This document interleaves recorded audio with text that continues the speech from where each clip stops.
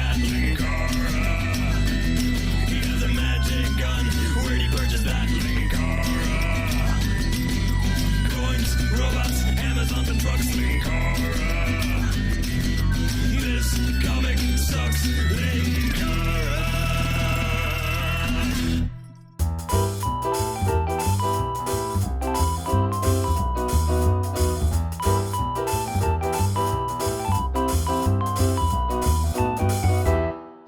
Welcome to Atop the Fourth Wall, where bad comics burn. You know, I honestly hate doing it twice in the same review period, but yeah, we're not doing Q Unit this week. Like Siphons, was it actually decent? Hell no, it was just boring. I couldn't make this thing funny. It was so damn bland and uninteresting that you would have been as bored as I was as I desperately clamped onto anything to make a joke about. However, because there is one bit that I was happy with, and I wanted to include it because of its relevance in today's kindling, let's talk about the cover in a bit I like to call, Your Cover is Lame and I'm Smarter Than You. Consider some of the most famous and elaborate works of art. The Sistine Chapel, La Pieta, The Last Supper. There are various reasons why famous artwork keeps getting remade and homaged. Not just that they're famous, but because they have real power to the imagery they invoke. The Pieta in particular, holding the dead body like that was made probably most famous in Crisis on Infinite Earths number 7. This is one of the most duplicated and homaged covers in existence. Most comic book stores have their new comics arranged in various rows for people to go through and pick out what they want to buy. All of these comics are competing against each other to get picked up, and since comic companies keep inexplicably raising prices, it makes it all the more difficult for someone to try something new. As such, your cover needs to look good. It needs to be instantly eye-catching and impressive. The image of the Hulk holding up an entire mountain single-handedly? That is awesome! You win! A cover structured very much like a movie poster, with recognizable heroes and villains looming overhead. Not quite as eye-catching because of the cramped style, but at the same time very striking, especially with Wonder Woman gripping a sword and looking badass. You win!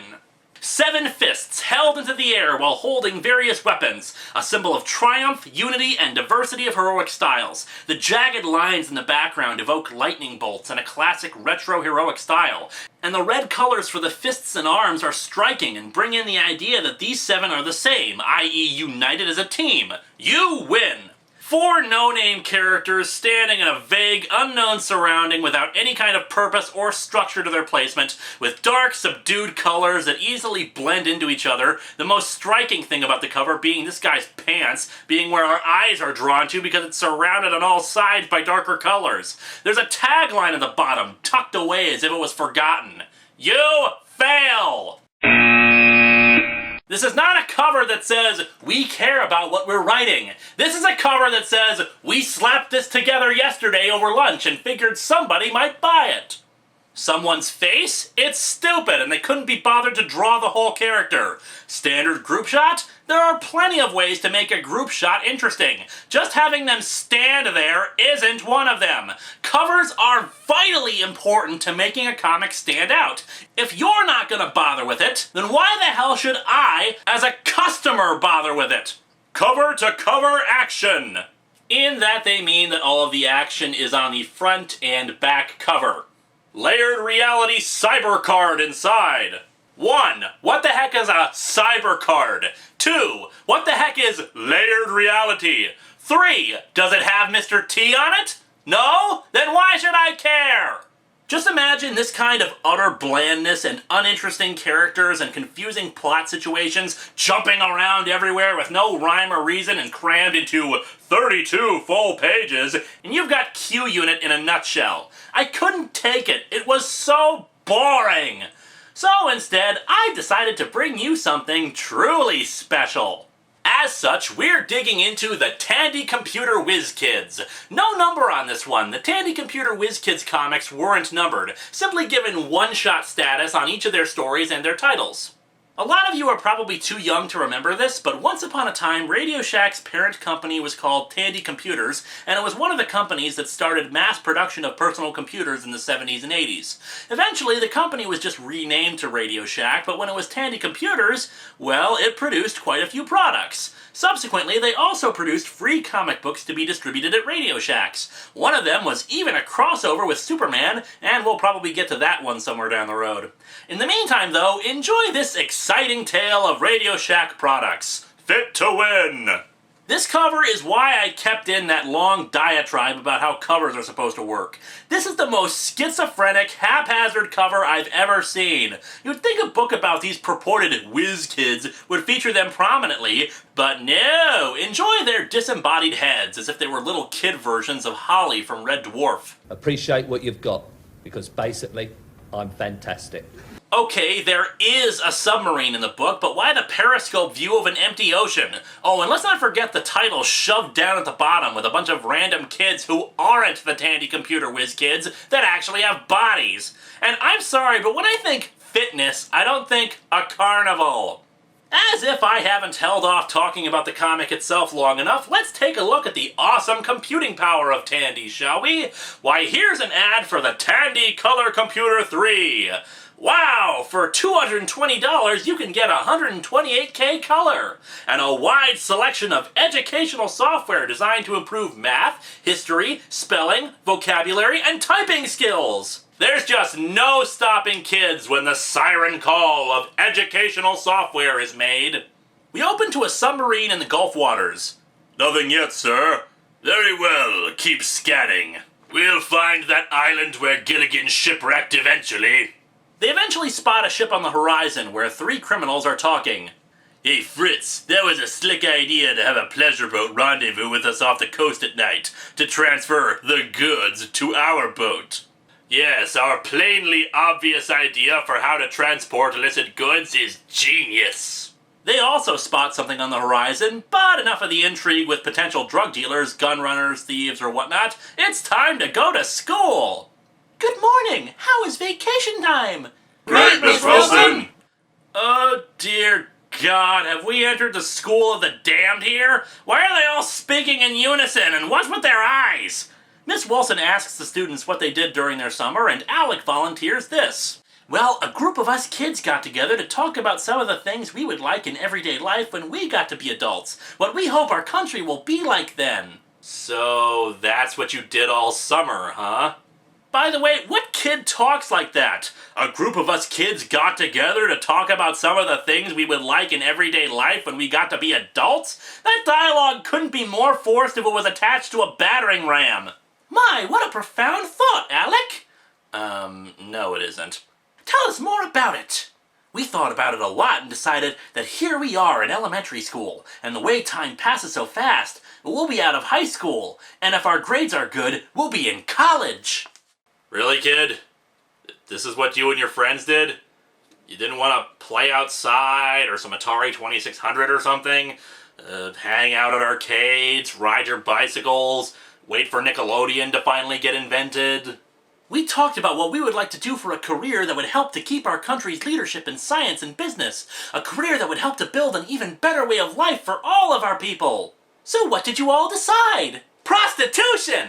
Seriously, this kid is a plant. They're paying him off somehow, because there's no way that this kid came up with all of that. Really? Career-minded elementary school students? You would have to be a cube to be more square than this kid. We decided that we are preparing for the future right now, and that someday we'll have to be the leaders in our country. Then what? Well, isn't that enough? Well, we decided that we must study hard, learn all we can, and take care of our health and physical fitness to be ready when it comes our turn to be the leaders of our country. So, what happens if you end up taking up a career in refrigeration? So we formed a club that we called Fit to Win. We've already got like a bazillion Facebook friends. What does Fit to Win mean, Alec? No, don't encourage his monologuing. Fit means our goal to learn, avoid things that could harm our mind and body, to exercise a lot. Anyone else notice the absurd amount of ellipses this kid uses? Is he the ultimate warrior as a kid? To win means the success we can have in helping to build an even better America. Man, what remedial class are we in where they need to be explained what to win means? And they still got it wrong. Yeah! Wow, that's cool! Alec was later beat up at recess by the sane children in the room. Alec, I've got one word for that vacation activity. It's super! That was 2 words! Thankfully, we cut away to the marina, where what I think are a couple of police officers are discussing the drug dealers who are out in the boat. Among them is Duke Nukem? They spot the boat out in the bay as it makes its way towards the pier. Good. We'd better get set to go aboard the moment it ties up at the dock. After all, nobody steals our boat and lives. With the drug dealers, they gloat about how awesome they are for their purported fishing trip, and we learn that they are apparently accompanied by Popeye the Sailor Man. This is a fishing trip, isn't it, Captain? Yeah, I guess you could call it that. For expensive fish. Man, I guess spinach is an expensive habit to keep up if Popeye's turned to drug dealing. We cut back to the classroom and, wait, that panel. It's exactly the same as the panel from before! Oh, what the hell? They copy and pasted it? I expect this kind of thing if they're holding a conversation, but come on! Anyway, the teacher announces that 3 students have been selected to set up and run a physical fitness booth at the state fair in, whatever state this is. Everyone is weirdly excited about this, and she announces that it'll be Shauna, Chuck, and Mary. What, Alec didn't earn a spot after his rousing speech? Should have opened with a joke, kid. Hip hip hurrah! Is this some weird parallel universe where kids actually give a damn about school? The drug runners explain the plan, putting the drugs into the luggage bins on a bus and drive that away with some of them on it, while the rest heads out in a red sports car. Back with the school of the brainwashed masses, Alec is chosen to represent the school in the State Fair Marathon, which I guess explains why he's not manning the health booth. Oh, and the teacher's final surprise for the class? We're going over to the computer class, where you get to practice on our new color Computer 3 computers, as opposed to our old black and white Computer 2 computers. Computers! Let's go, but no running in the hall. They run off to the back of the room. What in the computers are right behind them! Why exactly did she tell them to not run in the hall if the computers are right there? Furthermore, check out the messed up perspective in this classroom. Either these are the tallest children in all of elementary school, or that chalkboard is put way too low to the ground. And a school minivan moves along Bay Street. Yeah, minivan, aka the short bus. Hey, wait a second, weren't we just about to show the computers? It took them like 12 pages to finally have the story mention them, and you're not even going to show them off? On the way to wherever, the kids spot the drug runners loading things into the bus. That seems odd to me. Why? Yeah, that can't be fish he's loading. Why not? Why do you kids even care? Why are you staring at the docks when you could be talking to each other about Nintendo or Transformers or something? Please, Miss Jackson, stop long enough for me to make a phone call. That convenience store across the street has a phone booth. Okay, but hurry. We're running a little late. What? Why are you letting her do this? She could be making a crank call or something. Worst adult ever. The girl, Shanna, calls the police station, apparently knowing one of the detectives. The detective isn't there, but the cop on duty relays the message to Detective Shaw. See? These whiz kids are plants! Otherwise, why in the heck would the cop relay a random tip about people unloading stuff off of a boat that seemed odd to her? Naturally, this tip is exactly what they need to figure out the whole scheme of the drug runners. Detective Shaw and Duke Nukem are on the case, spotting a red sports car going 90 on the freeway. Born to be wild. Realizing that it might be the sports car of the criminals, instead of, letting something actually happen, Detective Shaw calls in with his new CT300 cellular phone, with its speed dialing. Ladies and gentlemen, we have product placement. That was a quick call, Shaw. Didn't I hear you say that new CT300 has a memory for speed dialing as many as 40 numbers? Right, Jones. You ought to have one of them for your work. Saves a lot of time in emergencies. You're pissing me off. Well, Jones, I hope Palm City PD was able to nab those suspects.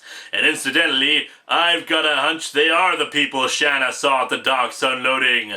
Probably narcotics! Wait. Probably narcotics? Not just narcotics? Okay. We then switch to the drug runners from the bus discussing what to do about the fishermen who helped them, what happens if the others in the sports car are caught, etc., etc. I honestly don't get the point of this scene. It's filling plot holes that nobody was asking about. Had to stay fair, we find our Whiz kids talking to each other. I can hardly wait to start running in the school marathon race. I'm gonna try my hardest for our school. Thanks for clarifying that. I thought you were going to half-ass it and embarrass both yourself and the school. While you're running, I'll be on duty at our school's health and physical fitness booth, wearing my TRC 500 headset walkie-talkie. These TRC 500 walkie-talkies are super for running, jogging, or working at the booth like you'll be doing. Voice activation of the TRC 500 allows hands-free operation. That's what counts. Alec, why are you doing a commercial? I know all of that! I'm the one who bought them! The race begins, and the other students open up their boring health and fitness booth, manned by Shanna, some unknown girl, and Screech from Saved by the Bell. They are immediately accosted by two morons. What does that mean? Avoid substance abuse. It means avoid abusing substance in your comics. Substance is the enemy of this sort of story, and we don't want too much of it. Substance abuse includes not only drugs, but also alcoholic drinks. Both can harm your mind and body. Isn't this comic about Tandy computer products? Wait a second. Oh me, oh my, oh me. I thought this was just a straightforward advertising piece like the Kool-Aid Man comic, but this is much more. This is a PSA comic as well. Which means it's time to unveil a new segment of Atop the Fourth Wall. Welcome, my friends, to PSA Hell.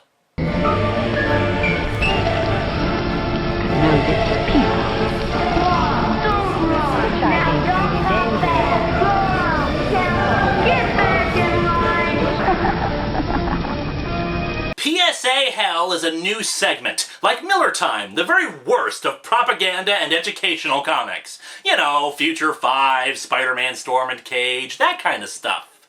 But I thought alcoholic drinks were legal. A lot of people drink them. Like the readers are right now.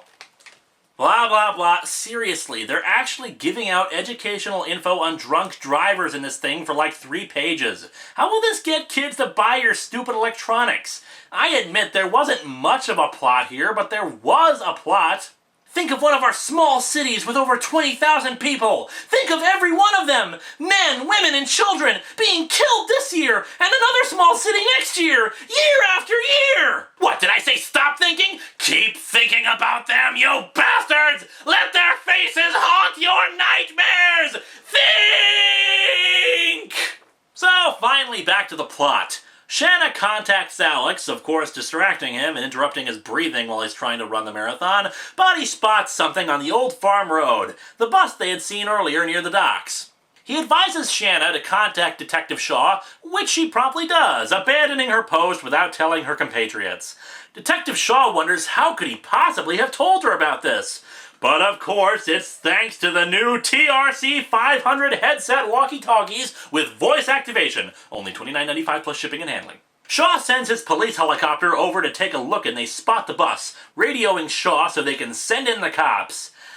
But enough of the potential Miami Vice-esque chase scene, we need to check in on Alex and Shanna. And what do you know? Good God, kid! You're in elementary school! What steroids were you taking to suddenly buff up like that? Oh, but just to highlight the complete, utter, baffling stupidity of this comic, Alec doesn't win the race. He ties the race with a girl from a neighboring city. Dear Lord, it's one of those kind of stories where we don't have actual winners. We have to be equal in all things regardless of talent. Everyone's special, Dash. Which is another way of saying no one is. Later, at the Hall of Justice, the State Fair. Shanna tests some kid's blood pressure and he promptly asks where to get one, and although they don't say the name of the thing, she makes it clear to go buy it at Radio Shack. The next day, Shanna and Alec, wait, they say his name is Alex here and not Alec. Make up your mind, comic. Anyway, they're going to get a super duper award for helping out the police stop the drug dealers. Yes, we didn't even get to see the drug dealers get apprehended. So our story ends with the mayor, in a hideous purple suit, awarding the kids with a Crime Stopper award, which apparently they hold monthly, making me wonder what kind of a crime-ridden hellhole this city must be. In closing, why not make every day, pause, one of appreciation for those who work day and night, ellipse pause, and all kinds of weather, ellipse pause. Screw it! You get the idea. The stupid comic is all over the place in the PSA messages they want to send. But of course, the comic itself couldn't be just over, could it? No, because now we have a Student's Guide to Computer Language. Cassette, an information storage medium composed of magnetic tape on a spool enclosed in a plastic case. Those'll never go out of style, kids. But wait, there's more! Behold, random little comics for various purposes that baffle us as much as the main story did. The computers! Computers? Run for the hills! Nationwide, in crowded air terminals, computers are speeding processing of reservations and tickets. And yet you should still expect delays of at least 2 hours. Computers like the Tandy 1000 are being used as teaching aids to build skills in math and science. And then later, kids will delete all of that nonsense to make room for Oregon Trail. To access information services like CompuServe, an electronic encyclopedia at your fingertips. Great for helping with home study assignments. CompuServe was the Wikipedia of its day. Teachers refused to recognize it as a credible source for information. Computers also aid in today's science research, meteorology, and they can be programmed to operate machines like robots, used in many manufacturing plants. Such magnificent robots like Skynet, which can... Oh my god! Ah! Then we get an abridged version of computer history, including computers and astronomy. The world's first all-electronic computers, as opposed to the computers made of rocks and bamboo, were made in the United States at the end of World War II. These computers contained thousands of vacuum tubes, resistors, capacitors, and switches, and required a room-sized space. Doom was hard to play in those days. You had to fill out like 10 punch cards in order to shoot your pistol. Then our narrator goes off on a weird tangent, saying that the history of computers really began back when in the day of pirates and pilgrims. For you see, it's our natural curiosity that makes us want a better life through computers and science. And look, just shut up and we'll buy your stupid products. This comic sucks. The characters are inhuman, the story meanders away from whatever points it's trying to make, and there is no action whatsoever. Hello and welcome to Atop the Fourth Wall, where bad comics burn. Oh my lord, we're talking about the Tandy computer whiz kids again. Well, okay, let me be accurate. These are the TRS-80 computer whiz kids, named after the computer of the same model. Last June, I reviewed the Tandy computer whiz kids Fit to Win. The whiz kids are a promotional gimmick in comics produced by Tandy computers to sell their junk at Radio Shack. Said kids were either horrifying children of the damned or plants put in by the school itself. These were elementary school students obsessed with physical fitness and their careers in the future.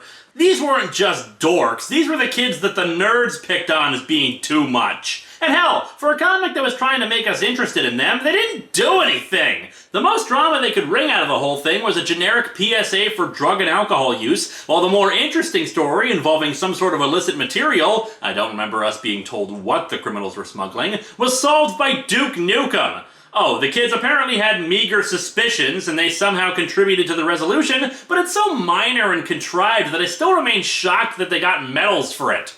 With all of that said, naturally we need actual heroes to do work in these comics, hence why there are a few of these Whiz Kids comics that actually feature Superman and Wonder Woman.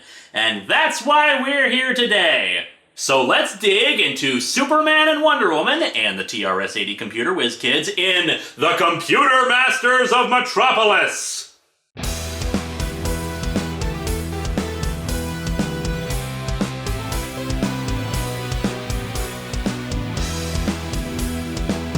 cover is actually pretty decent, but like so many covers lately, it's crammed. If it was just the scene itself, it'd be fine, but because they had to fit both logos and a big ol' compliments of Radio Shack sign, and the Whiz Kids' heads, yeah, once again, the two who are supposed to be the main characters just get their disembodied heads shoved into the cover. And the title of the comic next to what I presume to be a TRS-80.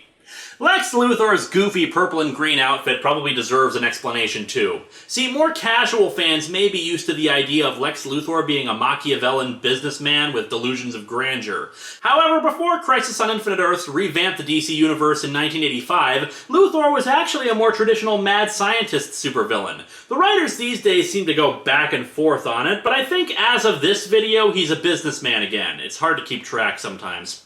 We open to the Whiz Kids observing Superman and Wonder Woman flying down towards a train that has derailed. A few thoughts spring to mind with this image. First, that actually the two aren't even in the same room together. They're just talking to each other despite no phone or communications device. Secondly, despite the fact that the kids are using friggin' TRS-80s, they apparently have a huge-ass monitor that can observe these events live and with little or no delay in transmission. Why do I say that about the delay? Because otherwise their dialogue would make no sense. Ready, Shanna? My TRS-80 computer has come up with the information Superman and Wonder Woman need to save the World's Fair from being destroyed. Ready, Alec. I'm all set to transmit the data to the fair's computer center. In the time it took for you two to say that, the train has crashed through 3 buildings and has killed a few hundred people.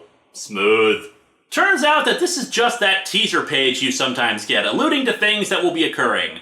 As such, we truly open to the Children of the Damned class from our last Whiz Kids comic. As the kids get seated, the teacher, Miss Wilson, says that they're going to get started on their math lessons. I can wait, Miss Wilson. I guess the initial excitement over the Fit to Win Club has finally worn off. He's just kidding, Miss Wilson. Well, of course he is. The two are paid to pretend that they actually give a crap about school. But if we're gonna have a math lesson, where are the workbooks? We won't be needing workbooks today, Shanna, thanks to this, our brand new Network 3 controller. Oh boy, sounds like we're going to be on network TV. Oh boy, that didn't sound stupid and forced at all. Even better than that, Alec. Let me explain. The Network 3 controller allows me to connect up to 16 student stations, in this case, our TRS-80 color computers, to my color computer, which has a host disk drive. If this turns into a Doom LAN party, I will take back every negative thing I ever said about this series. Also, Network 3 permits each student station to save and load programs directly to and from the host, including access to the host printer. Meaning you can all access my computer and get all the test answers ahead of time. I suddenly realized why they never installed this thing until now. She also says that if they finish early, she's arranged a surprise for them all. And so, for the next hour, there is silence in the classroom as the 6th graders apply themselves to the task at hand. This teacher, LOL, what a noob. Right on, I've already coded 2 operating systems while she's been blabbering about math. Really? I was just playing number munchers. And for that time, even Alec is speechless as his TRS-80 poses problem after problem for him to solve, faster than he ever thought possible. Wow, we could have just done this on paper and saved the school thousands of dollars, but this is faster somehow! I mean, yeah, you can see why they do this kind of thing on computers, because... it's in color? Excellent, class! Our first encounter with the Network 3 was quite a success. You did marvelously, but then, by now, you're all old pros with the TRS-80, aren't you? So, if they didn't have some kind of networking device before, how the hell did they print off stuff from their computers? Right, it sure beats using a pencil and paper, that's for sure. Now we have whole new ways to develop carpal tunnel syndrome. The kids want to know what their surprise is, and it turns out to be Wonder Woman. So, wait, Wonder Woman was just standing in the hallway for the last hour? First we get visits from Superman and Supergirl, and now you! We're beginning to look like a regular superhero convention hall around here. Which raises the question of what the hell makes these little narcs so worthy of so many superheroes. Aren't there like thousands of classrooms and schools the world over that would pay millions to have them make even a single appearance at their schools?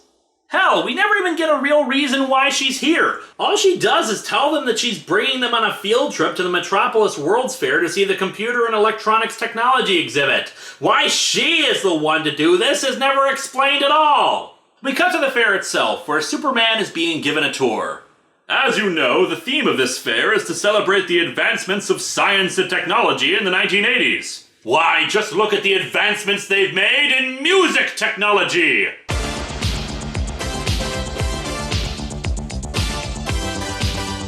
On display here are most of the state-of-the-art models of practically everything you could name, from cars to spacecraft, from TV sets to holograms. Here we have a Nintendo Entertainment System, but we don't think it'll catch on.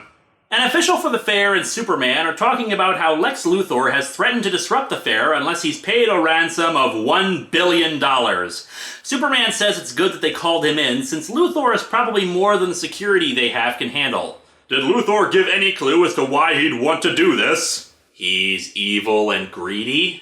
He said he's doing it out of revenge for the fair's not accepting his work to appear on display. Luthor says that since he is the greatest scientific mind in the world, it would only be fitting that his technological creations be given prime exhibition space here. Naturally, we refused him. This fair will not glorify that criminal maniac's ego. What? A single World's Fair refuses to put on an exhibition of my scientific discoveries? How dare they! I'm going to ransom them for $1 billion and kill them all if they refuse, as opposed to simply patenting my wonderful technologies and making billions!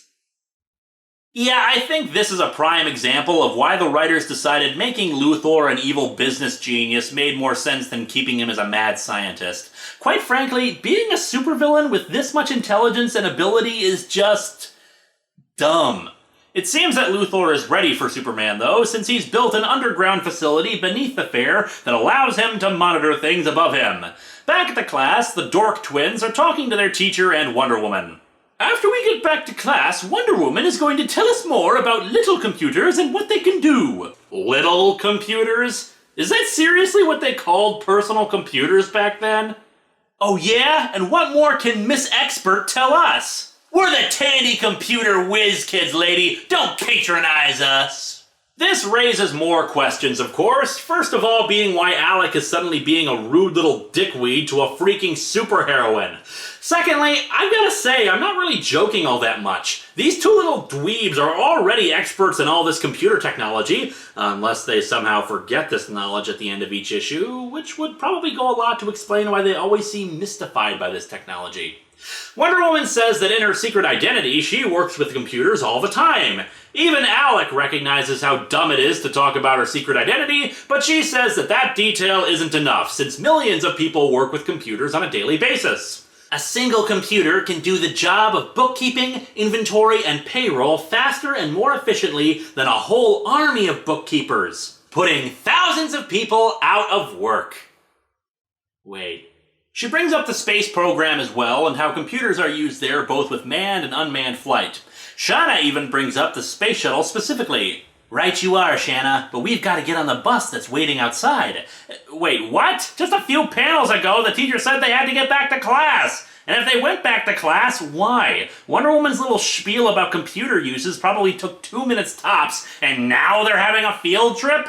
For that matter, don't you need permission slips to go on field trips? Since when can you just spontaneously decide to go somewhere? The kids go to a train station so they can take the train to the fair. Wow, will you look at this train? It's incredible! Why? Is it because it's painted red? Is it because there's no graffiti on it?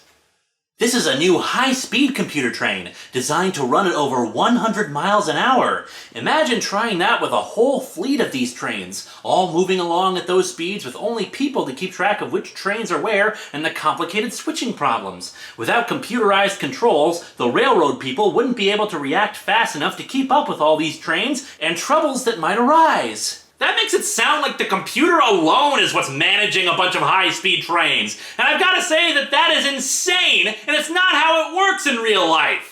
Most high-speed trains are done from city to city, which this comic seems to get right since the fair is happening 10 miles outside of Metropolis, though that does raise a number of questions. But this comic implies that there isn't a human operator at the train, nor are there humans managing the trains. Computers aren't infallible, they can malfunction, they lack human instinct to determine if there's a problem, and frankly, it's just safer to have an actual human being to drive the things. And frankly, I'd be especially worried if this was being done in the way they're describing. Trains moving at 100 miles an hour and having to switch tracks at those speeds? They do realize that the trains have to slow down, right? They don't just jump from 0 to 100 in a snap. The speed changes depending on several factors, like weather or if they're approaching the station. It's true that there are onboard computer systems for trains, like the Japanese Shinkansen rail network, but they still have human operators, and most of those computer systems are just there to ensure that the trains follow rail laws and procedures, not actually driving the damn things. Where am I going with all of this? In a comic that's supposed to be really smart and educational, it's in fact completely idiotic and spreads lies. Dear Lord, we're not even at the halfway point. Anyway, they arrive at the fair. Man, what a train station! Wow, look at that impressive hobo! Kids, stop being impressed by everything! So the kids start walking through the fair, naturally being amazed at every garbage can they pass. Wonder Woman also apparently moonlights as a tour guide when she isn't dealing with the invasion of her people using deadly bee weapons. Bees, my god! Since now she's the one leading them around. Computers had their beginnings in the United States when the world's first all-electronic unit was completed in the fall of 1948. I am not getting into that crap again. Just see the comments on the last Whiz Kids comic or my top 15 screw-ups. Either way, I am almost dead certain that is a bold-faced lie. What follows is more explanation on the technical side of computers for several pages. It is incredibly dull and just makes you start wondering why you aren't playing an old-style computer game instead of reading a history and technical lesson. These are elementary school students. What are they doing here? They want to play games, not know how all the hardware fits together. And again, these are the TRS-80 Whiz Kids. They should know all this already. Finally, we get to the product placement, the entire point of these things, where Wonder Woman explains about the TRS-80 by bringing them to a giant mock-up for a TRS-80 Model 3.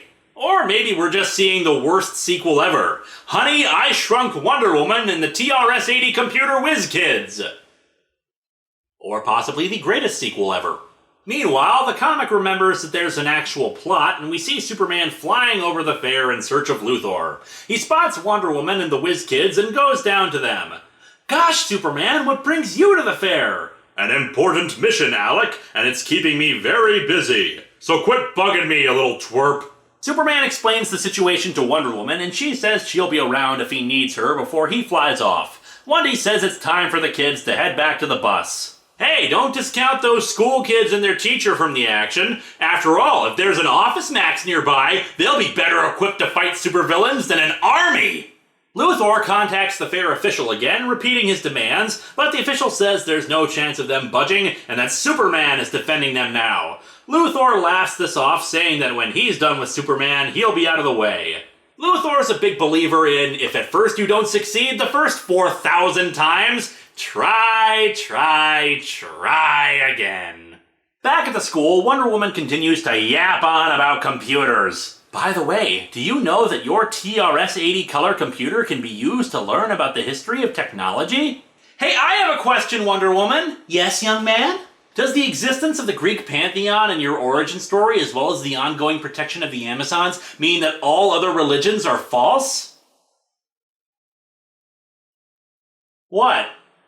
So anyway, the TRS-80 computers can be linked up. No, of course not. Why would we want a theological and philosophical discussion, admittedly among 6th graders, but I'm reaching for anything here, when instead we can have Wonder Woman continue to talk about the computer. You mean we could actually see pictures about that on the screen? In color? In color? What new spore of madness is this? Just read a friggin' book, kid! The picture quality in a book is gonna be considerably better than anything on display on the computers of the time. Settle in, people. 3 whole pages of Alex, Shanna, and Wonder Woman plugging in a whole bunch of other products, especially with the use of a modem and a telephone. And in a mere 9 hours, they're finally online! They talk about how to get online through an information service using the phone line. I'm typing in our ID number and password, but the password is a secret, so it doesn't appear on the screen. You just know that his password is password. And again, they show how computers can be used exactly how we use the internet today. From getting news reports to weather reports, access to libraries, and blah blah blah, let's move on.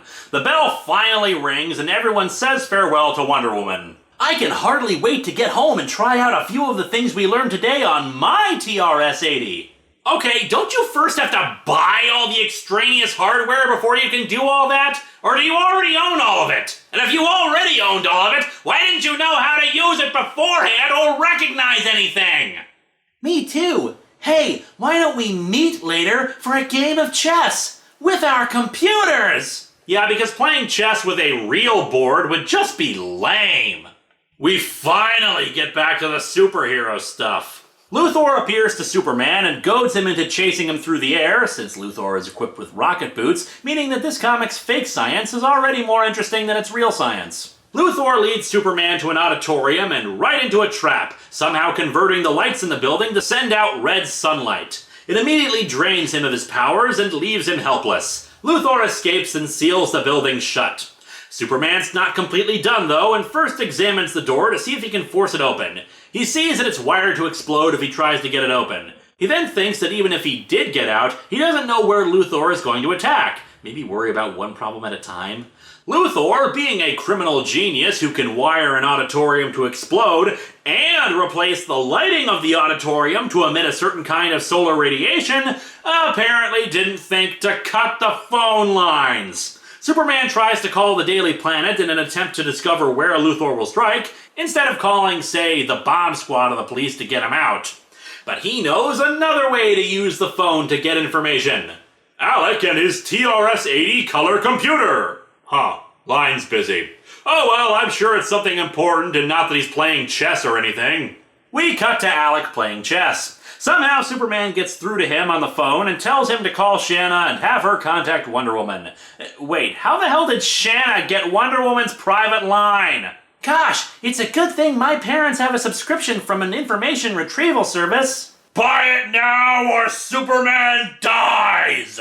To make a long story short, too late. She gets in touch with Wonder Woman, who in turn flies off to the auditorium to get him.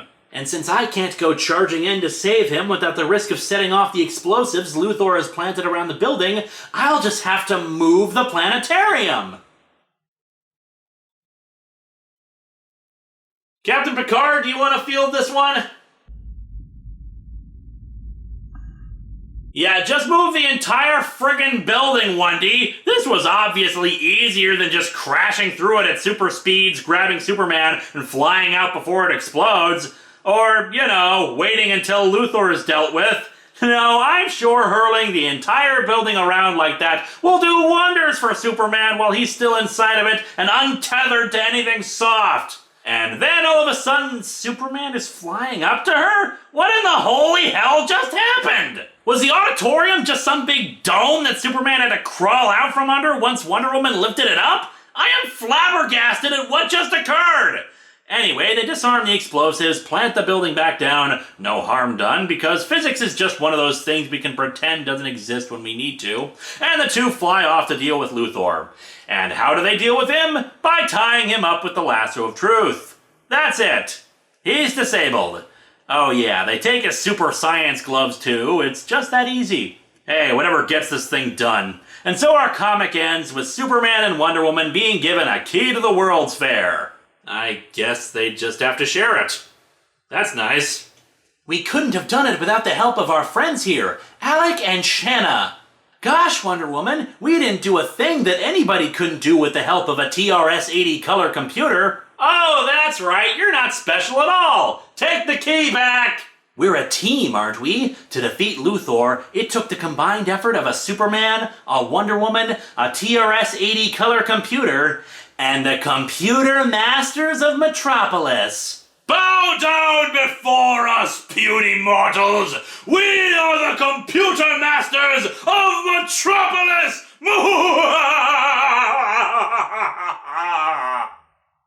This comic sucks! I mean, wow. The only reason I'm not saying this boring, ludicrous piece of crap isn't worse than the Fit to Win comic is because it's drawn by the late Curt Swan, one of the defining Superman artists of all time. His work was wasted here, but hey, a paycheck is a paycheck, I guess. And don't worry, I know all about all the other Tandy Computer Whiz Kids comics, and we'll be sure to enter that insanity and tedium again someday. Hello and welcome to Atop the Fourth Wall, where bad comics burn. You know, computer technology has advanced considerably in the last several decades, going leaps and bounds in a single lifetime. Hell, I can still remember being a little kid in the early 90s and playing Gods and Magic Pockets on an old Amiga computer. Admittedly, Magic Pockets has not aged well at all, but Gods on the Genesis is still good. Hell, I actually prefer the music on the Genesis version to the original Amigas, and I'm getting really off track here. The point is that nobody could have anticipated where we are at this moment in time. Computers with amazingly fast processing speeds, graphic interfaces in every conceivable color, and storage capacities that have jumped in every generation. How did Avery Brooks put it in those IBM commercials? Long ago, information was measured only in kilobytes. Then came megabytes and gigabytes. We will soon arrive at yottabytes. 10 to the 24th power, 1,000 billion trillion bytes. Hell, even watching a video online like you're doing right now was considered laughably impossible back in the day. Another story from my childhood about how old I feel. When I was a little kid, I scoured the internet for sound clips from stuff like Doctor Who, Star Trek, and Mystery Science Theater 3000. Video files were a distant dream. You couldn't compress video well enough, and even the clips that looked decent couldn't last for more than 30 seconds without taking up half a hard drive, which in those days was a few hundred megabytes for me, and only the one drive. The point I'm trying to make with all of this, other than boring you all with tales of how I spent my free time when I was 6, is that it's easy to look back at the Tandy Computer Whiz Kids comics and laugh. And hell, I've done it myself. Stuff like the TRS-80 from Tandy was probably top of the line when it came out, but the way they hype it up is just so laughable compared to modern technology. Hell, my friggin' DS probably has more power behind it than that thing. I admit a certain level of nostalgia for these older times, like when I played Galactic Conquest on a Commodore 64, which didn't even have graphics of spaceships, just numbers, and it was the most exciting thing to behold. But then again, that's why I have a Commodore 64 emulator. Anyway, what I'm getting at here is it's that time again. Time to make fun of the TRS-80 Whiz Kids in The Computers That Saved Metropolis.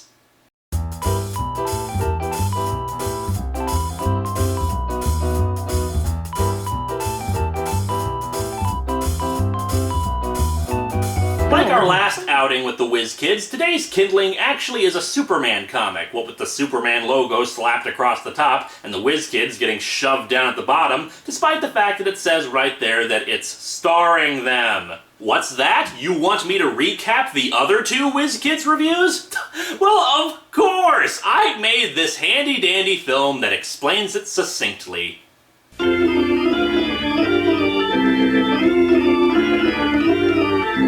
There, wasn't that fun? Anyway, our cover features the villain Major Disaster, and yes, that is a real supervillain in comics, and later reformed as a hero and then died in Infinite Crisis, working to kill Superman, who's carrying around some people in a green car that are falling out of it. Sorry, citizens, I just have a compulsion to destroy green cars whenever I see them. It's been like this since I started. It's not all that bad a cover, though as an attention getter, I'm not sure how many readers Major Disaster brings in. This is Superman's last heroic act. After he blows away the tornado, he won't be able to think straight. Damn tornadoes, where's the quick bunny when you need him? We open on a prologue, of course we do, because a 30-page comic advertising Radio Shack products really needs a prologue. Furthermore, it's not really a prologue because the events it shows happen later in the comic. It depicts Superman going for a jumbo jet and the TRS-80 Whiz kids playing on their computers. A cry for help, a rush of wind, and the world's greatest superhero hurtles into action once more. Considering the definition of hurtles is to move at a great speed, typically in a wildly uncontrolled manner, I'm beginning to think that the world's greatest superhero is actually drunk. While miles below in Metropolis, two young heroes sit at their TRS-80 computers, their fingers flying urgently across the keyboards. I will beat my high score at Number Munchers, dang it! What is the astonishing connection between these two events? The kids are the ones causing the plane to crash. Astonishing, isn't it? We truly open on Major Disaster monologuing to himself. 8:50 a.m. Only 13 minutes to go before my crowning catastrophe strikes Metropolis. My 9 a.m. morning Zoo Crew radio show will leave devastation in its wake. Meanwhile, Superman is doing a morning patrol around the city and realizes that he needs to hurry to make his own 9 a.m. appointment. Oddly enough, the opening narration actually sounds more in line with the Twilight Zone than last week's Twilight Zone comic. For your observation, two dynamic men of action. One, a paragon of peril, the insidious master of villainy known to the world as Major Disaster. The other, a caped champion, the mighty man of steel who fights a never-ending battle for truth, justice, and the American way. Together, they'll find themselves in a crossover event comic that takes place in the Twilight Zone. We cut to the Whiz Kids' classroom, where we see that the teacher, Miss Wilson, once again looks completely different from the last two times we saw her. I'm beginning to think that the woman hails from Gallifrey. I trust many of you won't be disappointed when I announce your oral book reports will be postponed until tomorrow. I'm not. I could use another day to practice it. Well, I've been ready to deliver my report for a week. Damn it, at this rate, I'm never gonna give my book report on Mein Kampf. Miss Wilson says that next year they'll be taking the school's introductory computer course. Yawn! Just what we've all been waiting for, Miss Wilson. A boring talk on computers. I can't think of anything I'd rather hear about, except maybe the history of Brussels sprouts. Oh yeah, I should probably point out that this takes place before the Computer Masters of Metropolis, so Alec hasn't yet had his brain assimilated by the TRS-80.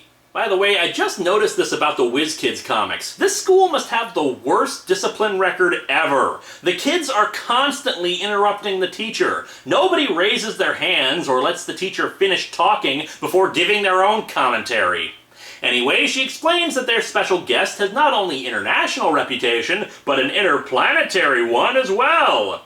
Let's see now. My friend said he'd be here at 9 o'clock sharp, so we can count on it. According to my digital watch, the time is precisely 8:59:55. Did she just seriously try to shill a friggin' digital watch right there? As if that's something to be impressed by?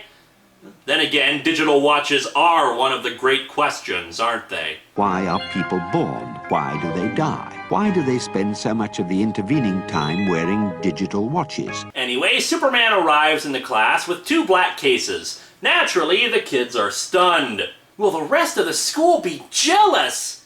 And like the last comic, I have to wonder why the hell Superman only cares about this one class at this one school. If friggin' Superman is here, they should gather all the students in the auditorium. This is just bizarre. Shanna asks Superman what's in the cases. It would be hard to believe, Shanna, without giving you some background information first. You ever read that short story about the box that'll kill someone you don't know if you press the button inside it? You called me Shanna, but how did you know my name? Simple. I bet Superman used his X-ray vision to read Miss Wilson's seating chart. Ha ha ha! Nothing that simple, kids. I'm just watching you all the time. Superman says he'll start with the history of the modern computer, but Alec will have none of this. Someone wake me up when he's finished. History and computers are boring enough by themselves, but together, good night. Ha ha ha! Enjoy detention, you loudmouthed little craphead. Seriously, it's friggin' Superman, dude! You may not pay attention to what the hell he's saying, but if Superman showed up at my classroom, I'd at least stay awake! I mean, for crying out loud, this was published in 1980. It's not like you're at the point where video games and television have desensitized you yet to ignore the most powerful friggin' superhero on the planet. Superman says he's sorry to hear that he's nodding off.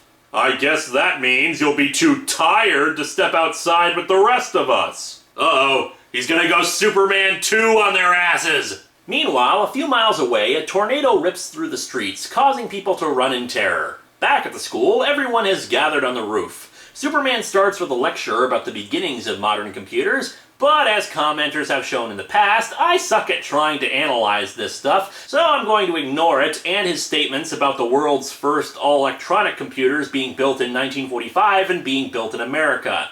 As has been pointed out in previous videos and comments, that is wrong, though they probably didn't know about Colossus in 1980. Or the Z1 in Germany, or any of the other computers in Europe and across the world that were electronic, or only partially electronic, or the like, that I just don't care about anymore. The point is that computers used to be really, really big, and that is all Superman is trying to point out with his dumbass history lesson. The inside of this huge 30-ton superbrain contained 18,000 vacuum tubes, 70,000 resistors, 10,000 capacitors, and 6,000 switches. It took at least 4 computers of this type to create 3 frames for an animated GIF in those days. Superman says he brought them up to the roof to demonstrate that computers back then filled up rooms as big as the entire roof. Which actually looks like a pretty small roof to me. Also, why are there only 10 kids in this class? Golly! I don't even see how you could get something that big into a room. They probably built the computer first, then built a room around it, Dodo. Oh, for crying out loud, you're 6th graders, and yet you're dumb enough to not realize that they probably assembled the computers from smaller parts. And please be reminded, a computer is more than a calculator. Computers can also organize and remember words, analyze information, and make comparisons. All this in seconds. A computer can also aid in identity theft. Watch a YouTube video remix of It's Over 9,000 and download pornography. All this in seconds. In fact, its capabilities are almost unlimited. Can a computer stop my parents from getting divorced? Gotta go, kids! Today's microcomputers, the old-time big computers squeezed down to the size of a small TV set attached to a typewriter-like keyboard, can teach math, English, other languages, and history. It can play games, perform household tasks. What the hell kind of household tasks can a computer from 1980 perform? Alright, Commodore VIC-20, vacuum my living room! I'm waiting! And no, you are not allowed to ruin my joke by pointing out that it can do calculations and taxes and crap. If they meant that, they should have said that. Then, of course, there's the space program. Without the vital role played by computers, our astronauts would never have made it to the moon and back. Except for Apollo 18, damn moon spiders. Anyway, blah blah blah, transistors, circuits, and other history lessons. As the Action Ace ushers the students back into the classroom... Wait, Action Ace? That wasn't seriously one of Superman's nicknames, was it?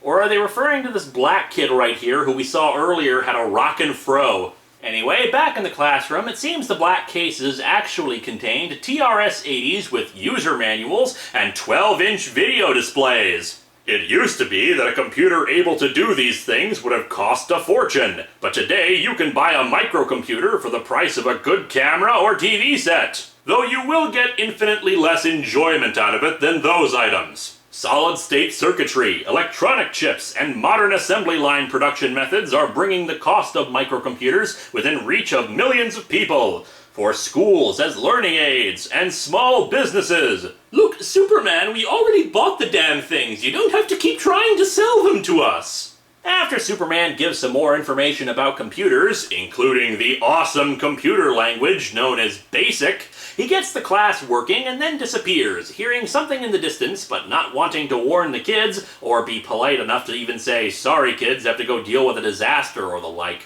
After rescuing some people from some rubble, he sees the tornado ripping through the streets. Question 1. What's a tornado doing tearing through Metropolis in the off-season, when weather conditions indicate fair skies? And question 2. What do I do to solve the answer to question 1?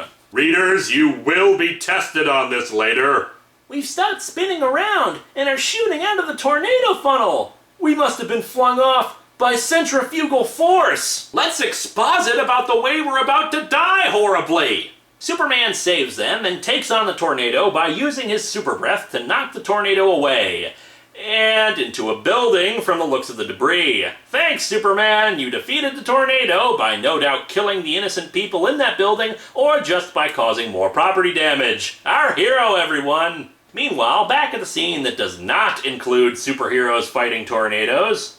Oh wow, Miss Wilson! Writing programs on the TRS-80 is as easy as using a typewriter! That's right, Shanna. Always remember to hit the Enter button. It tells the computer to take a look at what you've typed and act accordingly. 10 print, all work and no play makes Jack a dull boy. 20 go to 10.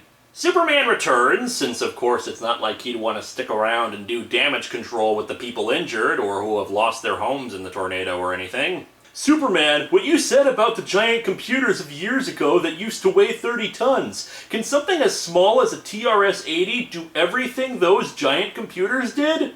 Everything and more, William! Yeah, I just found the games folder! Shall we play a game?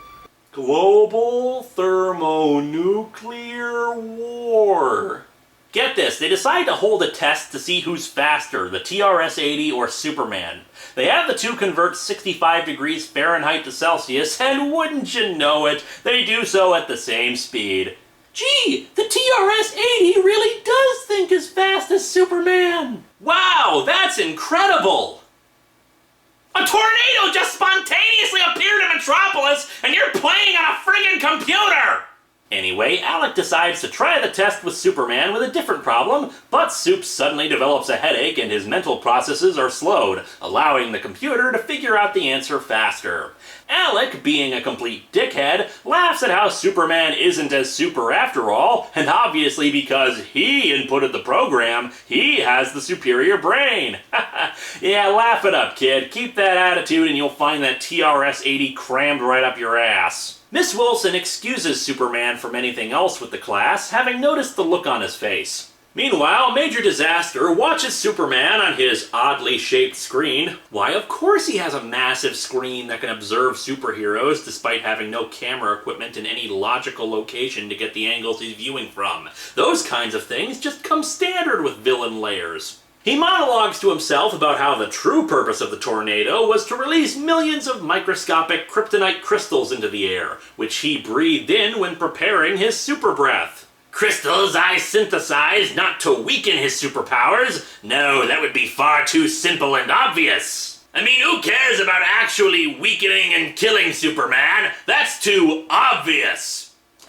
Wow, man, you set a new standard for dumb villain plans. You know the correct thing to do, but you don't want to do it because it's too obvious. Kryptonite is poison. You could have killed him, or as you said, robbed him of his powers. Your new name is Major Dumbass.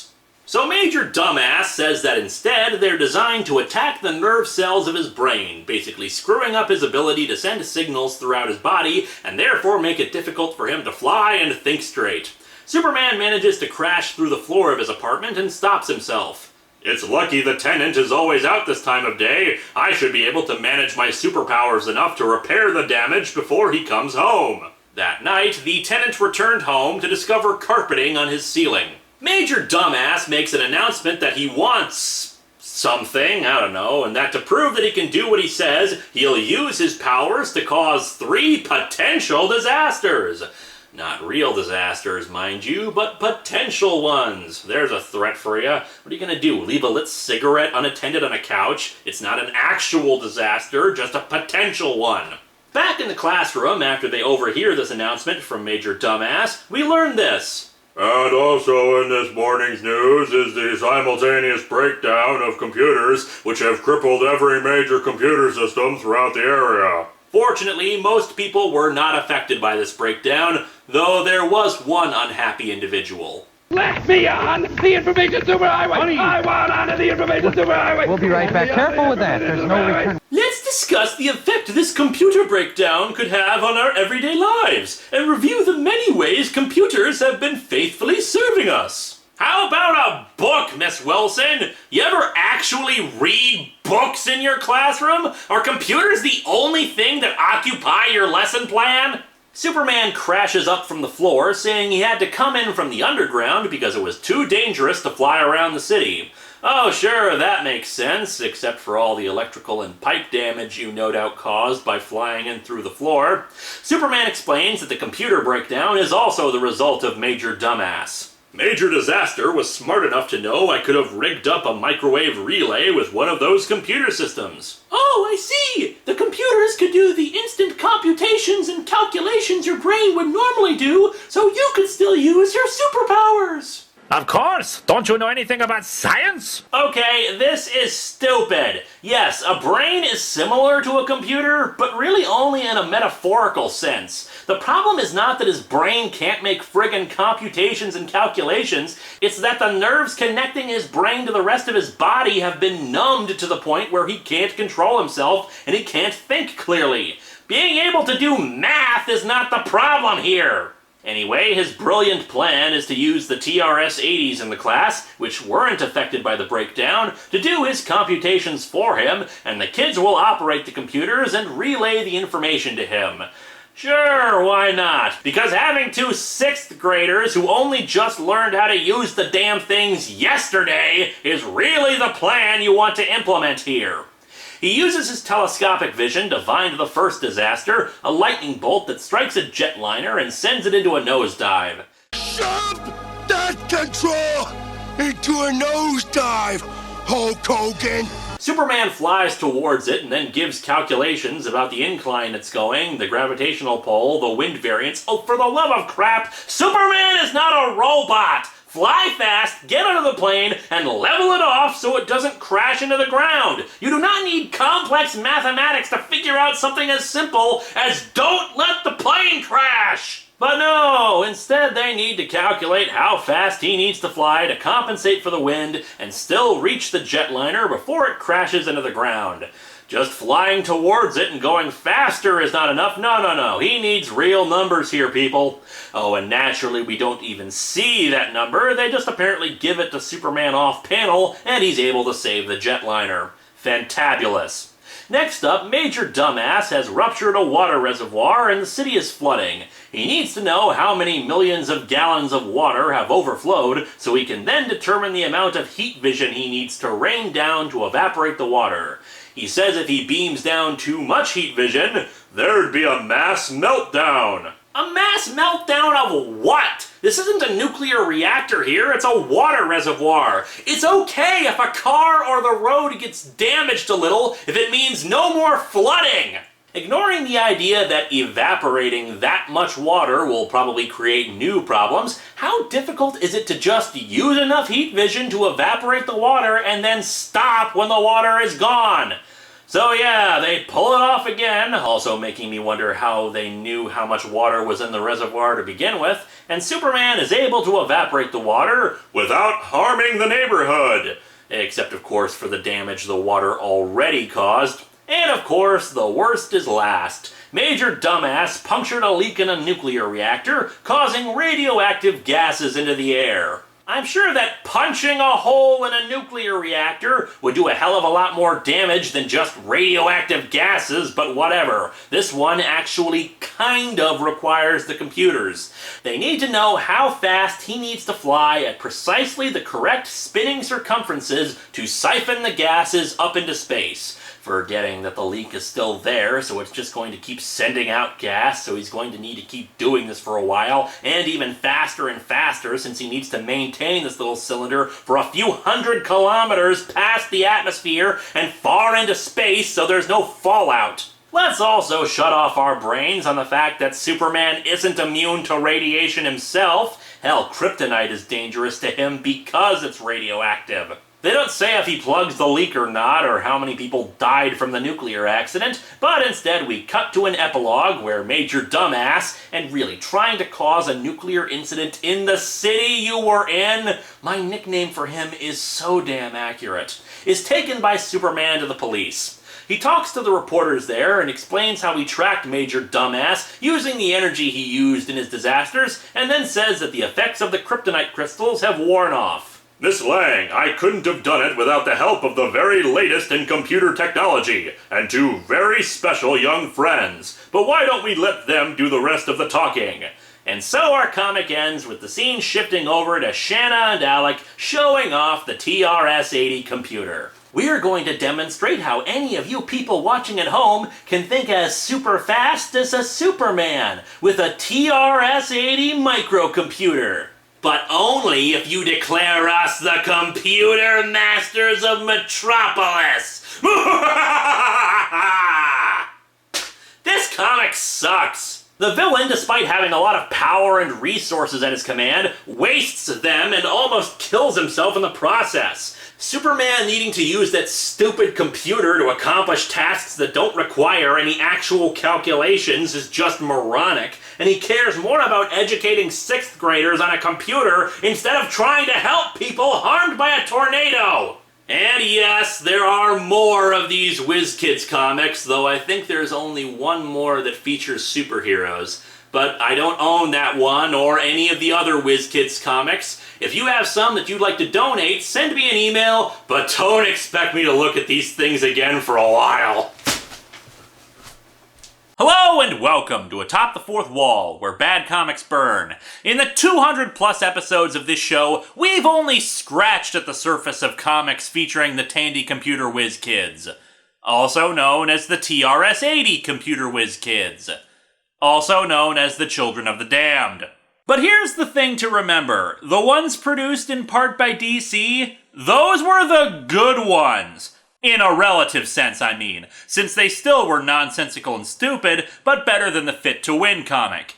I would say it was because those were made by professionals of the industry, but then I took a closer look at the credits for today's comic and the Fit to Win comic. Both were penciled by Dick Ayers and Chick Stone, longtime artists of the industry. Hell, both were notable inkers for Jack friggin' Kirby and did plenty of penciling work for the Big Two throughout their long careers. The nicest thing I can say about the artwork on the Fit to Win comic is that the characters at least looked varied and different, with various models for the heroes, the villains, and the background characters. And trust me, in a world where we've had artists who are only capable of drawing 2 different people, male or female, that is a breath of fresh air. On the other hand, it also produced this image of nightmare-inducing terror. They're looking into your souls, people! However, the true problem with these books is the writing, and by far the ones actually made by Radio Shack are the worst ones.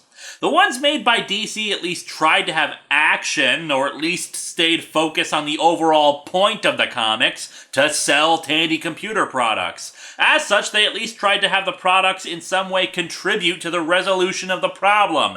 In the Fit to Win comic, we suddenly took a right turn into drug PSA territory. And the same happens in today's comic. So let's dig into the Tandy Computer Whiz Kids to answer a riddle and, well, answer a riddle, I guess.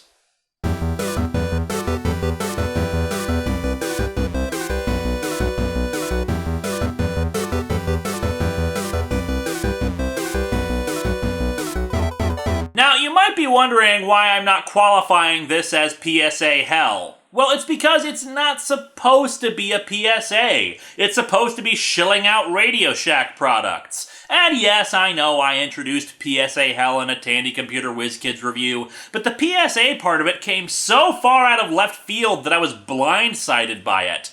Look, a Teen Titans comic trying to stop drug use, that is a PSA. A bunch of idiots talking about electronics from the 80s and then talking about how drugs are bad is not a PSA. Our cover is okay, certainly better than the Fit to Win comic. Alec and Shanna are standing near a crashed airplane, and we can see thunder crashing in the background as the rain drops. Really, all I'm thinking is that for such whiz kids, they apparently are not smart enough to dress for the weather. We open at a remote airstrip where a mysterious flight is about to begin. Hey, you guys, hurry with that fuel. We've got to get out of here before daylight. We're leaving on a jet plane, and we don't know when we'll be back. Actually, considering the kind of plane that is, and since this comic is about selling computers, I fully expect that this is actually the plane from Time Chasers. Look, guys, the transport countdown on the computer. Why do I get the feeling that this comic will also lack skydiving grandmas? Two of the individuals flying the plane discuss how they need to fly low to the ground for the next few hours and without any lights because they need to try to avoid detection when they fly over the border. Otherwise, their dreams of fortune will not come true. Now we just need to wait for that DB Koopa guy to arrive and we'll be fine. We cut to the Metropolis school, Coastal City Elementary School. Well, okay, obviously the TRS-80 computer whiz kids in the DC universe are different from the ones actually published by Radio Shack, but obviously there won't be any other continuity hiccups in its own universe. Good morning, class! I hope that you enjoyed your summer vacation. Summer vacation? Wasn't that how the Fit to Win comic opened? Is this some kind of remedial class or something? Yeah, seriously, it's basically the same opening, with Miss Wilson asking the class what they did during the summer. However, this time it's Shanna who's talking about what she did instead of Alec. She wants to tell them all about what her science club did.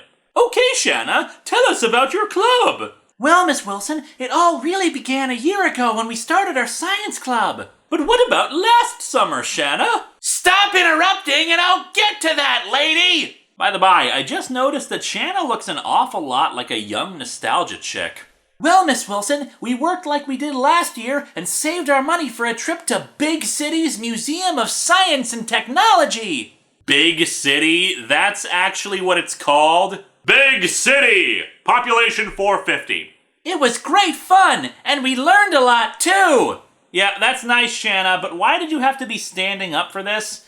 Come to think of it, look at the shot of the class again. There are about 3 people all in the back who are standing up. God, the budget cutbacks on the school must be hell. They can't afford desks for all the students. Shanna, that was a splendid summer activity. It's not really as impressive as Alec's Fit to Win club, but I guess it'll do. I think a big hurrah is in order. Miss Wilson, I'll hurrah for her when I'm allowed to sit down again. Oh, and there are hurrahs and yays, but this time only Alec cheers for her. You know, Alec is the kid who even Spider-Man encourages should be bullied a little. Miss Wilson earlier had also said that she had some surprises for the kids, and now Alec demands to know what those surprises are. And dear Lord, the budget cutbacks are even worse. They're crammed into this class like sardines. Look how close everyone is to one another. We cut back to the airplane, which is now arriving at an area called Lost Horizon, and have to wait for a phone call at 11 a.m. to see if the coast is clear to continue.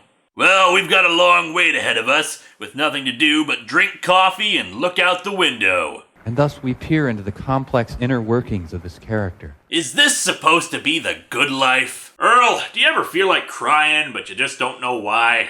We'll get paid for our time and trouble. Maybe we can even retire after this job. Don't forget, I didn't say what kind of retirement. Miniature golf and reruns of Days of Our Lives, here I come. Miss Wilson invites the class to go to the library to find their first surprise. I can't wait to find out what could be a surprise in the library. Twilight Book 5, Twilight Book 5, Twilight Book 5. They arrive at the library. I'm Miss Young, the librarian for our school, and I have a super surprise for you under this cloth. It's the body of the last child who didn't stay quiet in the library.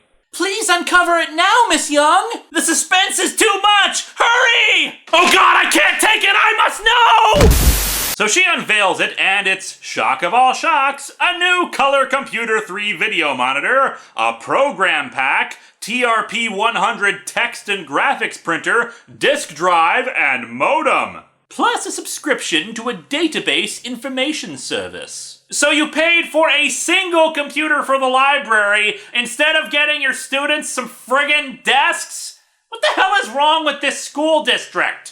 Shanna is amazed by the Direct Connect modem program pack, but Alec doesn't know what it's used for. And instead of answering, some other student confusedly stares at it and asks how the computer will bring them an electronic encyclopedia. You know, you're in the library. You probably have non-electronic encyclopedias to call upon.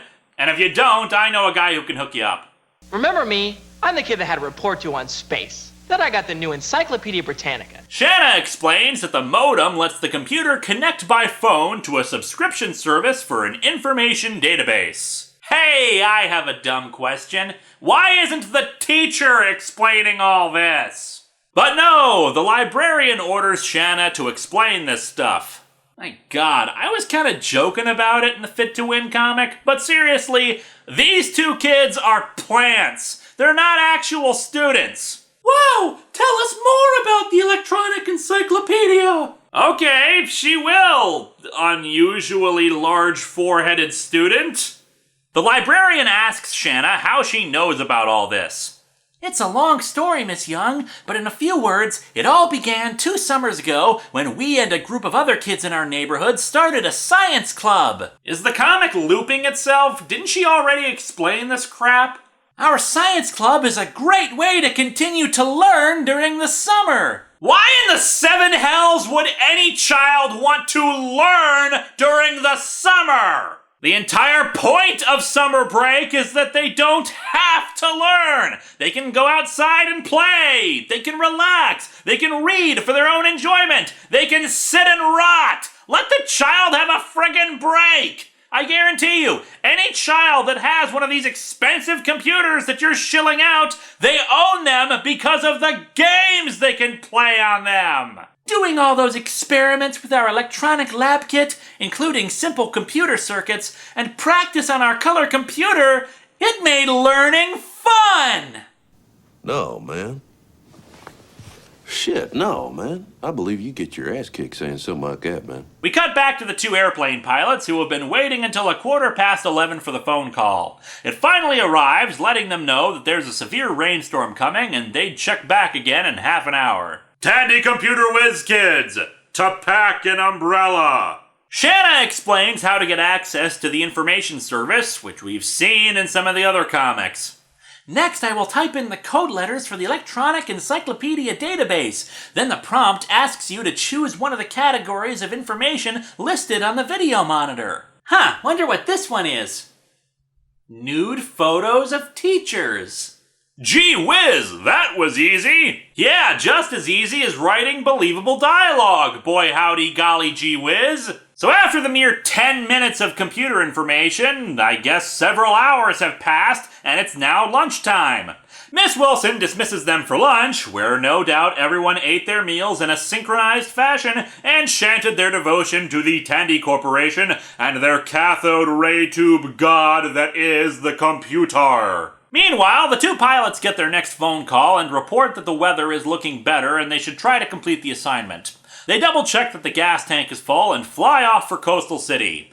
However, one of the 2 says he's distracted since he's been thinking about what they're doing. It's kind of a destruction we're bringing to Coastal City. To kids, to adults, for money.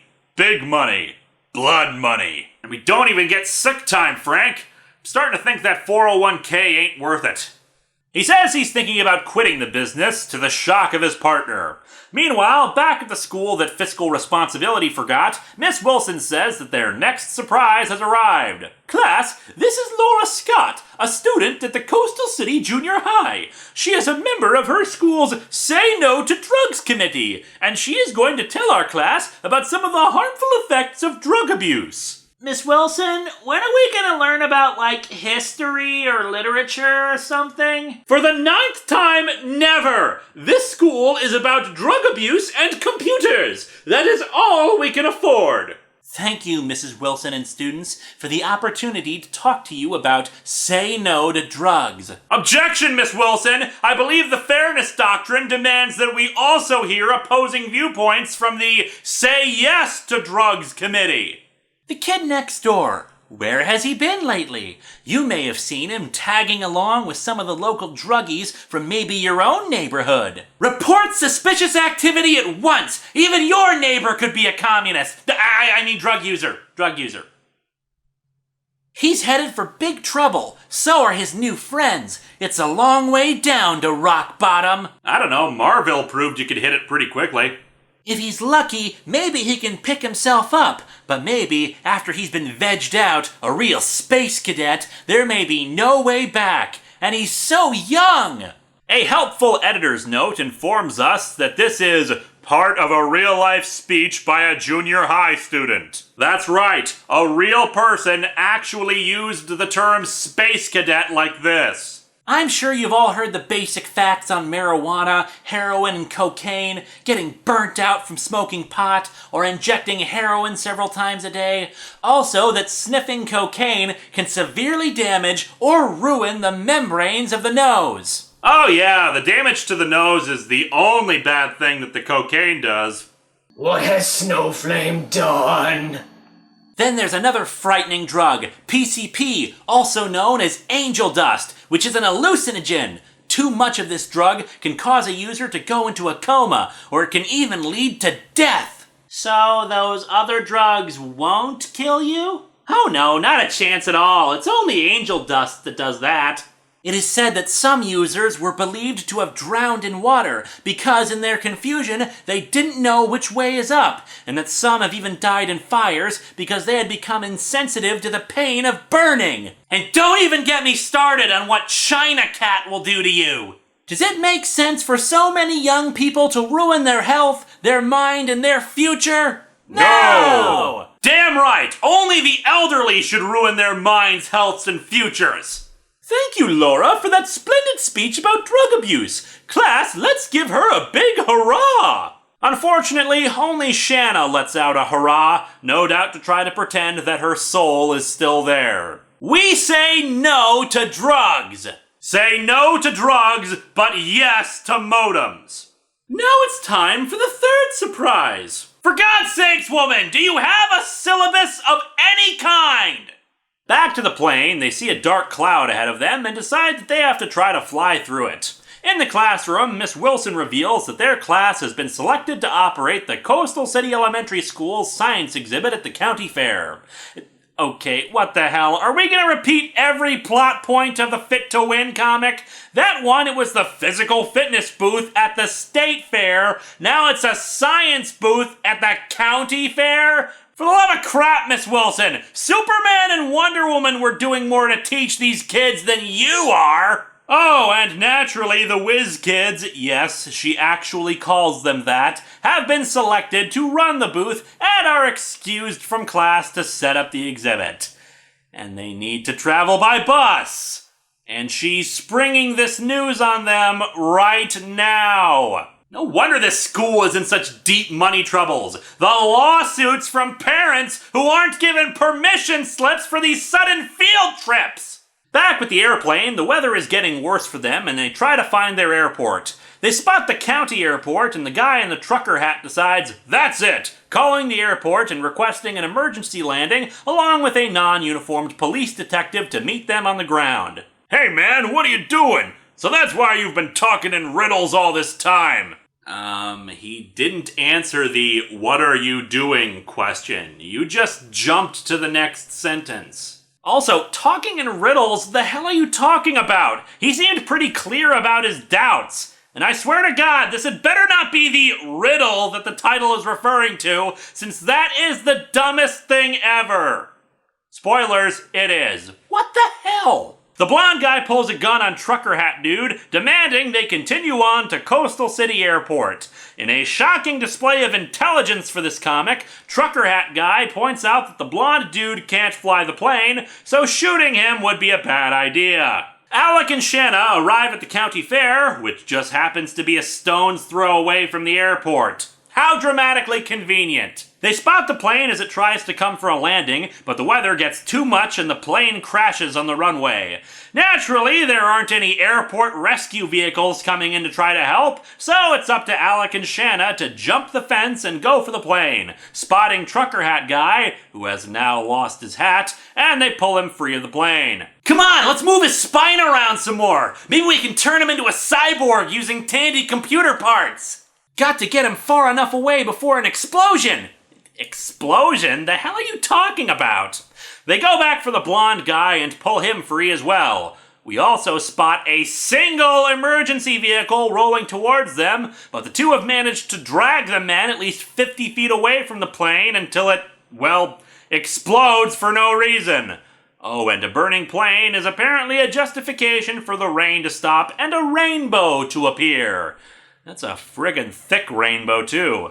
Single rainbow all the way across the sky. Yeah. Detective Shaw arrives, without Duke Nukem this time, and Trucker Hat Guy wakes up to tell the detective about the drug dealers they were meeting at the coastal city airport. Yep, the plane was full of drugs, so that burning plane? Yeah, I think the emergency services are gonna take their time heading out of the area. A local reporter is also there, and Detective Shaw asks for her help. Quick, Miss Baker, let me borrow your Celluphone 200. Celluphone? That technology will never take off. Hang on, I'm gonna tweet this. Do you two know who you just rescued? No, they were drug smugglers. What? Drug smugglers? Throw them back in the fire! Burn the heretics! Kids, the good news is they have said no to drug smuggling. Let this be an important lesson for you all. Say no to drug smuggling. Seriously, was Detective Shaw in the room at the time the girl was giving her speech? Why the hell did he phrase it like that?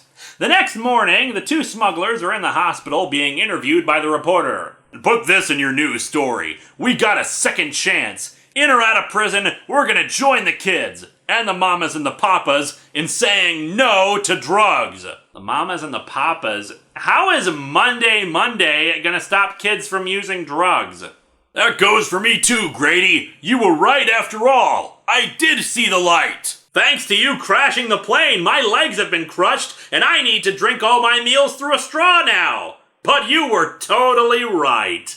And so our comic ends on the steps of the elementary school, where the principal of the school has declared that day Alec and Shanna Day in celebration of their heroism. Wait, the principal admits that they saved a lot of lives by getting those two out and helping get the drug lords arrested, but it's the principal who was honoring them? In the Fit to Win comic, the only thing Shanna did was call the detective on the phone because she thought something looked suspicious, and that got the friggin' mayor to declare a special day of appreciation. What the hell? This comic sucks! And yet, it's actually kind of better than the Fit to Win comic. Sort of. Yeah, let me explain. This comic is awful, even in its intended purpose to promote computer products, since they only promote the single computer they've already promoted before, and a friggin' cell phone. That was it. However, most of the artwork wasn't nearly as bad, and the Children of the Damned seemed less bizarrely enthusiastic as the last time. Perhaps it's because their teacher is insane, and every day they walk in with her declaring that she hoped they had a good summer vacation. However, the big reason why I'm awarding this one more points than Fit to Win is because Alec and Shanna actually do something. Like I said, the two didn't participate in any meaningful way beyond a friggin' phone call in Fit to Win, but this time the two actually show some heroism by rescuing the two men from the wrecked plane while the airport crew took their sweet-ass time getting to them. Although it's important to remember that just because it's better doesn't mean it's good. Hello and welcome to Atop the Fourth Wall, where bad comics burn. It's the 250th episode! That was the Christmas logo from last year. Could you make even the slightest effort in changing it? You still have snow and jingle bells. It's July! Whatever. Point is, on this momentous occasion, let's look back to the past of this show. Like we've been doing for the last several weeks anyway, because of a scheduling mistake that had lots of episodes be sequel ones in a row. This has been pretty much a failure of an introduction on all parts, hasn't it? Anyway, point is, Tandy Computer Whiz kids, let's dig in.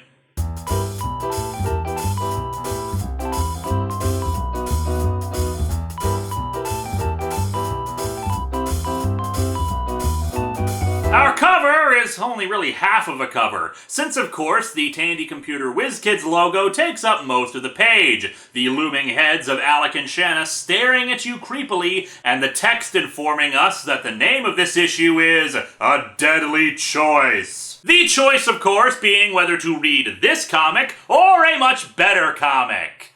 If you don't choose this comic, Alec and Shanna will appear before you and haunt you for the rest of your days. And as you can see, we're apparently seeing some kind of behind-the-scenes photo of Alec, Shanna, Miss Wilson, and some other kids working at a hotline for victims of substance abuse. I would remind you that these kids are elementary school students, so I really hope they're not answering the phones. And this is the time to point out that, unlike some other Tandy Computer Whiz Kids comics where the anti-drug message is just kind of tacked on, this issue is all about how drugs are bad. And as such, you know what that means. Welcome, my friends, to PSA Hell.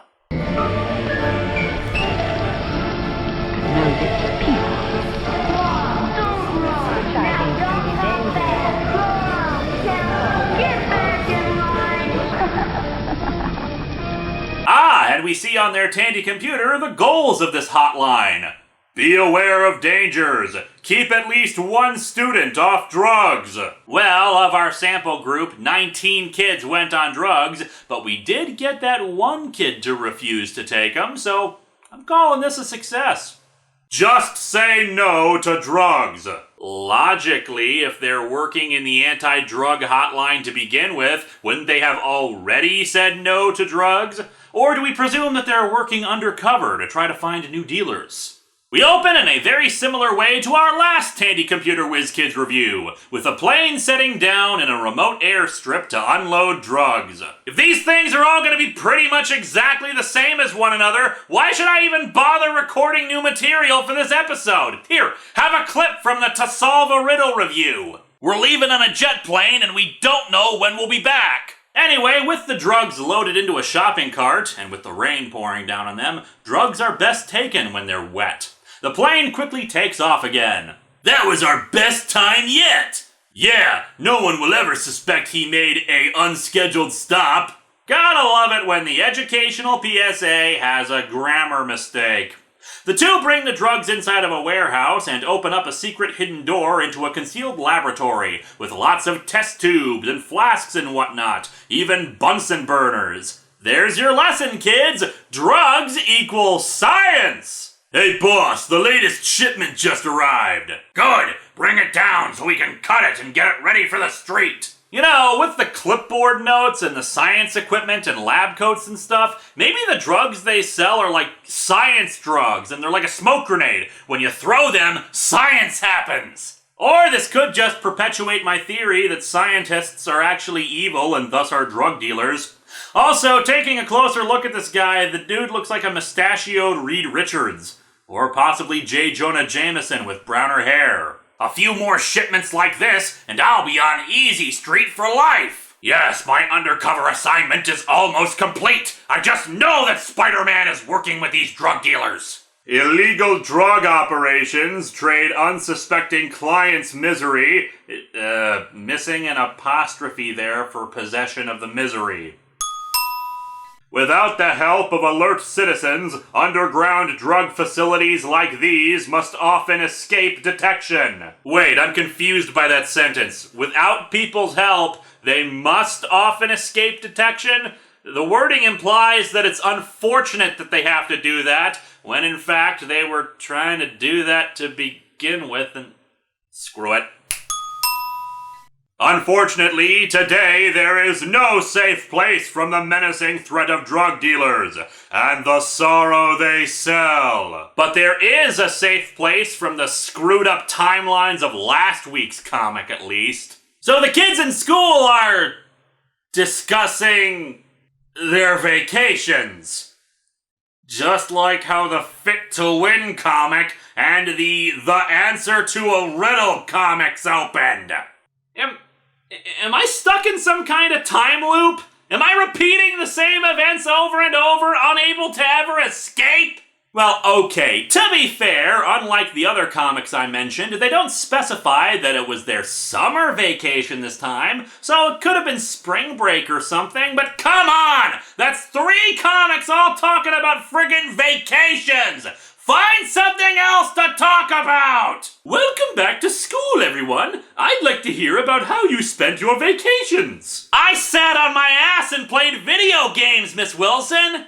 Alec, will you start? Hey, Miss Wilson, are you ever gonna let another student talk about their summer? We never see the other kids talking about their vacations. It's always Alec or Shanna.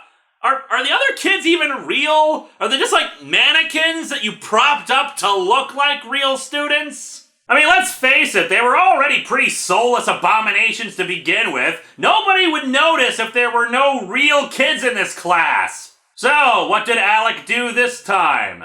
Shanna and I worked at a camp for emotionally disturbed youngsters. You're 12 years old! Maybe you'd be washing dishes or something, but you sure as hell are not working at the camp to help kids who are emotionally disturbed. And why do you look so damn happy about it? A camp for children who suffer problems so badly that it makes them, by your own words, emotionally disturbed is not a happy thing! Yes, it's good that they're getting treatment, but apparently it's not from accredited physicians and psychologists, so no, it's from friggin' 12-year-olds who won't shut up about computers! Or wait, you say you guys were working at it. Are you sure you weren't there as patients? I mean, just saying, you kids are not exactly normal. Maybe you were all in the cult of Tandy, and you were there to be cured of your brainwashing, but you escaped and returned to your diabolical TRS-80 masters. Also, no child says youngsters comic. If you're trying to convince me Alec isn't a plant, you're doing a piss-poor job of it. 2 kids in the back roll their eyes at this information. Naturally, they will be the villains of the story because they have free wills. A lot of the kids had drug or alcohol problems, which really hurt their families and their own lives. I'm really happy that the drug and alcohol problems hurt their lives. It sounds like it was an interesting job. You bet! I met this one guy who had his arm cut off and his daughter horribly killed by a collapsing building, and that's why he turned to drugs. It sure taught me a lot. There's supposed to be a friggin' space between A and lot. Believe it or not, there was an editor on this, Victor Gorlick, the editor-in-chief of friggin' Archie Comics. And that makes sense when you realize that Archie was actually the ones who handled the printing of this comic. Anyway, back to Alec and his smooth haircut. Seriously, dude slicked back his hair so much you'd think he was the cinema snob. I learned the war on drugs concerns us all. Damn right it does. Mr. T fought an Incan cyborg while under the influence of drugs. In fact, Mr. T, what do you think about Alec? This man's a pothead, Hannibal.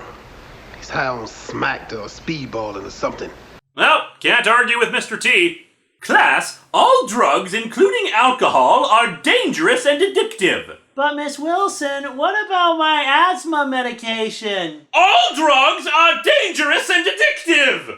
And as Miss Wilson tells the kids not to give in to peer pressure and just say no, the bell rings. It's been 5 friggin' minutes! Or has Alec been yapping about the disturbed children for 8 hours? Or maybe someone rightfully pulled the fire alarm in a vain attempt to free the kids. The 2 disinterested kids walk out. Great, just what we need the first date back. A lecture. I thought I was home listening to my parents nag me. Don't do drugs. Don't play your music so loud. Don't torture small animals in the basement. It never ends. My folks are a real pain. How about yours? Well, I love my parents, but they just don't understand me. They just don't realize I'm Danny Chase. Seriously, the kid looks exactly like Danny Chase from the Teen Titans. Am I the only one who sees this? Shanna, who has finally taken her hair down from her nostalgia chick-esque pigtails, notices the two kids hanging out with each other. Since when did Tommy start hanging around with Bobby? During vacation, I guess. They sure are an odd couple. Hey, I think they make a cute couple. Don't be so judgmental of their love, Alec. Or were you just implying that they're actually Jack Lemmon and Walter Matthau? The two observe Tommy and Bobby walking to the back of the school. Let's go, Tommy. Buzz said he'd meet us at the rear of the schoolyard during lunch recess today. As opposed to dinner recess? Tommy and Bobby go over to the aforementioned Buzz, who gives them some cocaine and instructs them to get new customers. Finding new customers isn't easy, Buzz. Kids are smarter and more cautious now. I fail to see the evidence of that. I want customers, not excuses. Give the stuff away if you have to. Now there's a successful business strategy right there. Where are we gonna find new customers, Bobby? Relax, Tommy. If we can hook some of the more popular kids like Alec and Shanna, the others will follow their example. Why the hell are they popular? Is it their propensity for being engaged in more social activities and groups than the original Power Rangers? Tommy and Bobby approach the plants. Tommy, are you alright? You look strange. Is anything wrong? No, Shanna. I'm fine. I feel great. In fact, I can fix it so you can feel great too.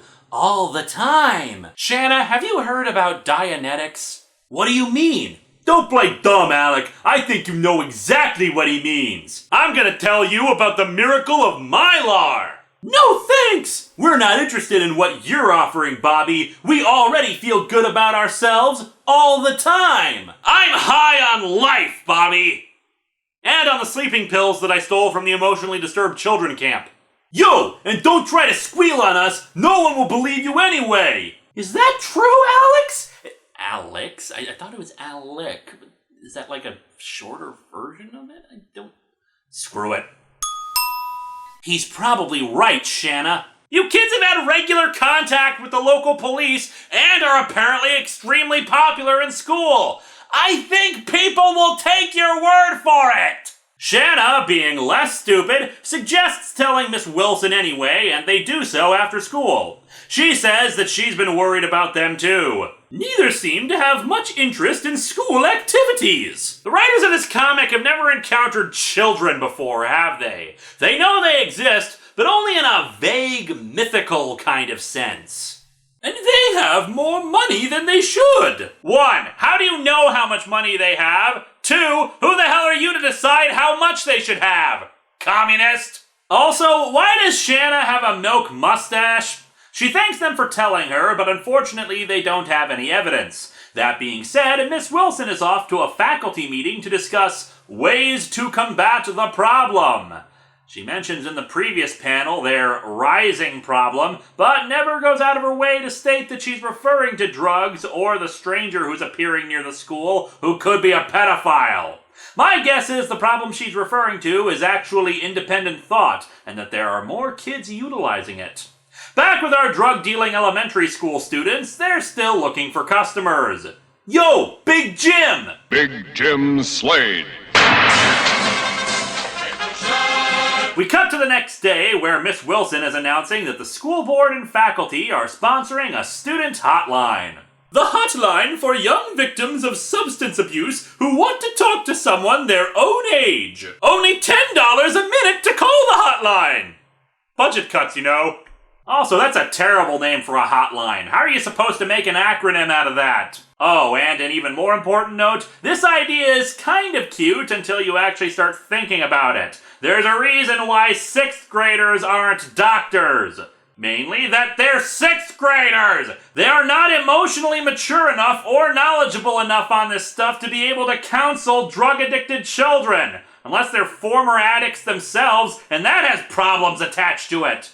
Theoretically, yeah, you could pull this off, but you would need a lot of adult supervision to make sure they don't accidentally say or do something that'll drive the people calling the hotline away, or do something stupid. Frankly, with the attention span of kids, this is what I expect to happen with the hotline. Boy. But no, let's let the children of the damned give their input on this. What a super idea! Kid, you're not allowed to talk anymore. First, we have to select a student to head the program. Based on her experiences at summer camp, I suggest we pick Shanna. Yeah, of course it's Shanna. It's always Shanna. Wait, she just said summer camp. As in, the camp for emotionally disturbed children that Alec and Shanna were in. The vacation was during the summer! Well, it's official! 3 different explanations for what these kids did during their summer vacation! Time is meaningless, my friends! We are in a never-ending cycle of time, no beginning, no end! The Enterprise will keep exploding forever, Homura will never save Monica, Meglos will take on the form of the Doctor, and Bill Murray will never escape Groundhog's Day! We are trapped in the loop, just like they are! Hello and welcome to Atop the Fourth Wall, where bad comics burn. It's the 250th episode! Wait, didn't we already do this? We'll be right back while I sort this out. Meglos will take on the Doctor's form, and Bill Murray will never escape Groundhog's Day! Okay, I think I've caught up. I hate it when the reset button is pushed. Anyway, Shanna is assigned to put together a committee for the hotline and draw up some goals and guidelines. Except, of course, that the next few panels we see, it's pretty much the entire class, and Miss Wilson is directing the conversation, so it looks like her position is really just as a figurehead wielding no actual power. So, how about those guidelines anyway? Okay, all calls must be kept confidential. Now what else? The calls weren't going to be confidential until someone suggested that? How this school survives its numerous lawsuits continues to baffle me. As they continue to discuss the blindingly obvious, Tommy and Bobby talk in the back of the room. All this anti-drug talk makes me nervous, Bobby. Are you a new student or something? The only 2 things these people talk about are computers and anti-drug tactics. In fact, for a promotional piece for Tandy Computers, this comic is displaying a shocking lack of computer talk. I mean, yeah, the other comics shoehorned in the computer crap pretty poorly, but they were still there. Yeah, it could be bad for business. We'd better let Buzz know about this. That is a comma splice. Those are 2 separate thoughts. Something has to be done to put a stop to Shanna and a hotline. What the hell do you think is going to happen? That this one hotline is going to end drug use forever and ever? That night, Alec and Shanna tell their parents about the hotline. And we see them in a living room with a single set of parents? Are Alec and Shanna siblings?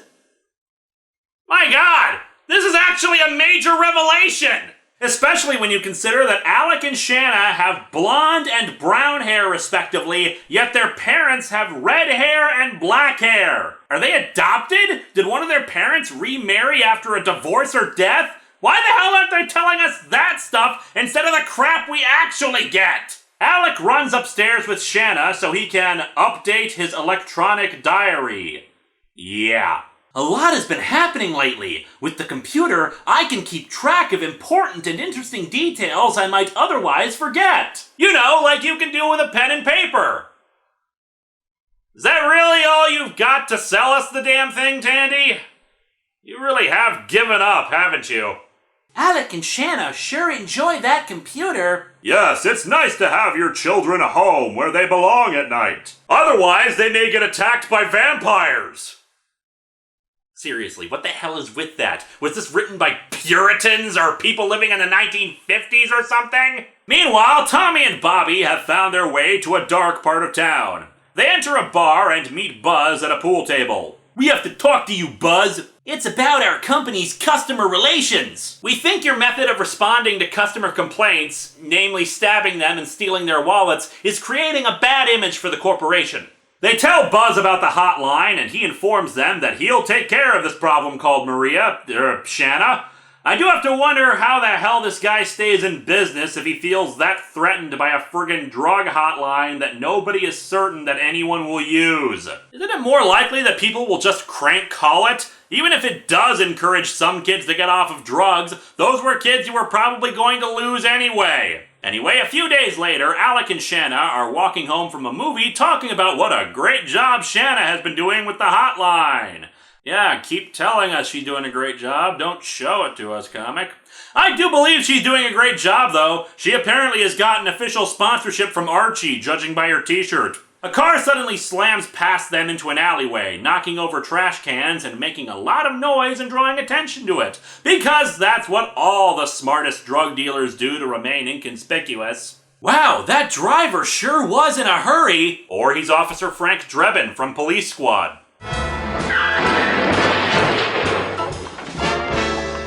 And of course, Alec and Shanna watch Buzz meeting with a supplier, who is apparently Shaft. I can dig it. They overhear them talking about making a drop, and they also recognize Buzz as being the stranger from before. Quick, make a note of his license plate. But I don't have a computer with me to take notes on. Damn it, woman! How are we supposed to write things down without a computer? They skateboard home, with both of them on the same skateboard. I'm pretty sure you can't do that. To feed the information into Alec's computer. C!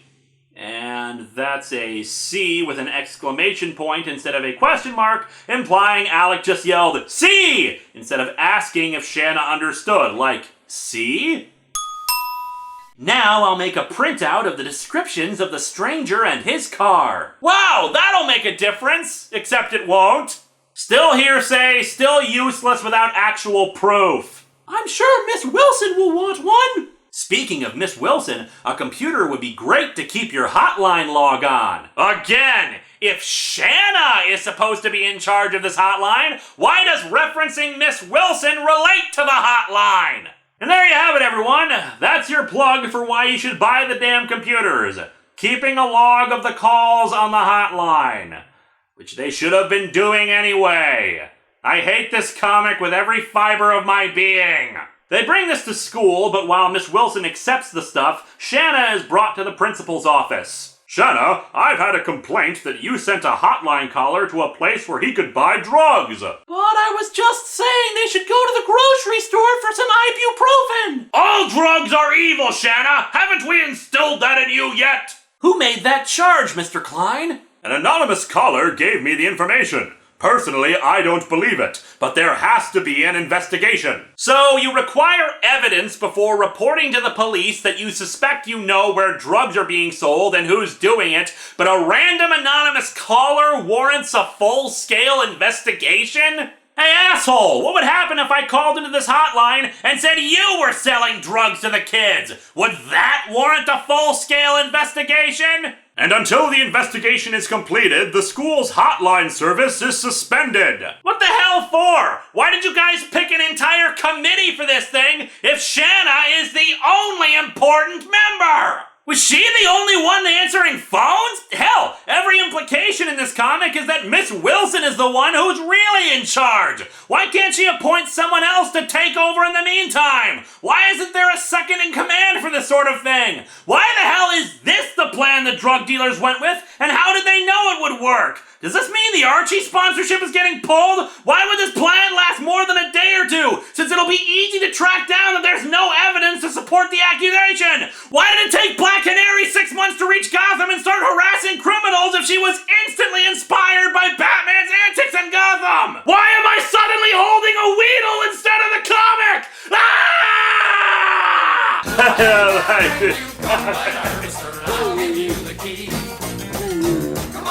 Aren't you giving me fire powers? I ain't got 20 acres. I've got 43. Now I ain't got a brand new come by harvester, and I'll give you the key. 'Cause I ain't got a brand new Iron Man. Come on now, let's get together. Learn how to make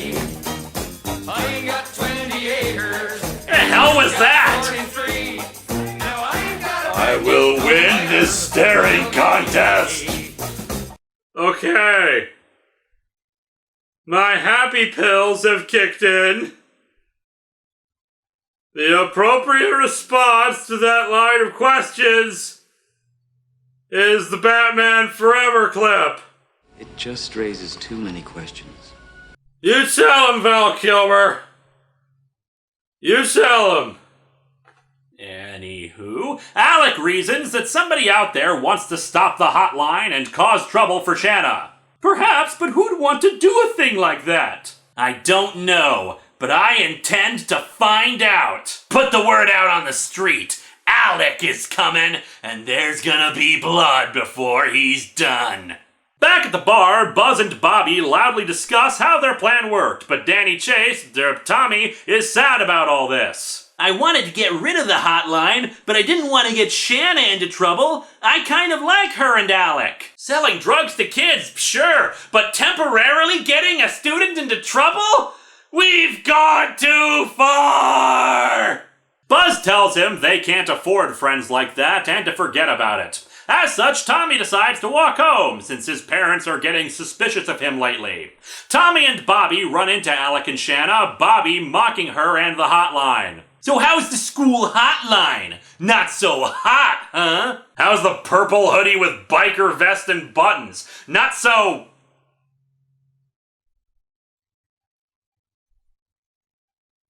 Your outfit is stupid. They deny knowing anything about the call and walk off. Shanna suspects that Tommy's in some kind of trouble. And I'm sure his trouble has something to do with the drug hotline. He was skimming money off the surcharge of the hotline. Realizing that they still need proof, they head back to their home, where Alec digs out a camera. Oh, I get it now. This is a spin-off series, the Tandy Camcorder Whiz Kids. Alec is hoping to use the camcorder to get video evidence of the drug deals. Good idea, but we'll have to be real careful. Combating drug dealers should be left to the police. Well, they're certainly doing a bang-up job so far, considering they haven't caught the idiots doing all their drug deals in plain sight in the middle of the day. You know, with the giant VHS camera and the slicked back hair, maybe this is the early days of the cinema snob. Also, the camera has realistic written across the front of it. I would hope that the images it records are realistic, seeing as how they were recorded on a friggin' camera. Are there camcorders out there that don't make the images realistic? Do they make them like cartoons or something? We're not going to take any risks. We're just going to provide some proof of our story. As long as we have our camera in front of us, we're completely invisible to drug dealers. No risk at all. Actually, come to think of it, this is the same approach Mr. T was using in Mr. T and the T-Force, so maybe it does work. Also, another comma splice there. In that case, I'll help produce this home video! If the twist of the story is that it turns out that it's all a Paranormal Activity sequel, I may actually forgive this thing. Also, is it still a home video if they're not filming in their home and it's not about filming some goofy thing for fun, but to try to clear your name? Anyway, they try for a few days to catch some evidence in the alleyway, but haven't had any luck. Fortunately for them, the extremely loud car finally comes this night, making me wonder what the hell their parents think they're doing out at this time. Didn't you guys say earlier that kids were supposed to be at home at night? And we see that evil J. Jonah Jameson has shown up this time.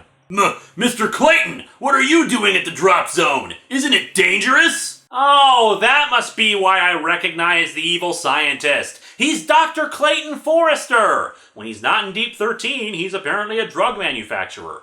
It's safe enough. The cops are too busy investigating the crimes our customers commit to keep tabs on a respectable citizen like me. So why are you in the drug trade to begin with? If you're already a respectable citizen with a good job or whatever, why the hell are you personally working in lab gear to manufacture the drugs? Isn't that why you have lackeys? Dude, stop micromanaging! It's terrible for your company!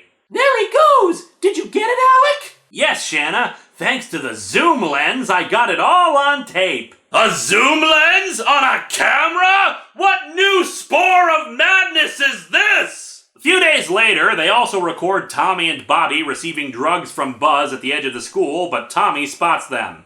When Bobby walks away, he goes over and talks to the two. He says he's all mixed up lately and doesn't know what he should be doing anymore, and they offer to help him. I don't need help. You don't understand. My folks don't understand. I don't need anyone. I don't need Nightwing or anybody else. I'll use my telekinetic powers to wrap myself in a brown cloak and call myself Phantasm. And then I'll kind of die and just be really vague, confusing, and undefined for the rest of the series. However, when they reach Tommy's home, the police are in front of it. He wants to make a run for it, but the cop explains that a thief broke into their house, and while they did stop the thief, the parents were seriously injured. Oh, I get it. Tommy isn't Danny Chase. He's Spider-Man. No, but his parents are fine and recovering at the hospital, but it turns out that the thief was high on drugs.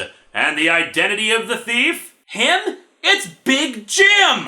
Big Jim, former tight end for the Kansas City Chiefs, is outfitted with various whips, chains, and a sexual appetite that will knock your socks off. Now in tears, Tommy confesses to having sold the drugs to Big Jim. They take him over to Alec and Shanna's house because he's nearly hysterical and in tears. And in this panel, he's looking right at us. Stop looking into my soul! It's like that moment in Animal Man when he realized his fictional existence and could see the reader. I don't know whether I'm terrified of him or feel pity for him. So anyway, he's interviewed by the cops and tells them everything he knows. Tommy's testimony, along with Alec and Shanna's tape and printout, will help us shut down the drug ring. Thank you, Officer Richard Nixon. Sergeant Taylor, will Tommy and Bobby go to jail? No, Shanna, they'll probably be put in a juvenile rehabilitation center until they're 18 years old, and then they go to jail. They tell Tommy to stay put while they go off to get Buzz, Clayton, and Bobby. Naturally, after pulling guns on Buzz, he starts spilling the beans instantly about Clayton. And while this may be Officer Richard Nixon and his forces, experience tells me with all the drug stuff going down, they had to call in the big guns for this one. Flinch and you'll be chasing your head down 5th Street. Clayton is arrested in whatever the hell job he has by Richard Nixon and Mr. Tibbs. And the roundup continued. The next time a plane landed at that abandoned airstrip, the pilot found a welcoming committee of police waiting for him. They also had cake and ice cream on hand. Police make great welcoming committees. Tommy visits his parents in the hospital and they're told about how he helped take down the drug ring. But you have reason to be proud of yourself, Tommy. You faced up to your problem at last. So his problem was what exactly? That he was a drug dealer? That he didn't think people understood him? What? And we'll be waiting for you when you get out of the rehabilitation center. Thanks, Mom and Dad. Bobby and I both plan to do our best at the center to work out our problems. Wait, I thought Richard Nixon just said you faced your problem. There's more? Also, why are you going into rehabilitation? Nothing in the comic suggested that you two were taking drugs, just that you were selling them. And what the hell made Bobby have a change of heart? A bit later, Tommy meets with Alex, Shanna, Miss Wilson, and the principal. By the way, thanks for setting us straight about that anonymous phone call. Yes, the school board has reopened the student hotline and made it a permanent service. We had to lay off 3 teachers for the additional cost, but whatever. And as Tommy is being led away to have his free will drained from him, our comic ends with the words of Alec and Shanna. And their horrifying, soulless gazes. Well, Shanna, we won a battle, but the war on drugs isn't over yet. Right, Alec? It'll never be over until we all learn to just say no to drugs. Their eyes, they're so blank, so dead. Say no to drugs. Say yes to our new masters, the Tandy computers.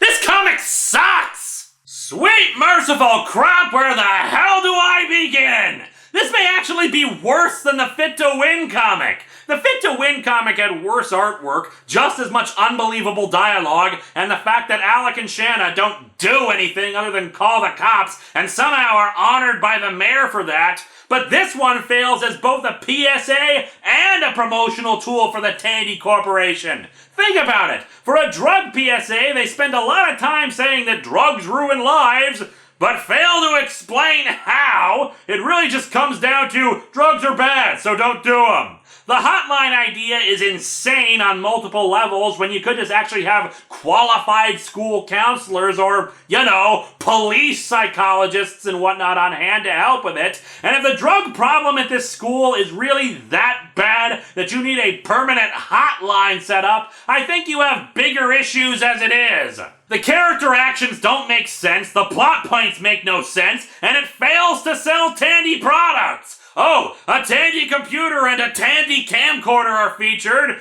Hey, you want to give us some model numbers, comic? Or a more specific name? The other Tandy Computer Whiz Kids comics at least named the damn products they were shilling. And what the hell did we learn from their shilling here? That you can print out your diary and that you can tape drug dealers. Well, thanks for that marketing. And what the hell was the deadly choice? What is it with this one and the last one where the titles make no sense? And furthermore, why the hell did I think that this was more grounded in reality than All-Star Batman and Robin? He doesn't watch as she slithers out of her hospital gown. Ha! Eat glass, lawman! It's the goddamn Batman! Oh yeah, that's why. 250 episodes, people, and they never stop sucking one way or another. Wait, where the hell did all these balls come from? Hello and welcome to Atop the Fourth Wall, where bad comics burn. So the last time I talked about the Tandy Computer Whiz Kids, things got a little crazy. I ain't got 20 acres.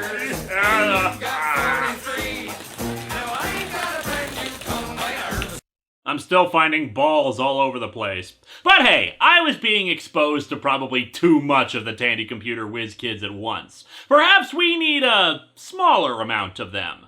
In case you've missed the previous episodes featuring them, the Tandy Computer Whiz Kids are Alec and Shanna, two of the most brainwashed children ever trapped in a time loop, doomed to forever repeat their first day of school back from summer vacation until their scarred minds finally succumb to madness. They've teamed up with Superman and Wonder Woman, all the while extolling the virtues of Tandy Electronics while simultaneously belonging to several groups and clubs dedicated to physical fitness and combating drug use. They're lame, they're plants by the school, or they're just victims of the school. Whatever theory makes the most sense to you, just go with it. So let's dig into the Tandy Computer Whiz Kids, the computer that said no to drugs.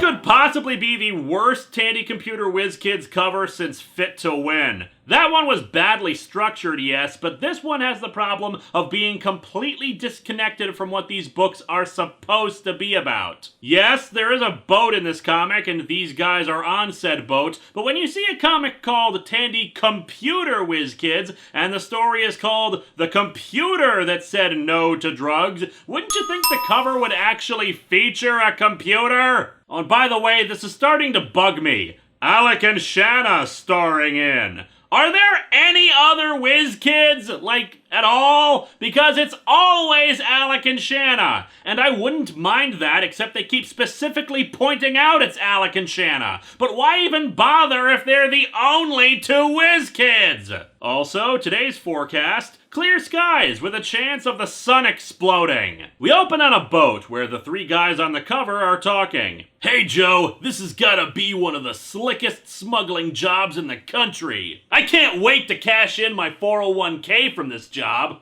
You're catching on, Kent. I'll bet the police and Coast Guard are going crazy trying to figure it out. And what is this clever plan that is baffling both the police and the Coast Guard? They're using the Intracoastal Waterway, a 3,000-mile inland waterway that stretches along several parts of the eastern seaboard all the way to Texas, to smuggle drugs around. That's regularly used by commercial barges and recreational boaters. Either you're very stupid, or the authorities are very stupid. And frankly, I can believe either option at this point. The way I see it, we stand to make $1 million on this trip alone. If you two guys don't goof up your end of the job, you don't have to worry about us, Ollie. Yeah, you can count on us, boss. Good. Now put on these clown suits and dance around for a bit. Boss, that wasn't part of the plan. Look, my plan is very clever. Now start dancing or everything else is ruined. We cut over to the Coastal City Elementary School, where, shock of all shocks, this is not the beginning of a new school year. Unfortunately, none of these rebooted school years have been interesting, so we're still stuck with these losers. Good morning, class. Well, I see we have full attendance today. But then, I knew nobody would want to miss today's session after I threatened your lives if you didn't attend. Considering the 3 surprises I have in store for you. 3 pop quizzes!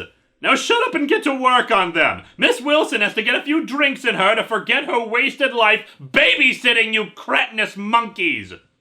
Don't keep us in waiting, Miss Wilson. The suspense is killing me. Ha! It can't be that bad, Alec. But it is, Miss Wilson. I literally can't feel the left half of my body. I think I'm having a heart attack!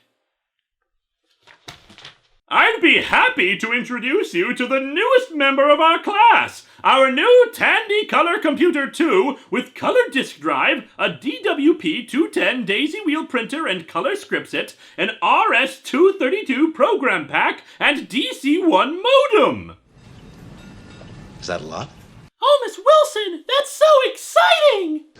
No, it isn't. I'll say, that's the neatest thing I've seen in a long time. He said the same thing about his pencil eraser. Alec is just very easily entertained.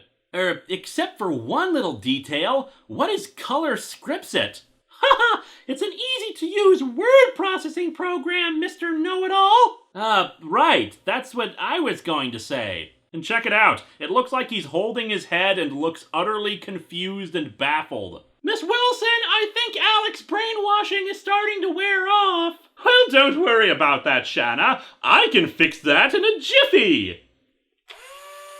Miss Wilson then asks Shanna what they can do with scriptset. Well, you can use both small and capital letters to print like a typewriter, and also insert letters, words, sentences, and even whole paragraphs. Whole paragraphs? What dark sorcery is this? And seriously, I get comparing it to a typewriter because this was still relatively new technology, but why point out it can use both upper and lowercase letters, and then right afterwards say you can insert letters? Are there 3 different kinds of letters? Or does it just default to wingdings for the font? Another classmate asks what else the computer can do. You can get learning programs for the Tandy Color Computer 2 to teach you about math, reading, science, and games. You can learn about games, but you can't actually play them. And color graphics, too! You can learn about color graphics? Huh, it's almost like there's a comma splice there, and the ending part of the list has 2 ands. Because poor literacy should not be happening in a comic meant to educate children. We follow all that up with stuff we've already seen before in these comics, like you can hook up your computer to a very primitive online encyclopedia, but forget about that because there's even more surprises that people are overly excited about for some reason. We cut over to the Coastal City Marina, where the boat of ingenious ideas makes dock. They have even more brilliance for the smuggling. Hustle over to the county auditorium where the Science and Technology exhibition opens day after tomorrow, and volunteer like a good citizen to help unload and set the exhibit up, because they're obviously going to allow random citizens to assist in unloading and setting up their new expensive technology exhibits. That's totally what they're going to do, aren't they? And Joe, you scout the local computer stores for a daisy wheel printer box. Only that specific kind of printer will do. I'm making a Hackintosh. Who'd ever suspect a traveling science exhibit of carrying a box of costly drugs for us smugglers? Let me just be sure to loudly announce that fact on this public marina. He then instructs Joe to pick up another order later that night from our friend at 27 Canal Street. He's also supposed to give us another page of those chicken scratchings code for our next job. I just hope we get the right code cipher this time. Last time it was just a message about drinking Ovaltine.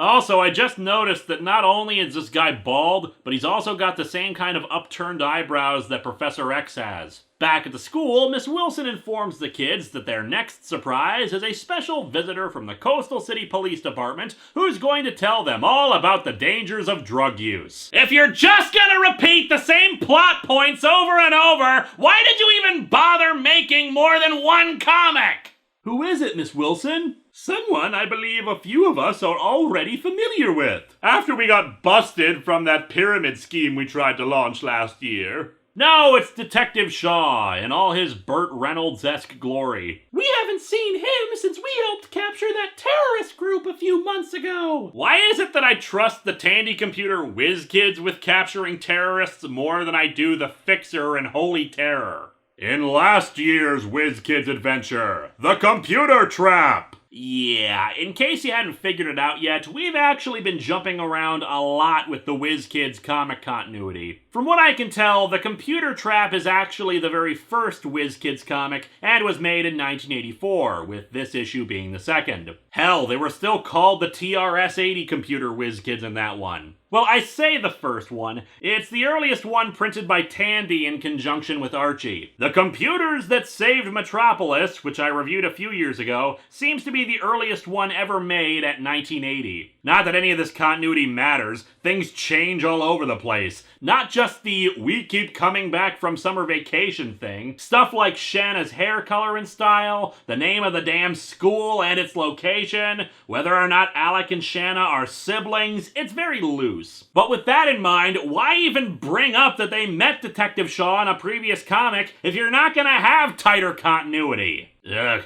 Anyway, Miss Wilson tells Shaw that the kids are anxious about what he has to say. I can tell, too, since Alec and Shanna still haven't returned to their seats. I hope so, Miss Wilson, because I'm here to talk to you about a matter of life and death. Your own! I'm here to talk to you about the miracle of Mylar, damn it! I don't suppose there's a single one of you kids who hasn't heard something about drugs and people who use them. Probably from your own friends in many cases. I'd make a joke involving Snowflame, but I kicked him out of the apartment for a week after he tried to turn 2 of my cybermats into his new fuzzy slippers. That's right, people your own age are into narcotics these days. And it's not a problem confined to so-called junkies and poor people. If it was, we wouldn't give a crap. These days, drug use has crept into all parts of our society, from the very poor to the very rich. Even the kids you see every day in school. Trust no one, children! Drug addicts are scheming to destroy your lives even as we speak! Miss Wilson, Detective Shaw is scaring me! You should be scared, you little bastard, because you're probably a drug addict yourself! I will find you and destroy you! I am your worst nightmare brought to terrifying reality! And there are as many kinds of drugs as there are people who use them. Marijuana, PCP, or angel dust, cocaine, pills. There's even a drug called China Cat. Okay, now we know you're full of it. It just goes on like this for 2 damn pages. The comic is literally giving us a lecture. And yes, combating drug use is important, but get this. Maybe speeches like these sound scary, but they should. I'd rather scare you with words than see your life wrecked by drugs. Live your lives in fear, children! Don't make rational decisions! Just be afraid! Be very afraid! To further emphasize that, a question is asked about if even trying it once is dangerous. But would you taste just a little bit of poison to find out what it's like? Well, that depends. Is my name Socrates? So yeah, the kids all proclaim they will say no to drug use, even a little bit. Why, perhaps they'll even set up some kind of hotline to combat it that will lead to very stupid shenanigans. But no, that would just be silly. A beeping interrupts the lecture, and Detective Shaw says he has to leave. I recognize that? It's a Tandy pocket pager! It sure is. It's technology that will soon become obsolete save for doctors or the like. But in the meantime, you should encourage your parents to get it. This one is almost as big as my face. Believe it or not, we're not even at the halfway point for this thing. Investigative reporter Judy Baker is on her way to her car. Well, I sure wasted my time with that last interview. That Nirvana band isn't going anywhere. I should just tell my editor that nobody showed up. However, she spots two of the drug smugglers and recognizes them from a story the paper ran last month about their release from prison. And since they're at the marina, she figures they're up to no good and follows them to their boat, where Professor Ecstasy, or whoever evil bad guy is sleeping. Back in the classroom, Miss Wilson describes her final surprise. A special field trip the day after tomorrow to the Traveling Science and Technology exhibit at the County Hall, sponsored by the Electronics Corporation. Ah yes, I love the Electronics Corporation, which manufactures such objects like the electronics device. Also, the exhibitor manager asked whether Shanna and Alec, our Tandy computer whiz kids, might be excused from class tomorrow to help set up the exhibit, as well as act as student guides the next day when it opens. Remember, children, only they are special. The rest of you have a life of mediocrity before you. Are they the only kids in this class who are skilled with the damn computers? Shanna asks if they can be excused for it because she and Alec have long since been broken by the system and live now only to serve their true masters, the Tandy Corporation. Wow, this is gonna be fun, Shanna! Let's not get carried away now, Alec. You've still got to get through today's classes. There will be no more talk of fun, Alec, or you'll get the broadside of this ruler up your head. And so they begin their next lesson. More stuff on computers. Wow, another lesson on the computer. Did you ever think school could be this interesting? I'm still waiting for it to be, and I haven't been in school for years. Back over to Judy Baker, she starts searching the boat, because investigative reporter is also apparently code for breaking and entering, and manages to locate a sheet of barcodes and a detailed plan on their next drug shipment, which of course they wrote down, being such geniuses with their plans and all. They're gonna hide the drugs in a daisy wheel printer box, stashed away with other computers and equipment boxes for the traveling exhibit. And since she has to get this information to her paper as quickly as possible, she fortunately has a briefcase-size Model 200. It's a computer I can take everywhere I go. Suspension of disbelief broken. Using the boat's phone along with the Tandy acoustic couplers, hint hint, she starts transmitting a text message to the computers at her newspaper office. Unfortunately, she apparently can't type very quickly. This was probably in the days when people thought typing on computers was accomplished only with the index fingers, as seen in TV and movies. And she only gets a few details of the plans out, including the name Ali Gurka, I'm guessing Ali is evil Professor X, which I much prefer as a nickname and will continue to refer to him as such. Her editor is just puzzled by the message before she's interrupted by evil Professor X, who takes her hostage. Deciding to make use of her, evil Professor X calls the police station and demands a ransom of $1 million and an airplane for Miss Baker. The next morning, Alec and Shanna are off helping out the exhibit. Whew, this is sure harder than sitting in class, huh, Shanna? The only two things you ever do in class are play with computers and get lectured at about drugs. Unless it's difficult because of boredom, what's so damn hard about it? Yes, but it's fun and educational too. Stop pretending that's how kids think. Okay, seriously now? We could stop reading this right now, you know? You want fun and educational crap? I've said it before. Museum Madness. I have my copy right here. You know, it's got a robot, and you have to rebuild museum exhibits with lasers and knives and apparently I lost the disc for it. Well, never mind then. Let's continue. The kids spot Detective Shaw and ask what's up. He explains how Miss Baker was kidnapped because it is important to trust kids with this information and then worry them. Oh, I'm serious. This is still in the early days of home computing, when children knew more about technology than their parents did. It's good to have child advisors on hand at this point.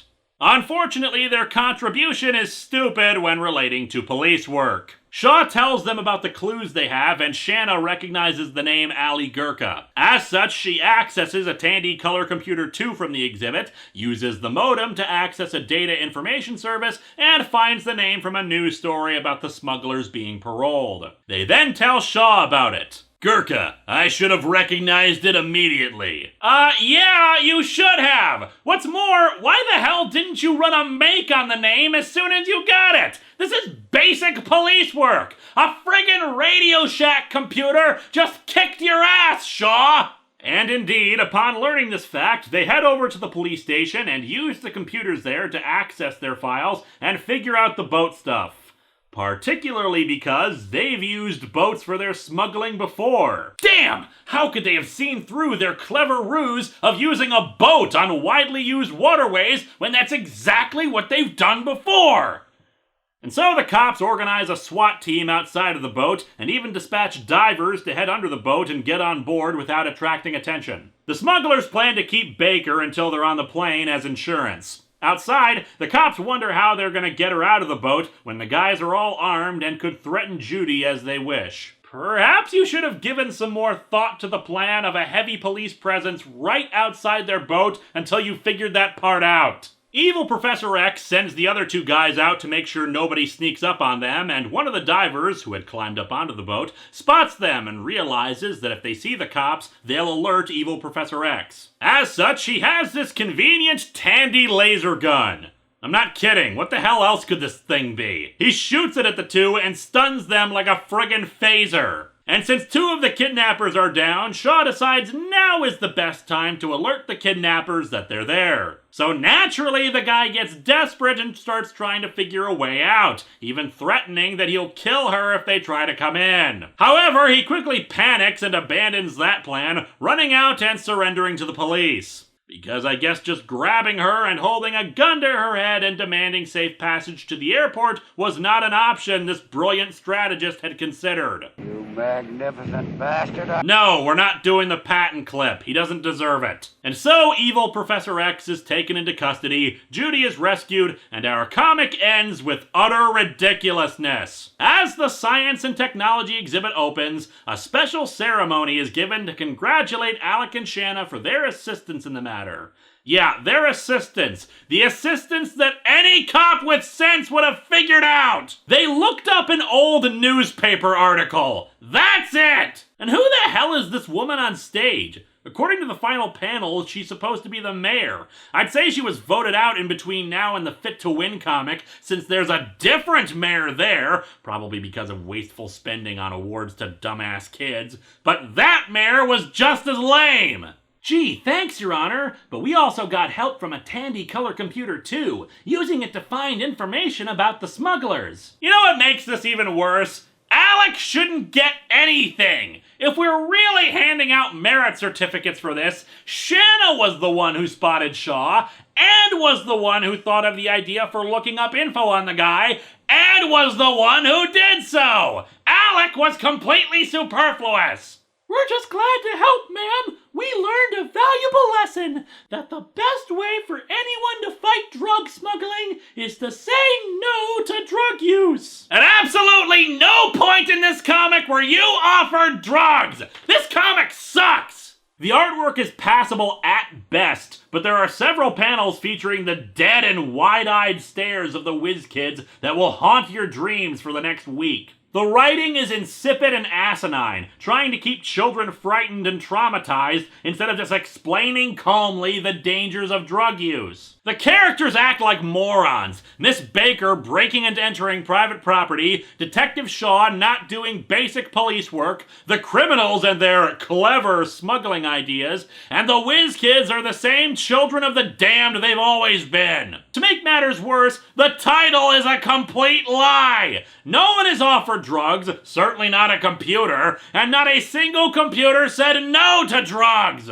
I mean, I didn't expect them to offer drugs to a computer, but with a title like that, you expect Mr. Computer in this thing having to learn a lesson about drug use or something. He could even write a tell-all book about it later. 1,000,000 Little Circuits.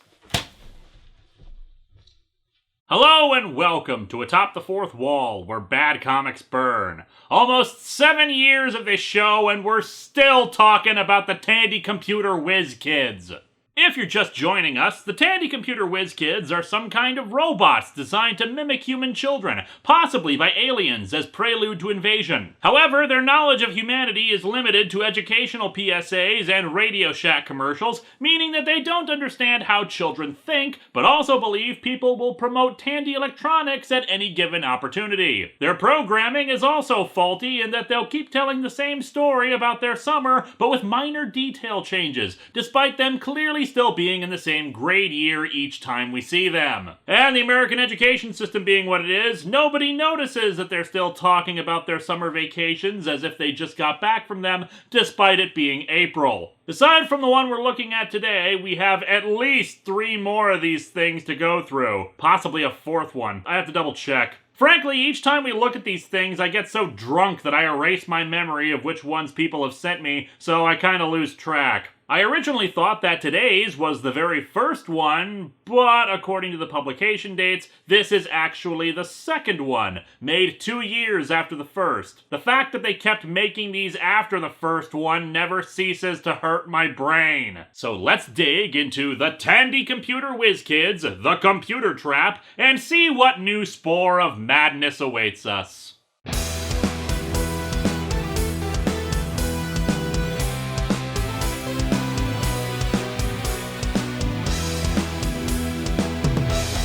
I tell a fib. This is actually the TRS-80 Computer Whiz Kids, the name they briefly went by when they crossed over with Superman and Wonder Woman.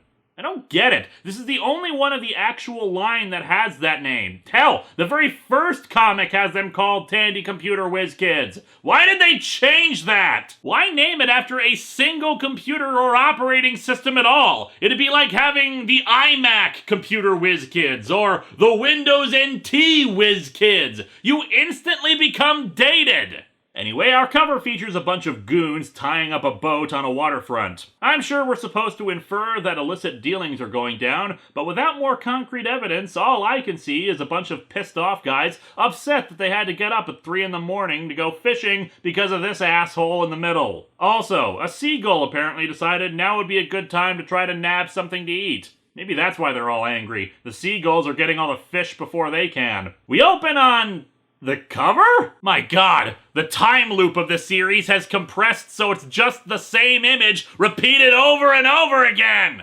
Hey boss, do you think that electric motor's strong enough for a fast getaway? Yeah, there's gonna be 5 of us in this boat. Use your brains. That engine runs quiet. No noise, get it? I'm not sure I support Radio Shack selling equipment to criminals, but that's business. It'll get us to our 40-footer across the river, where we'll be waiting for them to drop the watertight money bag tied to a yellow buoy with a flashing light. It's getting harder every year to get in touch with Comcast customer service. How are we gonna get the bag out of the water? You reach in and grab it? How big a bag are we talking about here? Actually, they'll use a pole and hook, but their plan also involves a hostage, whom they'll release as soon as they've got the money and make a run down the coast. I wouldn't trust their leader for navigation, though. He seems to be having trouble with a lazy eye there. In the meantime, we cut over to the Metro City Elementary School, where we meet with the children of the damned and their cult ringleader, Miss Wilson. All right, class, let's take our seats now. We've got a busy day ahead of us. I bet. They've got to work extra hard today, not doing any actual schoolwork. In fact, I've got 2 terrific surprises in store for you. Are we finally getting the school lunch program back? No, silly. How would we ever be able to afford this really important disk drive if we did that? Speaking of, the school budget has gotten so bad it looks like the kids no longer have desks. Everyone's all huddled together in a bunch, and I actually skimmed through the rest of the comic. There is only one shot where the kids seem to have desks. And it's a panel that they've actually reused before already! It's a rarity for comic books to have stock footage, but here we are. Wow, the only thing I like better than a surprise is 2 surprises, Miss Wilson. Surprise, Alec! You have a painful infection! 2 of them, in fact! Gotta love the lack of discipline in Miss Wilson's class, too. Everybody can just shout out whenever they want. Nobody's raising their hands. Anyway, since their class has been selected to publish the school newspaper, that'll go well with that drug hotline they ran. Counsel people on drug use, and then write about it in the paper!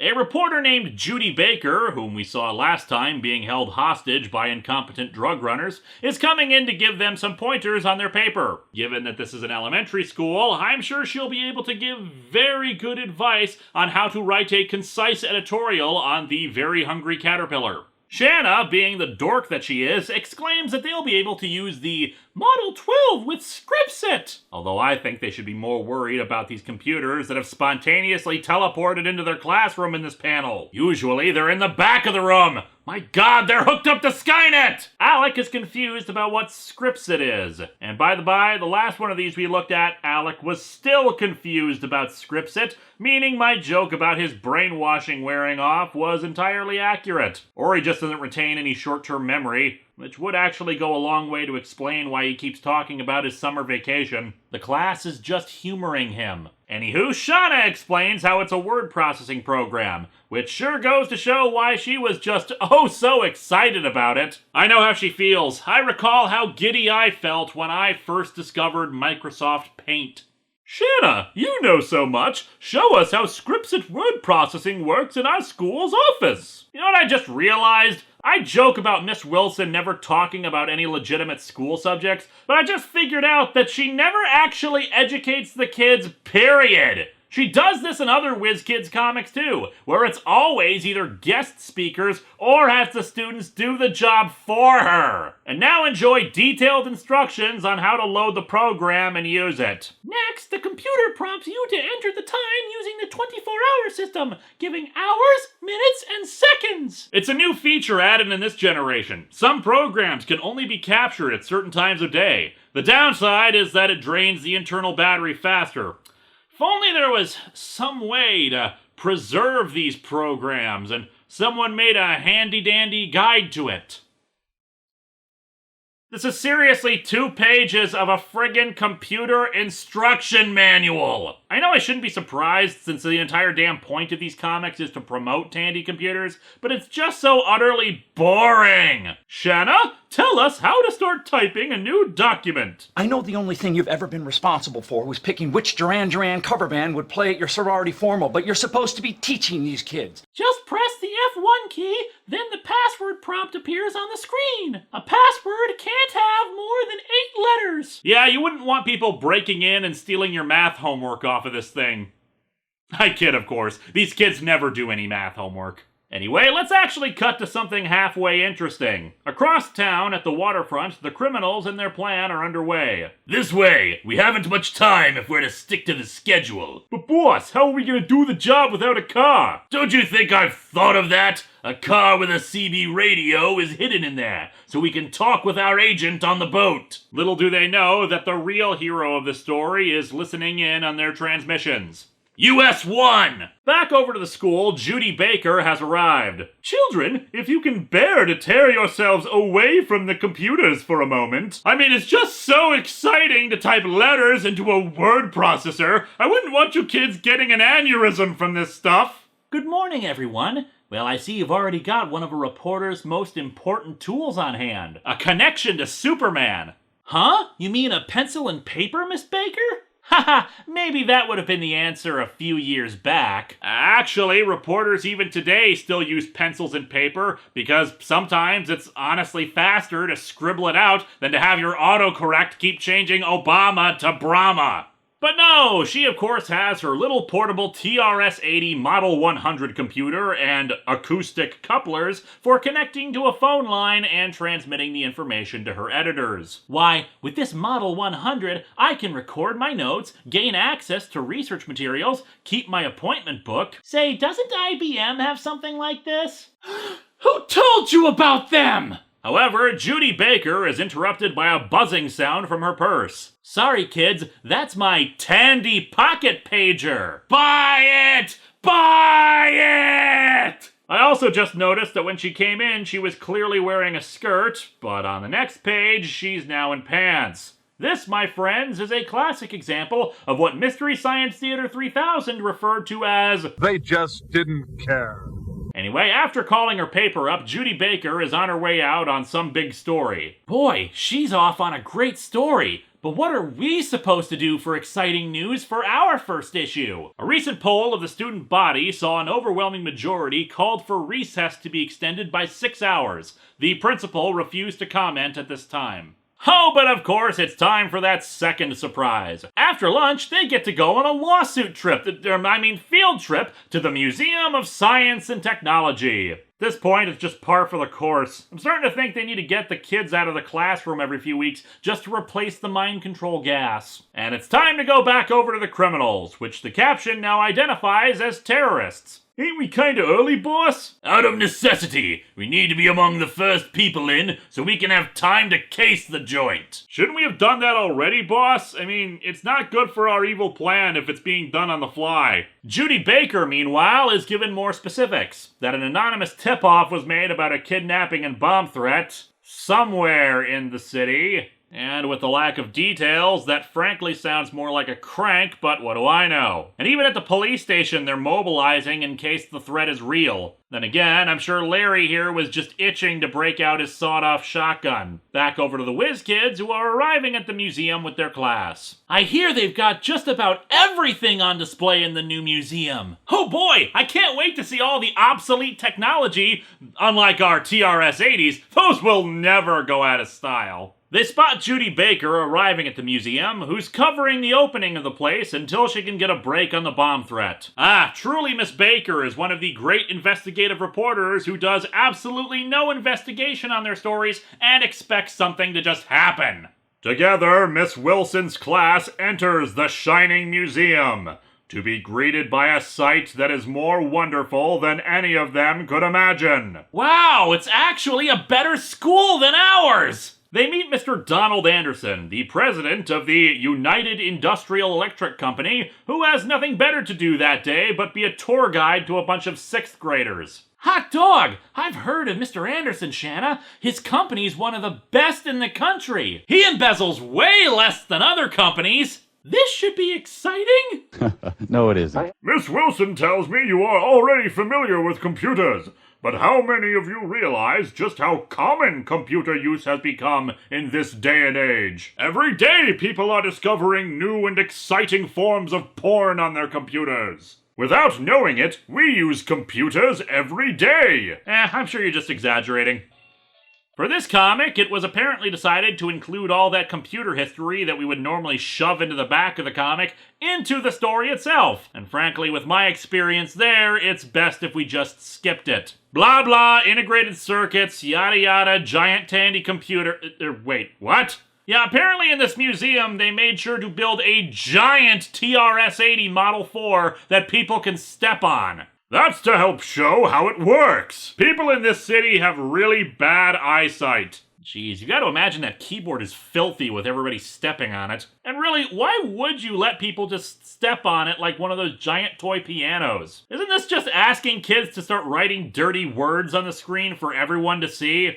Or is it not going to work unless they have a giant word processor disk too? On the upside, I would love to play Galactic Conquest on a giant Commodore 64. Anyway, after some more edumacation on computators, the criminals put on some masks and come out in front of the tour with guns. They grab Mr. Anderson and tell everyone else to leave. I'm not sure I ever wanted a remake of Die Hard starring the Tandy computer Whiz kids. Speaking of, the Whiz kids wisely decide to haul ass, dragging Judy Baker along despite her wanting to cover the story closer. The police have already arrived thanks to another anonymous tip that it was going to come down here. The terrorists have already put forth a $5 million ransom as Detective Shaw arrives to take charge. Okay, Detective Shaw, my men have got the museum sealed off. The only way out is through the front doors. The identities of the terrorists are still unknown, but we suspect Vigo the Carpathian. The museum thing is kind of his MO.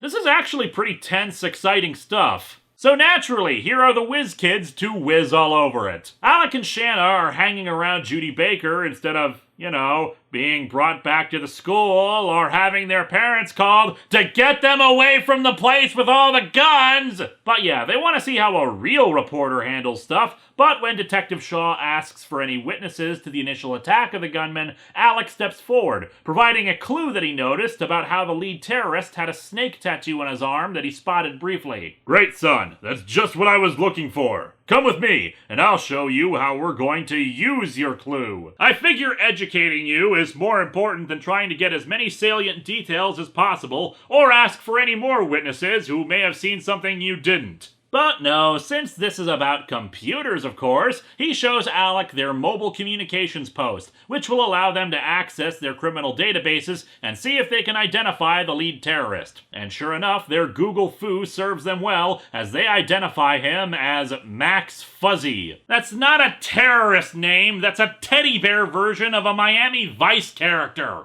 Currently employed by a foreign government to create havoc in the world's democracies. He's so infamous that we're not even going to say what foreign government he works for, or explain how a hostage situation involving a single industrial leader will wreak havoc with democracy. I mean, wow, comic, you reached a new low of stupid with that. Why the hell couldn't he just be a notorious domestic terrorist? You had to make it about the commies without even having the balls to say Russia or something? But whatever, since Fuzzy Wuzzy is an expert in high explosives, they think they've got their man. Confirmed when they patch a line through to the guy, and he demands the $5 million ransom by 9 p.m., about 6 hours from then. In that case, our hostage will be shot, and we will detonate a powerful bomb hidden in the museum and destroy it! What? I'm sorry, but could you repeat that? You keep cutting in and out. Damn cheap, stupid, Tandy crap.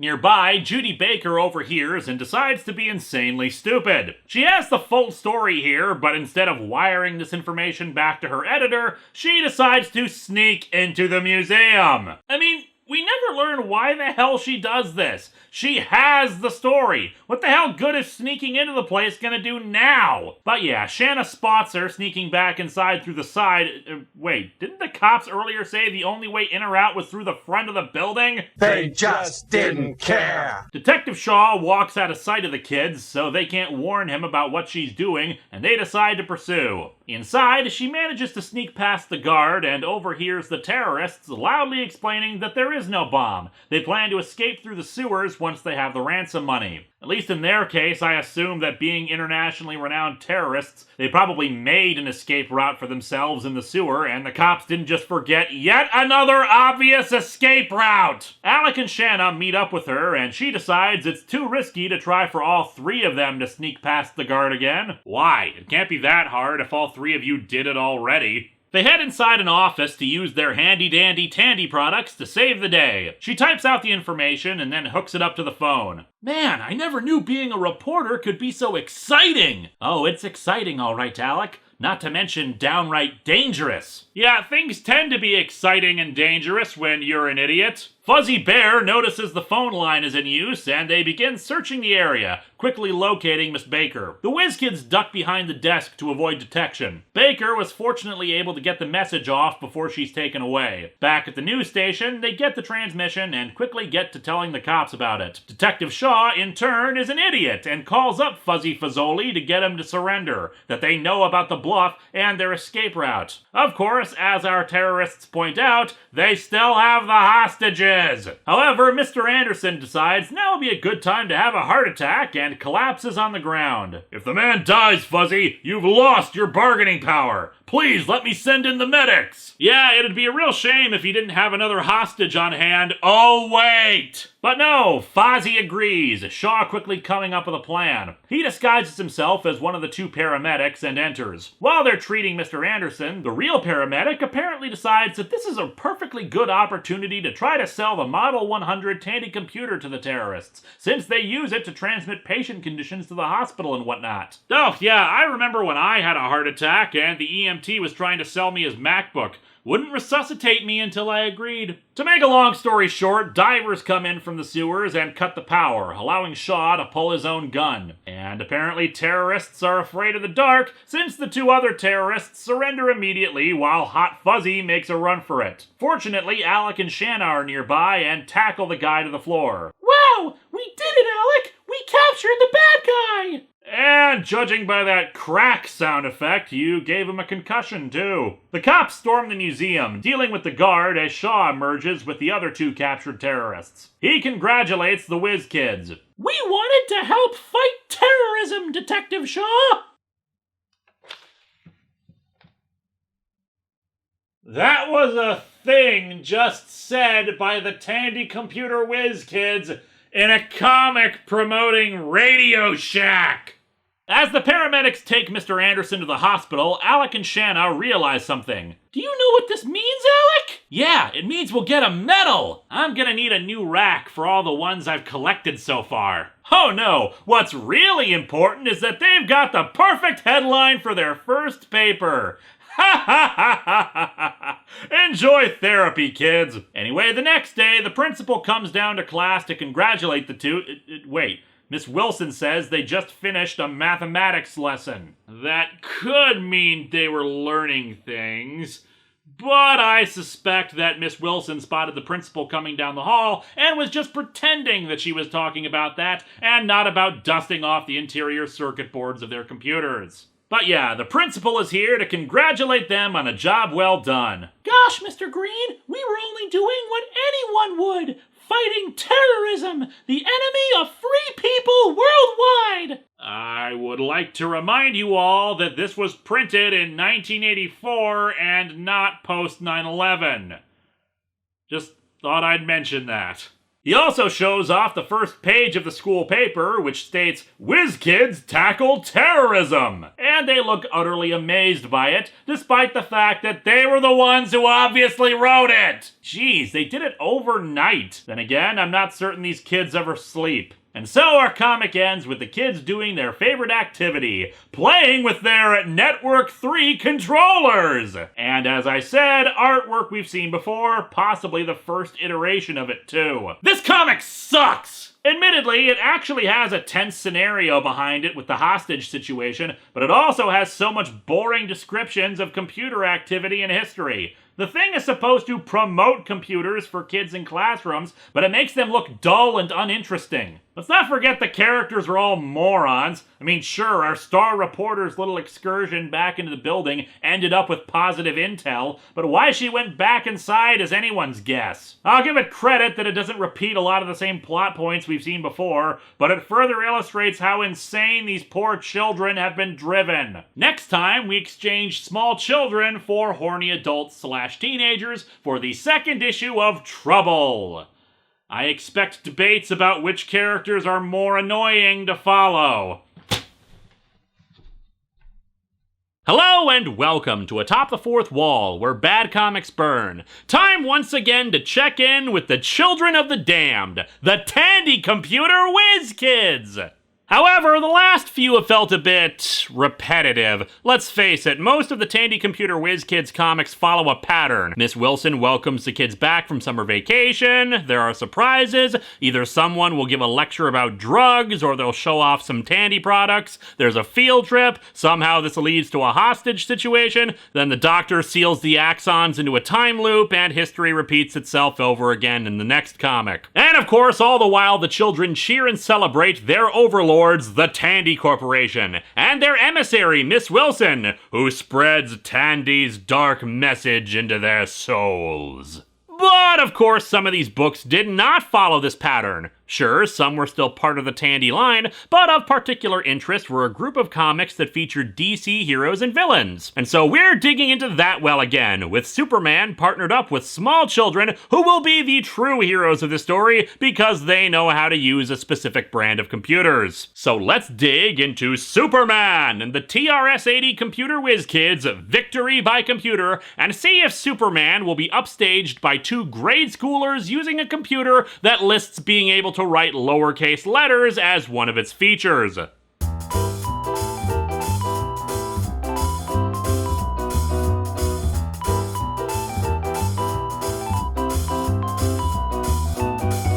The cover is a big old pile of meh. It's just a stock shot of Superman flying with the Whiz kids at the bottom and a picture of Supergirl in the upper right. And by the way, why the hell does Supergirl have a smaller circle than the Whiz kids? Look! Up in the sky! It's Superman, flying off to save Supergirl! Someone's trapped her inside of a tiny circle! Oh no, it's happened to us too! Let's help him out with our TRS-80 microcomputers! Oh, for the love of Tandy, Shanna, get off the computer! Are we in the Phantom Zone? What's happening to us? We open in class, where Superman is leaving and... Wait, Miss Wilson, you were Supergirl the whole time? No, of course not. That'd actually be a really cool plot twist, and we can't have that. But yeah, Superman is heading out. So long, kids. I have to fly off on a mission, but my cousin Supergirl is here to tell you all about the incredible world of microcomputers. Superman, I have all the same powers you do. Shouldn't I come and help you? No, Kara. You're my secret weapon. That means you do all the public appearances that I can't be bothered with. Away! Oh, wow! The mightiest girl on Earth right here in our classroom! And she's gonna give us a sales pitch! Wowzers!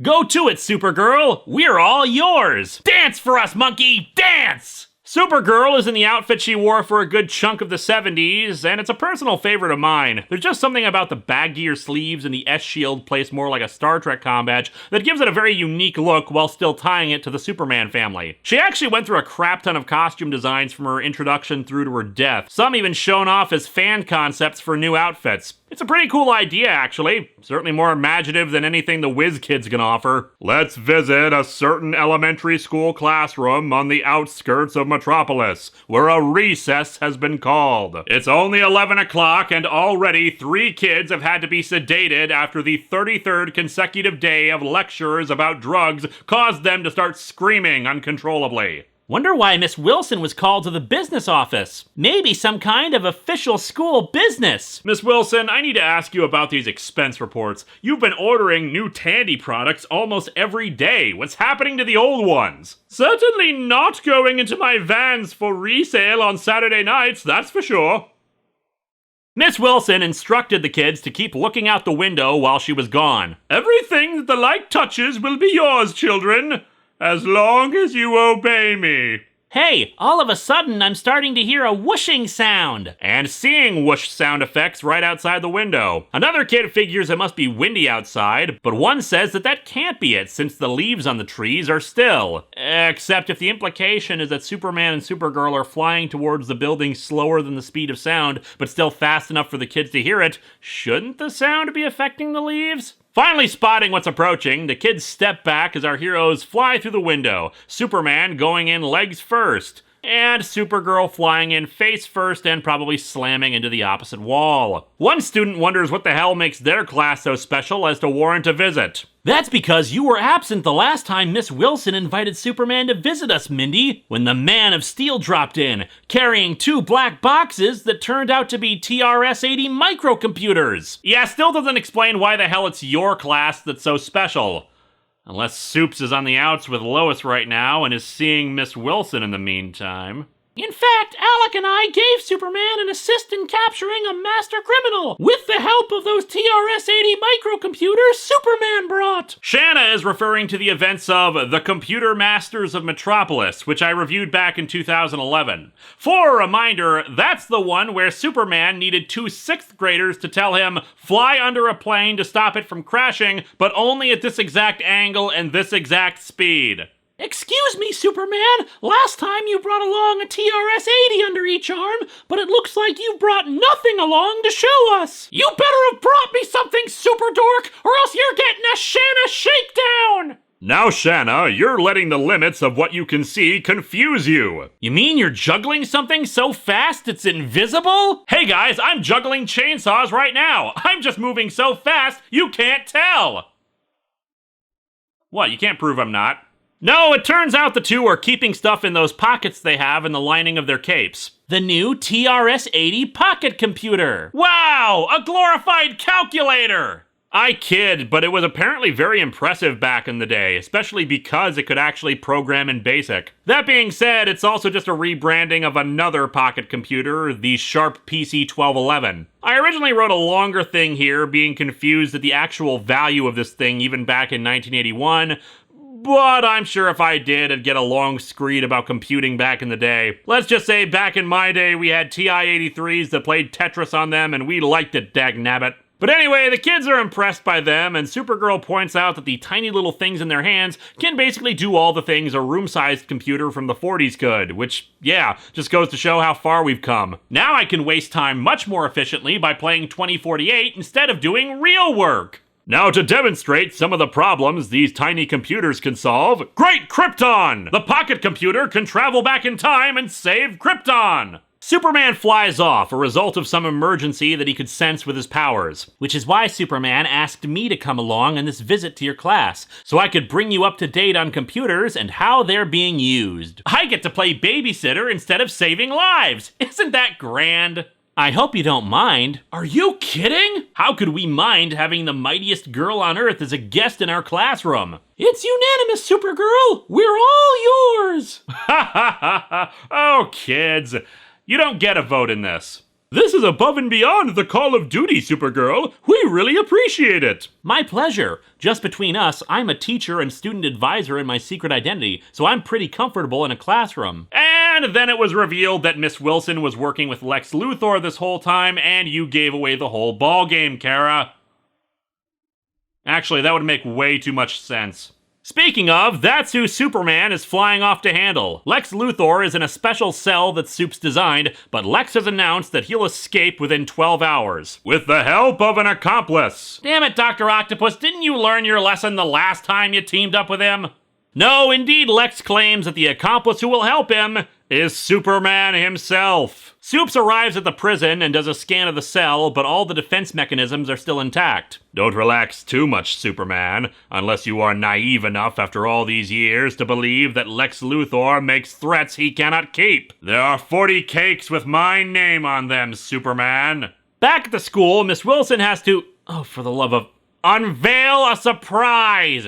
You couldn't do it, could you, comic? You couldn't just not have Miss Wilson telling the kids about some friggin' surprise thing. It's not like you didn't already have one with the two friggin' superheroes presenting them with tiny electronics they can't afford. No, you just have to pile it on. Hell, it's not even a surprise at this point. Supergirl's just gonna teach them some more about the TRS-80. It's not a surprise anymore, Miss Wilson! Supergirl doesn't want to reteach them things they already know, so she asks for some volunteers to demonstrate some of the functions of the TRS-80 they've already learned. And you can imagine who volunteers. Let me guess. Alec and Shanna, right? Superman warned me it wouldn't take long to notice you two, although it'd be hard not to in those outfits. Seriously, Alec? Stripes with a pullover that also has a big stripe? Yeesh. Anyway, they demonstrate the information service they could use at the time, same as we've seen before. Amazing as it sounds, the TRS-80 color computer and Interface 2 turn any color TV set into a two-way information retrieval system. Yes, it's two-way information retrieval. You look up information for a book report, they look up information on your personal life for the government. Why, with TRS-80 videotechs, we could even play a chess tournament with a rival school over 1,000 miles away via an information service. We can yell derogatory, racist, and sexist insults at each other when we lose. Imagine having a public library that never closes right in your home or office. Never sleep again, kids. Or volumes of stock market data, instantly at your fingertips. Manipulate the market to your whims. Or picture a continuously updated newspaper you never have to step outside to fetch from your doorstep. Become forever sheltered from the outside world. The dayball burns your eyes, children. Or even a low-cost electronic mail service. Why, here's a message from a Nigerian prince now. Again, it is fascinating to see how pretty much all of these predictions came true. Predicting the future is often difficult at best and laughably off the mark at worst. From the 50s and 60s, assuming we'd all have our own personal helicopters on the moon base, to even just assuming mini-discs would be the next big storage method when even VCRs eventually outlived it. So while Supergirl may have gotten the method of all these things wrong, wrong, she does accurately predict that all this stuff would be available by computers in a few years, even suggesting online shopping, travel or entertainment reservations done online, etc. Although in reality, we mostly use it for porn. After a few more minutes of demonstration on how to set it all up, they decide to compare the speed of how long it'll take to get information on a certain subject. Superman went off to deal with a threat from Lex Luthor, but let's pretend we know nothing about Luthor. I'll use my superpowers to find out Luthor's story. You use videotex. You know, for being the special guest star of the comic, Supergirl is kind of carrying this whole thing. Supergirl's flying away at super speed. Hurry, Shanna! I've typed in the access code for information retrieval from the Daily Planet, Alec. It says Luthor really likes giving Jolly Ranchers to people. They, of course, look up information at the same speed Kara manages to do it with her powers, but enough about that. It turns out Miss Wilson did have a big surprise. A field trip. I did this book to break away from the friggin' formula. They're like the Borg. These Whiz Kids comics assimilate each other until they're all the same being. But whatever, they're heading over to the Museum of Science and Industry, where Supergirl is supposed to join them, but Superman had earlier asked her to handle his patrol of the area if he got tied up elsewhere. As such, she runs into a house that's emitting strange microwaves from an antenna. She goes to switch them off since they're dangerous, but the house's solar panels suddenly shift from yellow to red. Damn you, Rod from Birdemic! Also, I'm pretty sure solar panels do not work that way. With the red sun radiation disabling her, she falls into a conveniently placed trapdoor that opens up and catches her. Congratulations, Luthor! If she was flying 2 feet to the right, whatever your plan was would have failed miserably. Back over to the museum, blah blah blah transistors, blah blah blah miniaturization, blah blah blah Dick Sprang Memorial via giant keyboard the kids can walk on. And of course, they all just write the word penis a million times on a giant screen. Far out! It looks like we've stepped into a movie set from Star Wars. Ah yes, that iconic scene from Star Wars when Darth Vader wrote a love letter to Grand Moff Tarkin on his giant keyboard.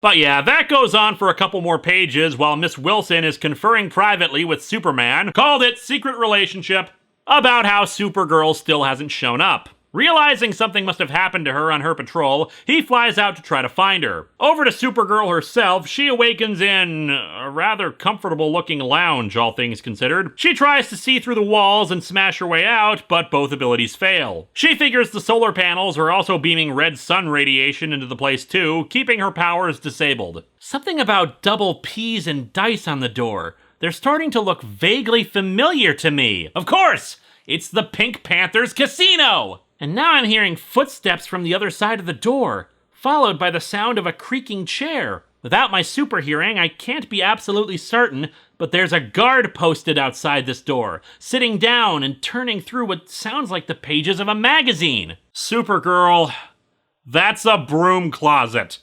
She finds another door, and after not hearing anyone on the other side of it, fashions a paperclip into a lockpick. It takes her several hours, but she manages to get the door open and enters a room containing several electronics and some pinball machines. Looks like I've walked into some kind of plush game room. This place is a virtual palace of all the latest electronic equipment and gadgetry. Ooh, there's an Atari 2600! Best kidnapping ever! She realizes the PP stands for Purple Palace, something she had read recently in some headlines, but can't recall what it was referring to. She decides to use the TRS-80 to try to look up some information. She acknowledges why she can't just call the police for help, that she can't prove she's Supergirl over the phone. Fair enough, though I'd imagine just staying on the line would allow them to trace the call, and they'd probably send someone out to investigate more closely. But no, instead she calls up the friggin' school for help, where Miss Wilson is... Wait. And before we tackle the next equation, can anyone tell me? They're doing math! Stop the presses, people! They're doing something else in this classroom besides computers or drug abuse! I don't know what's real anymore! But then again, considering how dead-eyed the children are, they probably zoned out a while ago and all they hear is Tandy, Tandy, Tandy. Miss Wilson answers the phone and recognizes Supergirl's voice. And instead of having them call Superman or relay information to the police, she's having the kids looking up info on the Purple Palace. Oh, and let's not spare us the procedure of setting up the connection to the information service. It's only a tense situation with potential consequences for Supergirl. The computer wants the password, so type in Metro 5, but that will not show on the screen. It's a secret code. I'm afraid you'll have to die now to preserve the secret. The Purple Palace was an illegal gambling operation, and the information in the news articles is relayed to Supergirl so she can hopefully use it to escape. Conveniently, though, Superman shows up in the classroom to report his failure in finding her. They get him up to speed, and he flies off to the Purple Palace. Go for it, Superman! Yeah, tell the bad guys Alex sent you! In prisons, there is a horror story spread to all the inmates about the one who will someday take them in their sleep. Take them into a digital domain of color and secret codes, of information systems and pocket computers. The one known as Alec.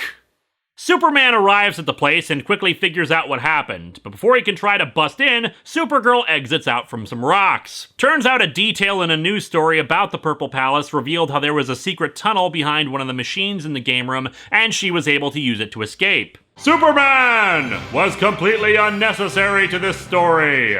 They spot some of the goons in a purple car and quickly pick it up, realizing that they're all members of Luthor's gang. Of course, his plan was to kidnap Superman, and that would be how he'd make Superman be his accomplice in freeing him from prison. Totally makes sense. Brilliant strategy. You magnificent bastard, I read your book!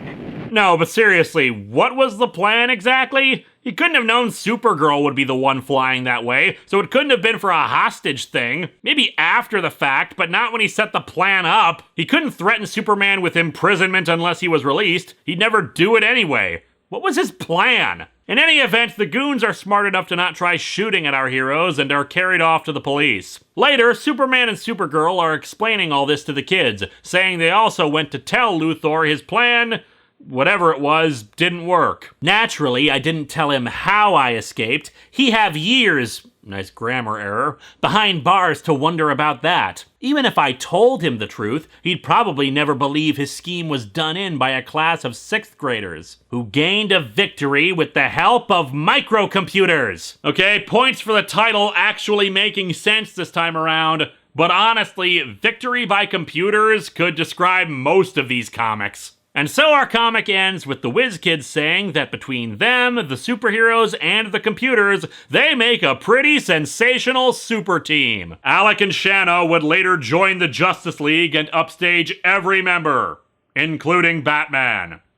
This comic sucks. And yet this is actually one of the better Whiz Kids comics. It's still terrible, with a nonsensical plot, boring and lengthy expositions about computers and the history of electronics. Most of this has been covered already by the other books, but at least the ability to look up information like that proved useful. I don't even know where this Purple Palace thing comes from. Never heard of it before, and a quick Google search didn't bring up anything about it in relation to the regular comics. But whatever, Supergirl is the real star of this one.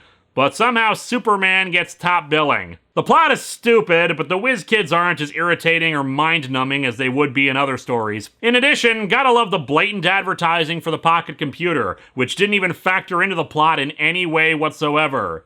Neither did the museum, in fact. Next time, Star Trek's 50th anniversary looms, and we're gonna do something about it with a crossover between that series and Green Lantern. Hello and welcome to Atop the Fourth Wall, where bad comics burn. I cannot begin to tell you how happy it makes me that there are only a handful of these left. If you're new here, a quick introduction is in order. These are the Tandy computer Whiz Kids, demonic hell children who have trapped their school in a time loop for all eternity so that they may discuss their summer vacations and sell Tandy computer products. My non-hyperbolic version of that statement is that this is a repetitive series of comics intended to sell Tandy products to kids and educators in the 80s and 90s. And because one cannot really just have the whole thing be an advertisement if you're trying to get these into schools, they also contain educational material, sometimes about computers, and other times drug runners, drug addicts, World's Fairs, and sometimes they team up with Superman and take down Lex Luthor. They're also a pair of complete dorks, overly enthusiastic about their schooling, and they salivate at the thought of word processors.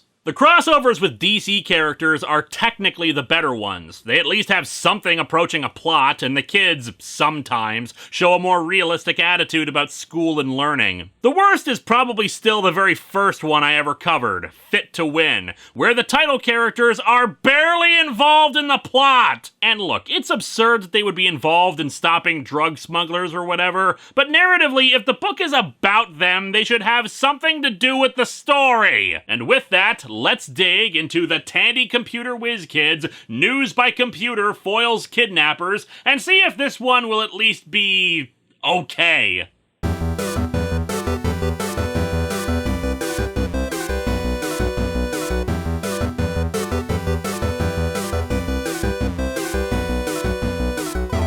Alec and Shanna starring in News by Computer Foils Kidnappers. Dude, spoilers! The cover is alright, but not for the actual content of it. It's pretty minimalistic, rather because of how dynamic it is. The logo is coming across half the page, and the titular kidnapper is leaning their body in the same way. That being said, it does kind of give the impression that it's not a computer that's foiling the kidnapper, but rather a logo being shot at her face that she's barely managing to dodge. I mean, clearly it's the logo doing all the work. We have Detective Shaw just standing there with Alec and Shanna on either side of the kidnapper. Truly, behold this force to be reckoned with. No wonder the computer has to save the day. Unless it's referring to Mr. Computer, in which case I'm pretty sure he's in on it and this is just propaganda. We open at the Coastal City State Fairgrounds, with said state fair currently being set up. A man and a woman are standing around and observing this. This setup is made to order, Vanita. There's gonna be thousands of people here tomorrow. And a lot of them are gonna be little kids! We're gonna make bank on these bootleg Pokemon cards! Yeah, and all the customer wants us to do is grab any one of the kids we choose! This story about human traffickers brought to you by Radio Shack. You ever do a kidnap caper before, Jack? Yeah, but I botched it because the kid must have been told not to talk to strange men. And that prevented you from kidnapping the kid. How? I'm just saying, if you were hired to kidnap a specific child, why is your inability to speak to them the only factor in this? And if it could be any kid, you couldn't find any to randomly talk to you? Anyway, the woman, Vanita, says they're going to be given fake ID badges for fair workers. Besides, most young kids think they can trust an adult wearing a badge. And the lesson is, trust no one, kids. Live in a constant state of paranoia. Yeah, especially a female wearing a badge. Tip for writers, try not to have your character say, a female, as if they were a Ferengi or some emotionless science robot. We cut over to Coastal City Elementary School. 3 guesses what Miss Wilson starts us off with. Good morning, class. I hope you enjoyed your summer vacation. I've got a big surprise for you on my desk. And there will be 2 more surprises later today. At this point, it would be a bigger surprise if she actually was just teaching them some friggin' multiplication tables. Wow, that's the neatest way to begin school, Miss Wilson. That's the only way you kids ever begin school. Every single time with these comics, people! Are we just witnessing parallel universe versions of the same day? And look, I get that they're trying to promote the Tandy stuff as a big reveal and surprise and stuff, but it's just the dialogue is so damn repetitive! While the comics do have a few different writers, this one comes to us from William Palmer, who also wrote The Answer to a Riddle and Fit to Win. And in Answer to a Riddle, the exact same, "Good morning, class, I hope you enjoyed your summer vacation" line was used. How hard is it to just write up a different opening line for the teacher? It's not like it's the exact same comic every time. We've had different kinds of criminals, different resolutions to the problems, etc. So why is this the thing that they felt needed repeating? You know, movies in a franchise will sometimes have repeated phrases or elements. In Terminator, it's "come with me if you want to live." Star Wars has a few, like "I have a bad feeling about this," and the Wilhelm scream. mainstream. They become things that you kind of look out for because it's fun. Who at Tandy said to themselves, "Oh man, my favorite part of every Tandy Computer Whiz Kids issue is Miss Wilson saying she has surprises for the kids"? Again, these comics had different writers, and only Mike Pawlowski, the writer of A Deadly Choice, and the remaining two I haven't covered yet, recognized, hey, maybe the same bullcrap every single time is kind of boring. I mean, A Deadly Choice still had the summer vacation and surprises crap, and the comic was still garbage, but at least it didn't use the exact same dialogue. It's okay to be stupid in different ways, is what I'm saying. Anywho, as you can imagine, our surprise is a Tandy Color Computer 2, which they've already gotten before. I've already used the time warp joke up. Oh, but hey, they've also got a color disk drive, a TRP 100 text and graphics printer, compact, aka a compact disc, and a modem. Wow, it's even got a modem! Behold the #1 sentence that no child has ever said. But just what is that modem used for, Shanna? The modem lets you connect your computer to a telephone to access databases and talk to other computers. Okay, but what about databases? Behold the #2 sentence that no child has ever said. Databases give you information, computers are used to help you learn crap, blah blah blah. To continue our trend of, I could just take these scenes in the school and put them in any of the other comics and it would still make sense, Shanna explains that during summer, she was part of a science club that learned about computers. Well, we did things like running a newspaper route, washing cars, and mowing lawns to earn money to buy a color computer and a Science Fair 201 electronic project kit to help us learn about electronic circuits and magnetism. Ah, the bygone days when kids would save up money from paper routes and mowing lawns to build a Hackintosh. Alec wants Shanna to show off how to work Color Scriptset, but thankfully we are spared that. Unless the class would rather miss the next surprise. Oh no, Miss Wilson, we want the surprise! Yay! We want the surprise! Is this the human condition of madness, leader? It is. We cut over to our kidnapping duo, who are sitting in a Denny's or something, talking about how cool it is that they're getting paid $3,000 to be the worst scum of the earth. I wonder who the customer is selling the kid to this time. No telling. Maybe a couple without a kid who's just got to get one somehow. Yeah, or it might just be the customer has this one marked for another country. Radio Shack, making you fear for your children's safety since 1921. I mean, just good lord. Admittedly, these comics have dealt with real-life horrible things before, but this just seems really, really obtuse about what exactly they're talking about. They're not exactly sugarcoating it, but then that's kind of part of the problem anyway. Maybe your freaking advertisement comic for modems is not the best place for a story about kidnapping children to be sold off. Anyway, continuing on our theme of we don't know what the hell we're doing, we cut back to the school, where Miss Wilson is ready to reveal the next of her surprises. So what is this next surprise? Why, of course, it's a guest speaker to talk about our issue of the day. From the director who brought you that earlier stuff, more of the same. In this case, it's Detective Shaw, who must have read the script for this thing in advance, since of course he decides to give a lecture about ways to help avoid getting kidnapped. Gotta be honest, kids, your only hope to avoid predators? Tandy color disk drives. No, of course, it's just good general advice. Knowing how to get in touch with your parents if you're home alone, not letting strangers in, don't believe someone claiming to know your parents, never take candy or gifts from strangers, etc. There's something else I'd like to touch on. Running away from home. Never talk to strangers while you're doing it. I could get into the lack of nuance with these kind of general lessons and how there are always exceptions, but whatever. It's a dumb comic meant for children, and these kind of things are dangerous situations.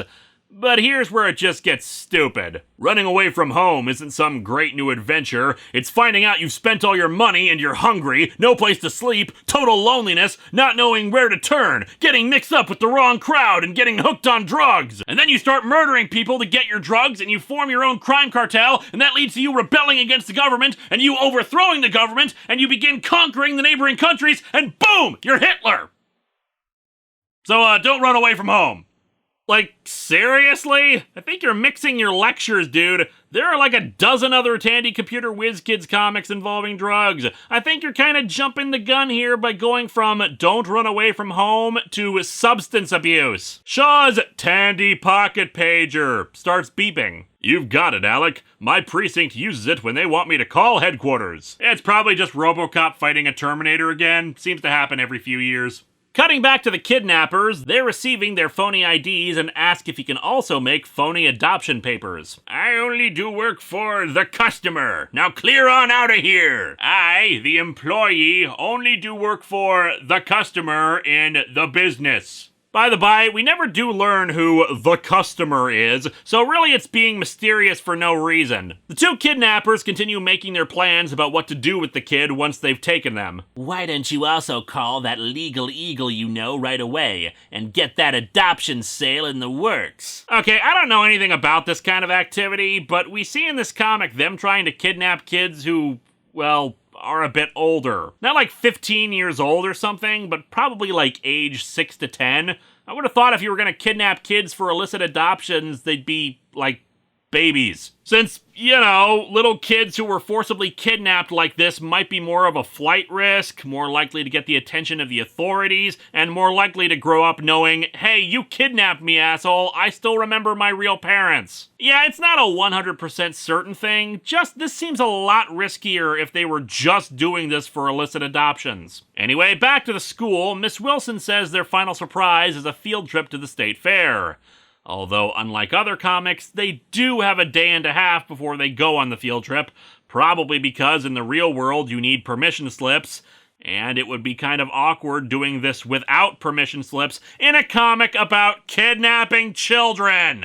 Oh, but don't think we're gonna let the kids get away without some form of forced labor on them, as Miss Wilson has volunteered Alec and Shanna to set up an exhibit on their two Tandy computers in the science building. Miss Wilson, does this school make the damn things? Shouldn't the actual Tandy Corporation be responsible for that? Of course, that means you two will have to get to the fair early in the morning. Ready to work! Wow! Will we? These poor children. Look how forced those smiles are. They truly are broken and completely subsumed by the Tandy hive mind at this point. The next morning, the two arrive at the fair and meet Miss Fenton, the science tour guide for the fair. Shanna, I understand that you and Alec are going to also demonstrate your school's computers. That's right, Miss Fenton, and we hope that our school wins a blue ribbon. We've been corn-feeding these computers for weeks. You and Alec sound like real achievers, and that's great, Shanna. If we study hard now, we'll be able to get better jobs later. When I grow up, I want to be in a Kieran Gillen comic. The class heads to the fair. Just look at how happy Shanna is, boy howdy. And they spot reporter Judy Baker also there. She's apparently working on some secret assignment, but there aren't any leads on it right now, so for the moment, she's covering the fair's opening.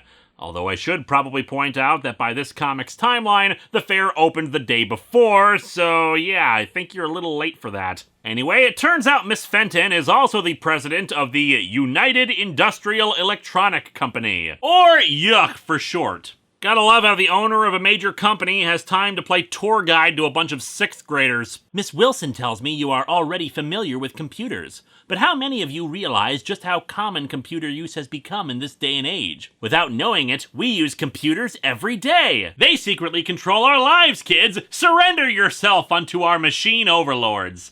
So, yet again, the history of computers is laid out for us, and I so do not care. Instead, let's skip over to Shanna showing off the school's exhibit. First, Alec will show you how to set up a T-1000. Oh, neat. So this does have the Whiz Kids fighting the Terminator. Think I'll run down to the vending machine in the lobby and pick up a drink while Alec talks. Better get comfy with something to drink. This is gonna take forever. So while Alec gives his demonstration, Shanna spots the two kidnappers in the area near the vending machine. That man!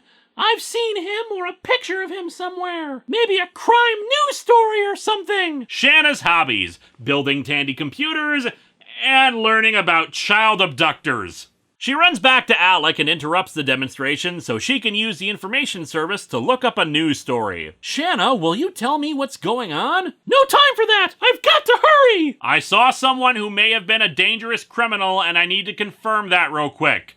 Really not that hard to say while setting down a phone on a coupler. Sorry, Miss Fenton. Shanna has to make an emergency information access on the computer. Oh, in that case, we'd better move on and check back later. Yeah, because it's best to let small children screw around with your equipment when you're trying to give a demonstration and you don't know their motives. Nothing bad could happen there. Judy Baker comes over upon hearing about the emergency, just as Shanna brings up the info that the guy she saw was Scarface Jack Williams, who evaded police after an attempted kidnapping. Judy's on it. I'd better use my RS cellular phone to call the state fair office and have them locate Detective Shaw and ask him to report to this exhibit right away. Oh sure, the computer gets credit for foiling the kidnapper, but not the cell phone? So biased. And by the way, behold this window into the past when cutting-edge cell phone technology required a purse-sized device with a handle and it was still attached with a wire. Anyone who says we're not living in the future needs to take a look at this thing. I mean, hell, in this panel the thing looks like a Starfleet med kit. Gee, Miss Baker, that's a swell cellular phone. We haven't seen you with it before. You can tell I'm so excited about it based on my glaring expression. They tell Detective Shaw about Williams' appearance, and he informs the other cops at the fair to look out for him. Another thing, I'd better call headquarters and have them put out an APB on Williams in case he escapes us here. May I use your RS cellular phone, Miss Baker? He uses it. Thanks for the use of the phone. It's quite a convenience. One I could use myself. Take note, law enforcement officials. Carry around a huge brick of a phone, or child abductors will make their escape. Shanna, I need you to come with me to take a fast tour of the fair buildings and grounds, to see if you can spot that Williams. Shanna, I need you to be put in harm's way with me because I don't know how to get a picture of a wanted criminal. Alec, you think you could put a "Be Back Later" sign on your school's exhibit and come with us too? Alec, I'm putting you in harm's way because, well, I never really liked your stupid face. They spot Venita talking to a little girl, identifying her as the one who was with Williams, who is sitting in a nearby unmarked van, and Shaw quickly springs into action. Venita, being a stupid sort, just grabs the kid and holds her up. I'm beginning to suspect there's another reason you guys are so terrible at this whole child abduction thing. I mean, she's not even trying to gag the kid to prevent her from screaming. Williams sees the cops and hauls ass out of there, leaving Venita just holding the kid. The cops, of course, nab her while Shaw gives chase in a conveniently arrived cop car. Wow, what excitement! Yeah, I'm glad the kid is safe. And now we've got to get back to our exhibit. Wow, we just almost witnessed a child being kidnapped for whatever horrible reason. Well, back to the computer crap. In the chase, Williams overturns the van and starts running off. Shaw pursues on foot, and what happens is weird. Williams says that they'll never get him alive, and he aims his gun back at Shaw while running, but in the next panel, he's shooting into the air while Shaw trips or something, and then in the last panel, Williams is in handcuffs and being arrested by Shaw. What the hell happened? How did Shaw tripping cause Williams to get arrested? Why was he shooting in the air for no reason? How did we get here? Space is warped and time is bendable. The Whiz kids meet up with Judy Baker again, who says the two are going to be on the front page of the paper for their help. Detective Shaw gave me all the details. How you helped keep a little girl from becoming a little missing girl. Why is missing girl in quotation marks as if she was being sarcastic? Don't worry guys, this comic isn't bad, it's just missing quality. Anyway, back to the demonstration. After dialing the information service, you place the phone on acoustic coupler. That's great, Shanna. Why is this still happening? Like, we just caught a pair of child abductors. Who's even thinking about computers? Shouldn't this have been earlier? But no, this page is about Shanna explaining computer stuff like databases. Then the next page is Shanna being presented with a blue ribbon for using the computer demonstration to show how they caught the abductors. In using their exhibit computer to access news information that played a major role in preventing a little girl from becoming a missing child. Missing child is not some technical term that you need to put in quotation marks. Why do you keep doing that? Well, it's time to take down our exhibit for this year. I'm kind of sorry, the state fair is over. Wait, the only thing keeping the state fair running was your asinine computer demonstration for one class? Did anyone get any Dippin' Dots? This is all you people did today! Later, Holy crap! What the hell is going on with the artwork? Was the exhibit hall in a carnival funhouse? What's going on with the doors and the angles? I already used the Spaces Warped clip, but damn, would it work here too? The computer of Dr. Caligari. But yeah, they run into Shaw and Miss Baker again. The mayor of Coast City is going to invite you and Alec, along with your teacher, Miss Wilson, and classmates to attend a special ceremony during the city council meeting next week. To present a certificate of appreciation to you and Alec. For crying out loud, would you stop showering them with awards and trophies? This is not interesting! Be more interesting, damn it! Look, all the props for spotting the dude, but that's all they did! Looking up a news article does not deserve this many accolades! And even if it did, we shouldn't have additional pages where characters stand around talking about how they're gonna get awards for it! The comic is over! Just end! Oh, but we've still got 2 more pages talking about how super duper incredible maxi extreme ultra special these 2 morons are. The hell, Alec didn't even do anything this time, but he's getting equal credit. Anyway, yeah, the other kids heap praise on them, and then the principal shows up. First, I want to congratulate your class, Miss Wilson, and especially Shanna and Alec for the excellent showing of the school's computer exhibit at the state fair this year. Several members of the school board were so impressed, they are authorizing a subscription to an information service for our library computer section to make an electronic encyclopedia available to students. That's it.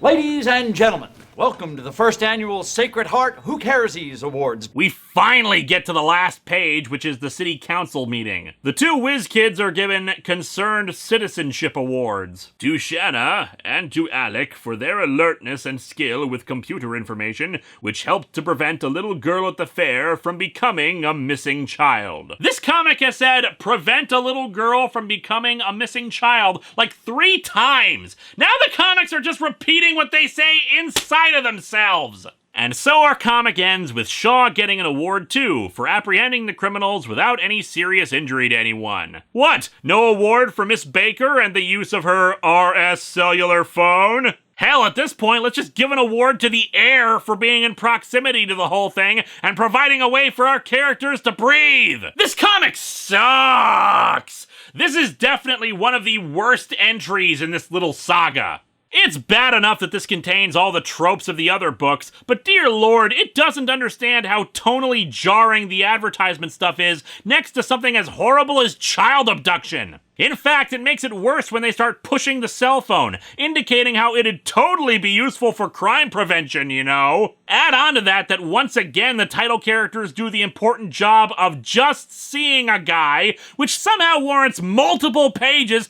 after the actual plot has resolved to shower them in unearned praise. The plot is boring, the characters are lifeless, and it seems to think that what we really wanted to see was 2 dopey-eyed kids yakking about technology they would never normally care about before being told, oh, by the way, our school is getting a database. Not that that will mean anything. This series can kiss my ass, and I can't wait for us to finally be done with it. Speaking of crappy series we can't wait to finish up, next time it's another issue of Ultimate Power. We'll see if it's somehow dumber than this.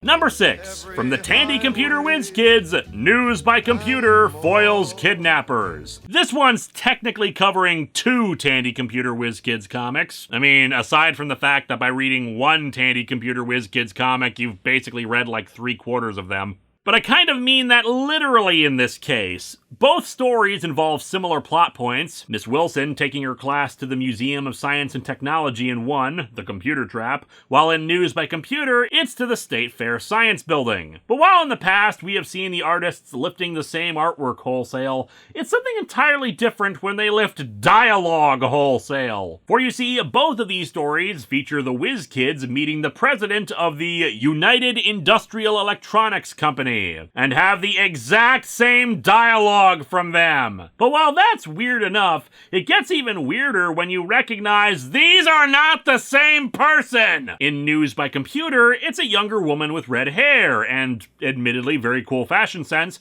but in the Computer Trap, it's a bald old man, which suggests the possibility that instead of a time loop like I've been thinking is the problem with this series, we're actually looking at a series of parallel universes. Some of the Whiz Kids comics have connective tissue, but others, like these two, are clearly from different dimensions. Although it could still be a time loop, like somebody is changing the timeline each time and causing alterations like the different presidents. And don't discount that possibility so quickly. After all, notice how the DC superheroes stopped appearing after a while in these books?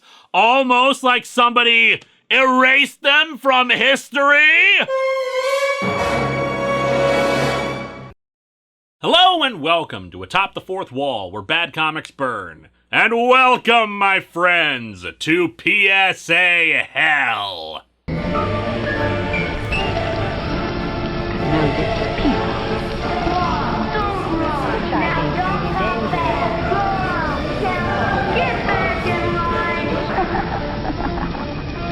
I mean, that's kind of to be expected with the Tandy Computer Whiz Kids, but with the title of this one, you can tell what the deal is.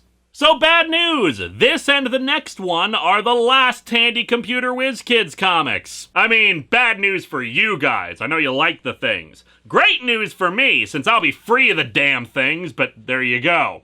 But here's the good news about this one and the last one. The Tandy Computer Whiz Kids comics had a few different writers on them. Paul Kupperberg, William Palmer, and 2 of the DC crossovers being written by Cary Bates. But these 2 were written by Mike Pawlowski. The reason why that's good news is because Mike Pawlowski co-wrote the A Deadly Choice Whiz Kids issue. And while that one was really, really bad and forced me to have a combine harvester freak out after not having one for so long, I've got to admit, it was different. It actually had a unique plot, stakes for the characters, and wasn't just the kids going to a damn fair or tangentially aiding Superman and then being awarded the key to the city or something. So let's dig into the Tandy Computer Whiz Kids safeguarding the environment and see if this one is any different. Or if it's the same as all the other children of the damned we've come to expect.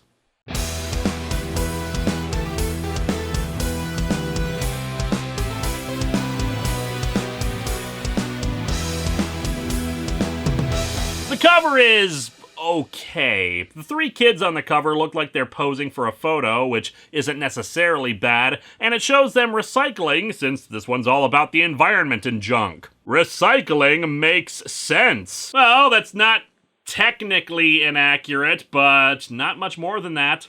Behold the power of the Tandy 1000. It can make text appear on screen. And geez, I hope they're not implying that you'll be able to afford that camera if you recycle enough. Anyway, we open at a spot in the woods where a guy is dumping his garbage truck full of, well, garbage into it. Americans collectively generate 160 million tons of solid waste per year, and half of all present landfills will be filled to capacity by the year 2000. I mean, considering we have quite a few less landfills nowadays than we did back in the 80s because of changing laws and the creation of larger individual landfills versus lots of smaller ones, that's technically true, although not in the sense they meant.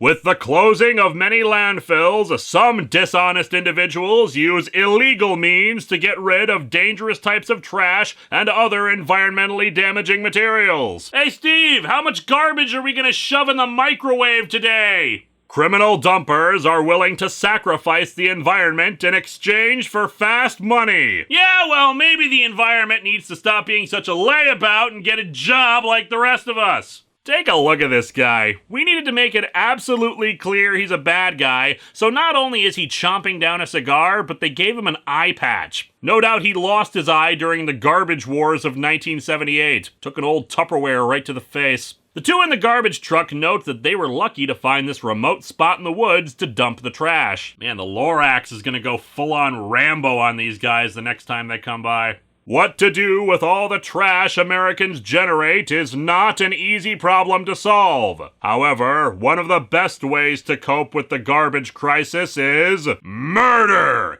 No, wait. No, of course, it's to recycle. To safeguard our environment, we must all recycle as much as possible. What's that? You haven't finished drinking your soda? Too bad! We need to recycle as much as possible! Toss it in the bin! You, toddler! Why aren't you recycling right now? Get to it! So here's your proof that Pulowski actually wrote the comics differently. We cut to Alec and Shanna, and they're not sitting in class talking about summer vacation! Hallelujah! We did it, guys! We finally broke the time loop! Now, if only this comic actually had interesting things in it! Anyway, Alec and Shanna are sorting through their garbage to separate out their recycling when another kid, Jack, skateboards up to them. You're sure going to a lot of trouble just for garbage. Hey, don't discount sorting garbage as a career path. I do it every week on this show. You're wrong, Jack. Recycling isn't much trouble at all. In fact, we kind of enjoy it. In case you hadn't noticed, Jack, we're really kind of lame. Recycling not only saves space in landfills, but it saves energy, too. Hey, did you know that a lot of landfills actually get converted into methane power plants? No joke there, I just find that awesome. Also, we're not running out of space for landfills. This comic is definitely one of, if not the most PSA-y of all the Tandy Computer Whiz Kids comics. A lot of it is devoted to details about recycling and how bad pollution can be and yada yada. Did you know the energy saved by recycling just one glass bottle will light a 100-watt light bulb for 4 hours? Wow! I sure hope glass soda bottles don't fall out of favor or that we switch over to more energy-efficient compact fluorescent bulbs. Also, not sure how accurate that figure is, or how useful it is given the energy needed for the recycling process. Anyway, Jack is sold on this whole recycling thing and asks how he can get started. And they list off the various steps necessary for that. Removing caps, corks, and rings, rinsing out the bottles, separating them all by color, etc. Gee, I never realized recycling cans and bottles was so easy. Yeah, it's so easy, especially when you have to do it several times for just the single trash load and, then do it again for the next trash load and the next and the next and... Americans throw out 28 billion bottles a year. Bottles make up 8% of all solid waste in the United States. Okay, not that I disbelieve that, but I prefer they have at least some kind of citation for these figures. Just saying, I'd prefer to check the sources on these things to confirm or verify their authenticity. Just FYI, people, unrecycled comic books murder 3 billion people per day. He asks why aluminum cans get separated out, and they mention how you can make money with them. Collecting aluminum cans and selling them to a scrap dealer is very profitable. No, it isn't. Alex shows Jack on his Tandy 1000 computer, available at Radio Shack, how much money they've made so far that year recycling aluminum cans. Holy smoke! That's a lot of extra cash! A whole $1! Wow! Yeah, see, aluminum recycling and getting money for that is a thing, but the thing about aluminum prices is that it shifts around, and one day might be worth more than the next. And even then, the prices are based on per pound of aluminum cans. According to my Google searches on it, it's about 32 cans per pound. Depending on the going price of aluminum, that could basically mean that your cans are worth no more than 2 cents each. Now, that is different depending on the state, since some states have bottle bill laws that put a minimum price on recyclable materials like aluminum cans to make them worth 5 or 10 cents each, which is considerably better for making money, but not every state has that. Point is, when Alec mentions that some companies earn $2 to $3 million a day recycling aluminum cans, I really want to see where they're getting that data from, since that means these companies are recycling at least 1 million cans, and I'd like to know where the hell they got that money, or why they're drinking that much soda. But hey, Shanna's got the answer there, that there are plenty of aluminum cans to recycle. An average American uses about 1,500 cans a year. Which, holy crap, guys, I thought I was an outlier here, since I drink a lot of pop. I try to limit it to no more than 3 per day, if even that much. But if the average American uses about 1,500 cans per year, that's at least 4 per day. The fact that we don't all have osteoporosis is a friggin' miracle. Jack suggests that they ask the school to start a recycling program because they're studying the environment in class. Look, as long as it's not something you decided to do over the summer break, I'm all for it. Later, Miss Wilson, in her 5th regeneration, puts the recycling program idea to a vote, while Alec prepares to turn Jack into a rictus-locked mannequin like himself. After it passes the vote, they take suggestions for ways they can recycle. Alec, still locked into his hideous robotic visage, says this: "We can save old computers and school papers, Mrs. Wilson." Good idea, Alec. I'm sure computer technology will never advance past the Tandy 1000 color computer anyway. I mean, we've plateaued there for at least the next 20 years. And wait, Mrs. Wilson? Did she get married at some point? One particular suggestion is making a fact sheet about warning families about objects that can't be recycled. Styrofoam containers, for instance. One kid asks what's so bad about styrofoam. Styrofoam is permanent garbage that never breaks down.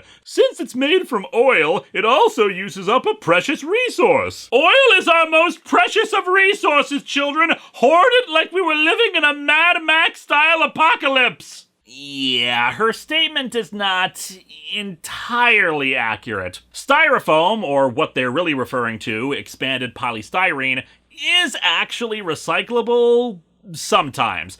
Basically, there are different kinds of it that can be, and we'll usually have the number 6 and the recycling symbol somewhere on that styrofoam to indicate it can be. Like with other plastics, it unfortunately can't be fully recycled, but can be melted down and converted into other materials. The problem is that a lot of recycling facilities won't take it because the process is fairly expensive. But this is a PSA comic that's really about shilling Radio Shack products, so we don't really have time for nuance in our explanations, instead pointing out that discarded styrofoam often ends up floating in the ocean where it's eaten by creatures like turtles who mistake it for food. Or it ends up taking up landfill space where it won't decompose, but whatever, just call the turtles idiots. That works too. The styrofoam clogs the turtle's digestive system, and it later dies. Gee, that's awful. I'm never using styrofoam again. Me neither. I think we should all avoid styrofoam products whenever possible. Well, gee, guys, this computer case I just bought, came in styrofoam to protect it. Burn him! Burn the heretic! This leads them to the idea of cleaning up a nearby waterway, specifically Tadpole Creek. Unfortunately, due to some poor map reading skills, the kids instead end up in the middle of Alligator Swamp. Tadpole Creek has apparently been a polluted hellhole for years. If we could show everyone what a mess Tadpole Creek is and how we cleaned it up, maybe people wouldn't pollute it again. Oh, you sweet, naive summer child.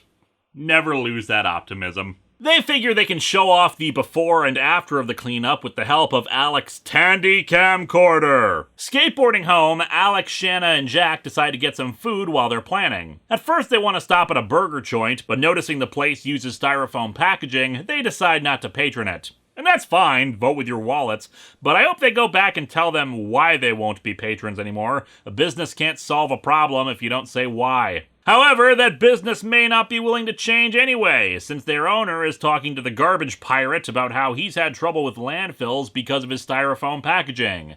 And all I'm thinking of is, wait, how do the garbage men even know? Don't you put your waste in bags? Are they searching the bags before they take them away? Also, another reason why people may not be going into your business is because you let people smoke inside. Anyway, after he makes a deal with the unscrupulous garbage men, we cut to Tadpole Creek, where the class is assembled to begin cleaning the place up. They take some shots of how bad the place is. When people see this tape, maybe they'll think twice about littering in the future. If they were perfectly fine littering there in person when it looks this bad, what makes you think them seeing it on videotape will change their disposition?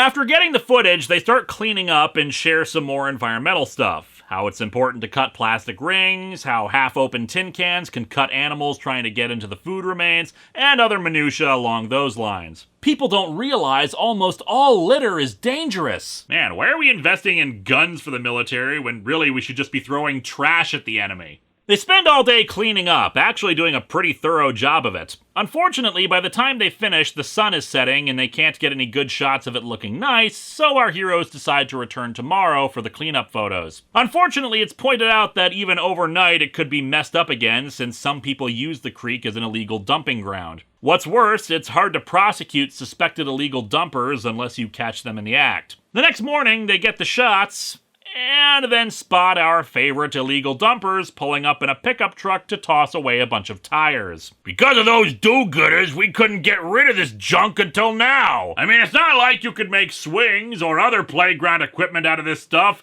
Tires have no other function when they need to be discarded and are just junk. Before anyone comments, yes, tires actually do cause problems for landfills because of trapped water attracting animals, or the tires trapping methane with a risk of a fire. I'm just saying there are options other than toss them in the river like these idiots. The other guy asks why they didn't just take the tires to their main dump site. I wouldn't jeopardize anyone finding the other site by trucking in small stuff. Instead, we'll only make large shipments that are louder, take longer to dump, and certainly won't attract attention as the pile gets bigger. They drive off before the kids can get their license plate number, and the camera was out of power before they could film them in the act. However, since they mentioned they'll be making another drop the next day, the kids decide to search for the site themselves so they can film them in the act. They follow the stream and find a spring that feeds into the creek with pollution in it. Those are signs of oil leaking out of the ground and pollutants. That means Tadpole Creek is being slowly poisoned. I'd worry about where you're standing first. That tree is clearly becoming some kind of mutation. And indeed, they follow the trail until they find the dumping site. Look at this! Styrofoam! Plastics! We've got to stop these criminals! Oh hey, so this is the origin story for the non-2099 version of Ravage. They plan to come back tomorrow for their stakeout. What upsets me so much is illegal dumpers don't just commit crimes against a community or its people, their crime is against the entire planet. The two illegal dumpers would soon find themselves in front of the International Criminal Court. Here's a crime. There are 6 soda cans still in the plastic rings. What the hell? Is this a result of one of those college party things where you try to drink 6 beers at once and just pour it all over your face? The next morning, the kids arrive and find a good hiding space, camping out there with a picnic and fully charged camera batteries, as well as Alex sitting down with a good old Archie comic to keep himself entertained. No doubt this is where Shanna developed her teen crush on Archie. They soon spot the dumpers arriving and film them. At this rate, I'll be a rich man before anyone even suspects there's an illegal dump back here. Man, who knew there was so much money in just dumping garbage in the woods? The kids get close-up shots of the two as well, including this one where the eye patch guy is... Wait, that hand gesture. It's the be seeing you thing from The Prisoner! Oh my god, kids! These guys are involved with the village! Capture them! We need to rescue Patrick McGowan! After the two leave, the kids decide to head home and show their parents the video so they can call the cops. This is continuing on that continuity point from A Deadly Choice where we discovered that the two are siblings. What's more, apparently someone at Archie knew I, or someone else in the future, would criticize the hair color thing of the family in A Deadly Choice, since this time their dad is as blonde as Alec is. Anyway, the cops soon make their way to the illegal dumpers and arrest them. One cop starts giving their rights, but the arresting officer interrupts that. You're the one who made a mistake by operating an illegal dump on public land. Oh no, they found the dump, boss! That's right. We have more than enough evidence to convict both of you and to close down this dumping operation forever. Well, not after you interrupted that officer reading them their rights. Now they're gonna get off on a technicality. And so our comic ends with our heroes enjoying the creek. Jack takes out a bit of gum and tosses the wrapper on the ground. Tadpole Creek will stay clean only if we stop pollution. At all levels. Yikes, I didn't realize what I was doing. Sorry about that. Don't worry, Jack. We'll make sure your death is painless. This comic, believe it or not, is actually okay. Yeah, it's not that bad. I mean, it's not good by any stretch of the imagination. It's dull and preachy, and the villain is ridiculous in his presentation. But honestly, compared to most of the other Tandy Computer Whiz Kids comics, this one is perfectly serviceable. The artwork isn't terrible, the kids are actually driving the plot, and the situation and how it's resolved are reasonable and sound. Its biggest sin is just that it's not in the slightest bit interesting. Say what you will about the DC crossovers, but while it was ludicrous that they were stopping supervillains with the power of very basic computers, it was insane enough to keep you engaged. The weirder thing was that this one and A Deadly Choice both focused more on the Tandy cameras being involved in the resolution, usually videotaping criminals in the act, as opposed to the computers really being the method of victory. But our heroes aren't unlikable, and it isn't a complete retread like half the Tandy Computer Whiz Kids comics are. Next time, we end out the month with something that has decidedly more powerhouse excitement than the Whiz Kids. Mr. T and the T-Force. Hello and welcome to Atop the Fourth Wall, where bad comics burn. You know, sometimes it's hard to say goodbye to the things we love. Things that hold a special place in your heart after knowing them for so long. Fortunately, I don't have to do that today, because this is the final Tandy Computer Whiz Kids comic, and I'm celebrating that! Yes, it's been quite a ride. Fit to Win, the computer masters of Metropolis, the computers that saved Metropolis, the answer to a riddle, A Deadly Choice, the computer that said no to drugs, the computer trap, victory by computer, news by computer foils kidnappers, and safeguarding the environment. My favorite was the one that had computers in it. It has led us all to this, the final Tandy Computer Whiz Kids comic. Chronologically, the final one published was the one I covered last year, Safeguarding the Environment, but I never really did these in any kind of order before. Hell, Fit to Win is arguably the worst one of the bunch, and I covered that first. But why did I save this one for last? Well, because it's so big! Yeah, I always looked at this one and thought, wow, this one must be extra long! There are like 60 plus pages in here! This could be the longest Tandy Computer Whiz Kids comic I've ever covered! Yeah, no, actually. Only about 26 pages of the comic are the Whiz Kids part.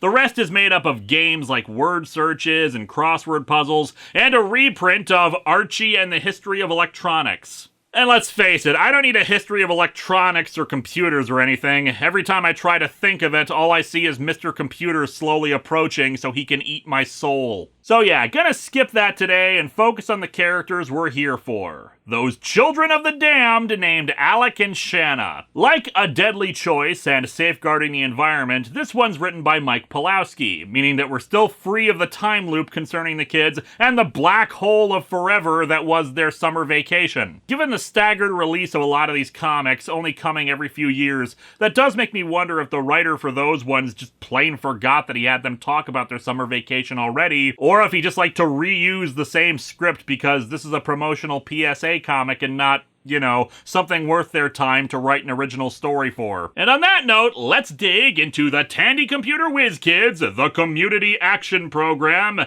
and welcome, my friends, to PSA Hell.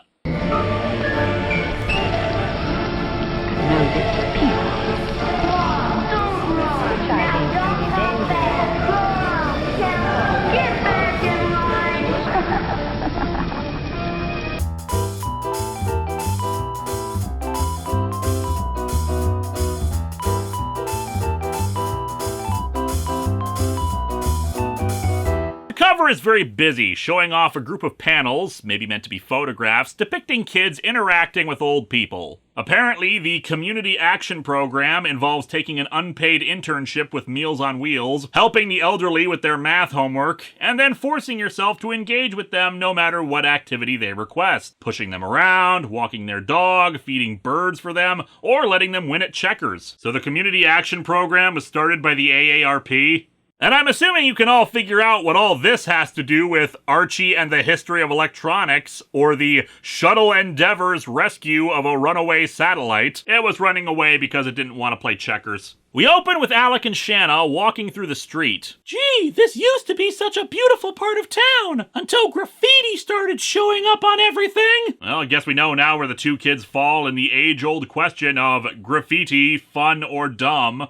I know, Shanna. I guess people don't realize graffiti is a type of pollution. Yeah, you say that while walking past piles and piles of litter all around you. Like, seriously, regardless of how you feel about graffiti, some artwork on a wall is the least of the problems shown on this street. Some people claim graffiti is an art form, but I think it's an ugly eyesore. And my opinion matters more than theirs. I agree. There are better ways for people to express their artistic talents than by creating graffiti. Maybe if they did their painting on a Tandy 1000, they'd get real respect as artists. The two are heading to their friend Zeke Braxton to drop off some books for him since he's been missing a lot of school. They found some art he's done in the books, obviously drawn on separate paper of course, lest we think he was graffitiing his books or anything. Anyway, they spot a guy mugging an old woman and decide to intervene. Hey, take your hands off her, you creep! Huh? This isn't worth the trouble. I'm getting out of here.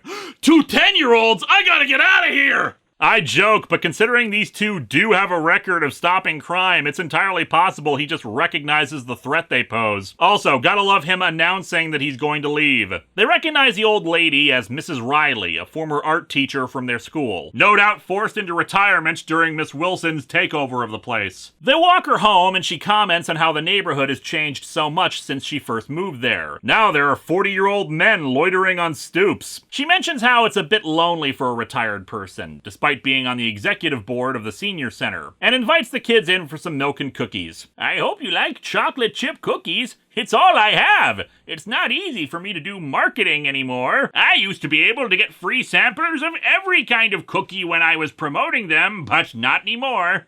I did look this up, and indeed, marketing does have a definition of buying or selling things in a market, but it's just such a weird word to use for this instead of grocery shopping or the like. Anyway, the three discuss the many difficulties her and other seniors have. Not just loneliness, but broken down furniture that needs repairs, no one to help with the groceries, lack of money for food, that sort of thing. The two tell her about how the school has just instituted a community service requirement, and they'll use it to help her out. Mrs. Riley also spots Zeke's artwork. Goodness, these drawings show a lot of promise. This kid's got a real future ahead of him in lewd artwork. A few minutes later, they meet up with Zeke in a playground, hanging out with some other kids who are all holding spray paint cans. Hi Zeke, you're just the person we were looking for, but we thought you were sick. I was sick. Sick of school? Hey, we finally found a realistic kid in these comics. I guess Alec and Shanna couldn't process the idea of a kid who doesn't want to be in school, so they just ignore it and give him his homework. Thanks, but I won't have time to do it. My friends have an art project they need help with. We're gonna break a bunch of Tandy 1000s and turn them into a sculpture.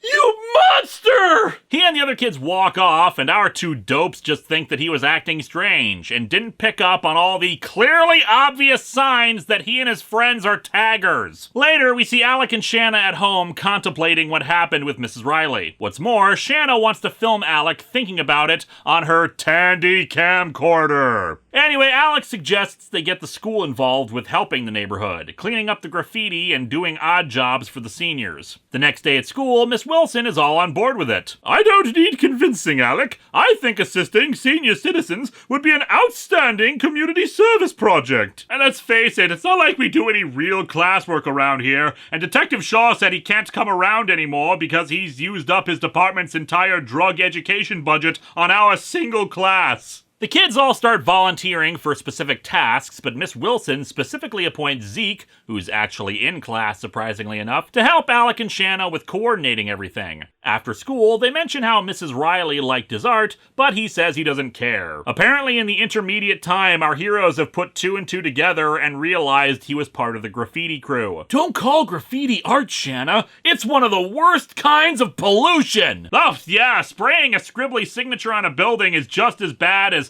toxic waste and pesticide runoff. No way, Alec. Graffiti is art for the masses. It's the way the neighborhood express their feelings and demonstrate their talent. And their feelings and talent created a red cartoony silhouette.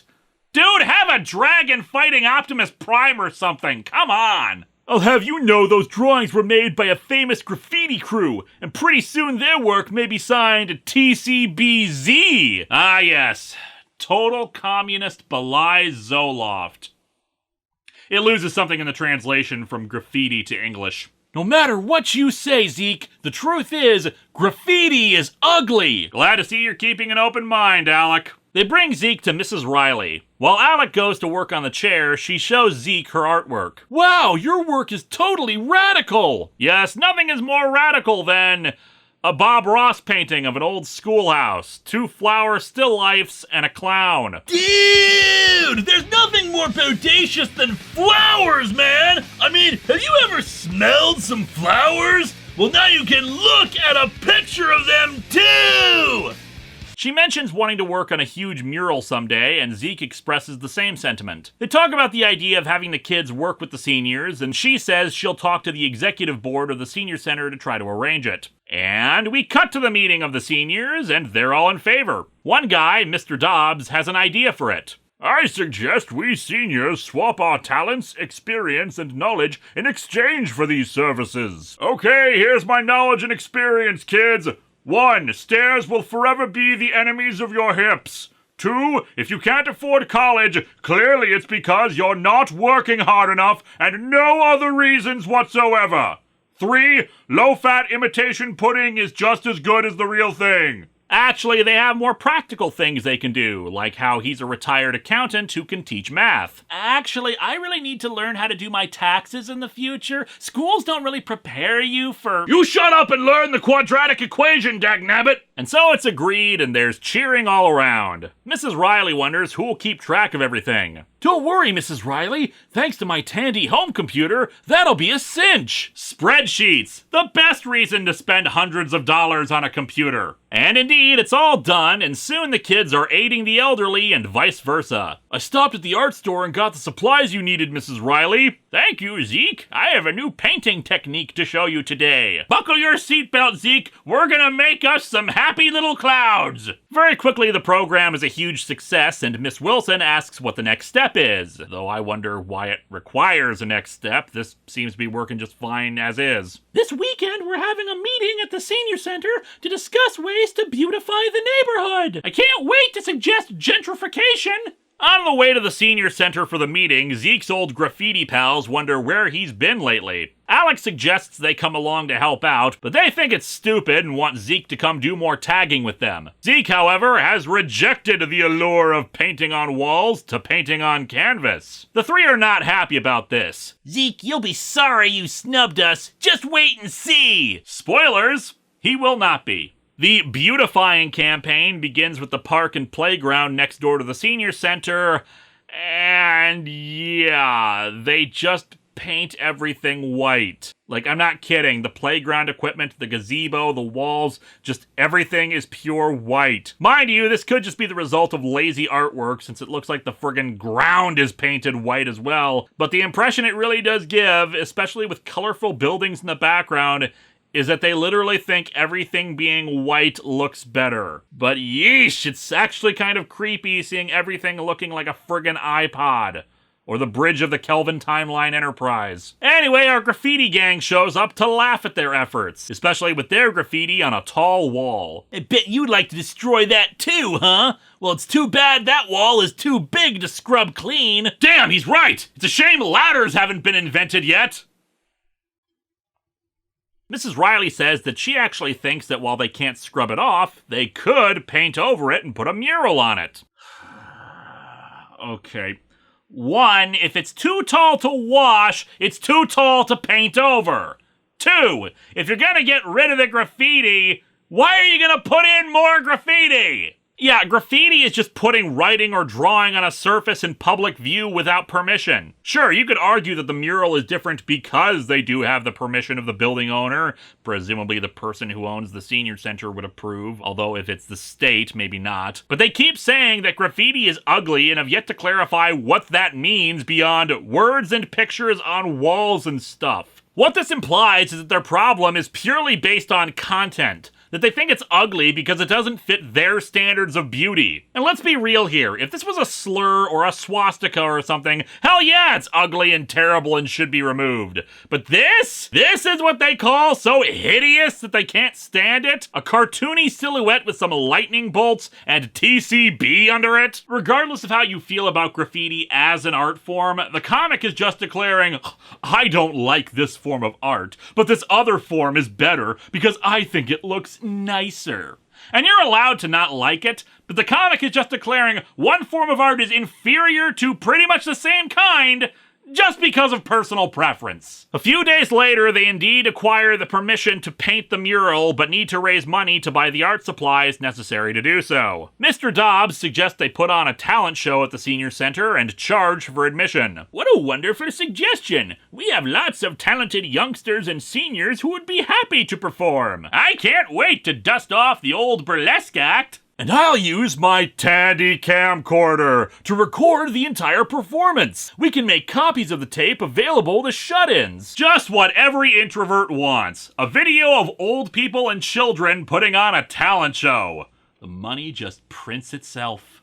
And thus the night of the show, which we see has 3 children dancing on a tiny-ass stage. The show is great! The crowd loves it! And the center is packed with people, as opposed to all the cats that usually inhabit it. Also, great job talking over the footage. I'm sure those shut-ins you'll be selling the tapes to really wanted to hear your commentary, kids. They make the money they need. It's a dream come true. Thanks for letting us use your computer to work out the mural's composition, Alec. We're not going to show you how the Tandy computer helped with that. Just take our word for it. Our expensive computer was essential. Oh, get this. Apparently ladders haven't been invented yet. They're using friggin' scaffolding to paint over the graffiti. I'm glad Linda volunteered to help with the mural. She's almost as good an artist as Zeke is. And she's a hard worker, too. Linda was paid $3 million for her brief cameo in this comic. The mural is finished, and yeah, I can definitely tell this was about just deciding what art they think is nice art versus ugly art, since it's a landscape with deers and birds and flowers and yada yada. Don't get me wrong, it looks fine, would probably make for a legitimately nifty mural, but it's the douchey, smug attitude I take issue with. A few days later, Linda makes a reappearance in the comic. Thanks to her brother being friends with the brother of one of the graffiti gang, she's learned that the gangs plan to paint graffiti over it. You know, Linda was the original 3rd Tandy Computer Whiz kid, but she had to drop out due to a contract dispute. They can't go to the police without evidence, so Zeke comes up with a plan. The next night, the 3 graffiti gang arrives with their spray paint ready, and Zeke confronts them. He says he won't stop them from doing the graffiti, but he is going to videotape them doing it with the Tandy camcorder. The 3 are shaken by this, Zeke calling them out on their hypocrisy, that if they're actually proud of their artwork, it won't matter that they get the credit for it. Listen, this is our neighborhood, Zeke, and graffiti helps make it ours. And yet this was the best you could come up with? Alex suggests that since it is their neighborhood, they should make it a beautiful neighborhood by painting murals instead of graffiti. Yes, only draw nature and happy things. That's the only kind of artistic expression that matter. Since they're going to be making a new mural in a few days, they invite the 3 to join them for that. And apparently that's all it takes to convince them. You made the right choice, Carlos. Now you'll get a chance to show off your artistic ability in a way you can really be proud of. I mean, they were pretty loudly proclaiming how proud they were of their tag beforehand and of how big it was, so... They bring them to Mrs. Riley, who's more than happy to start helping them with art stuff. Why don't we discuss the project over a snack? Now that I have help with my marketing, I have plenty of cookies. That's all she ever makes. She's actually planning on fattening the children up to eat them. And so our comic ends with the completion of the new mural, which is a portrait of the people who made the art walking hand in hand with the sun rising behind them. And yet I notice Alec and Shanna aren't on there. Oh my god! Have Alec and Shanna been ghosts this whole time? Is that why we had the time loop? This mural isn't only a masterpiece, it delivers an important message to everyone who sees it. You're right, Alec. I just hope everyone gets that message. People called Romanes, they go the house.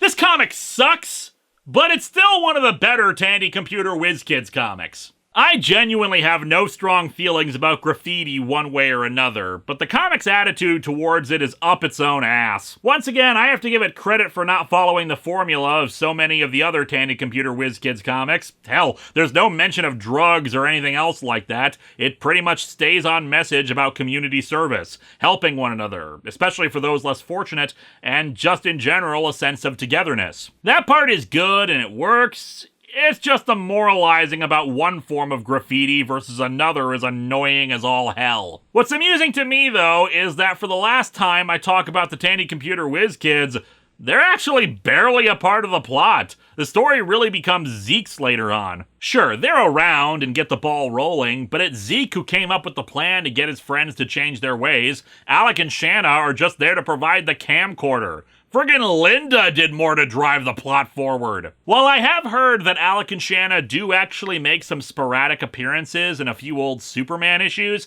I sadly couldn't find any evidence of that. The closest I got was discovering that The Computer Masters of Metropolis has been reprinted multiple times in various DC titles, including Action Comics, Legion of Superheroes, and House of Friggin' Mystery. I mean, I do consider the Tandy Computer Whiz Kids a horror story, but not quite so much that one. Ultimately, I don't quite know what we can really take away from the Tandy Computer Whiz Kids in the end. Question authority, perhaps? Computers won't solve all of life's problems? Don't have elementary or middle school students working a call center to talk about drug addiction? While I have joked about how I'm glad we won't see them again, I must admit, stuff like the Tandy Computer Whiz Kids always made me laugh. From its terrible dialogue, to its occasional copied and pasted artwork, to its literal copied and pasted writing, to its shoehorned in drug PSAs, or its plot-driven recycling PSAs, it puts a smile on my face, and hopefully talking about them the last several years has put one on yours too. Next time, we continue PSA stuff, but with straight-up superhero action as Captain America goes to war on drugs. Hello and welcome to Atop the Fourth Wall, where bad comics burn. Last year, we said farewell to the Tandy Computer Whiz Kids.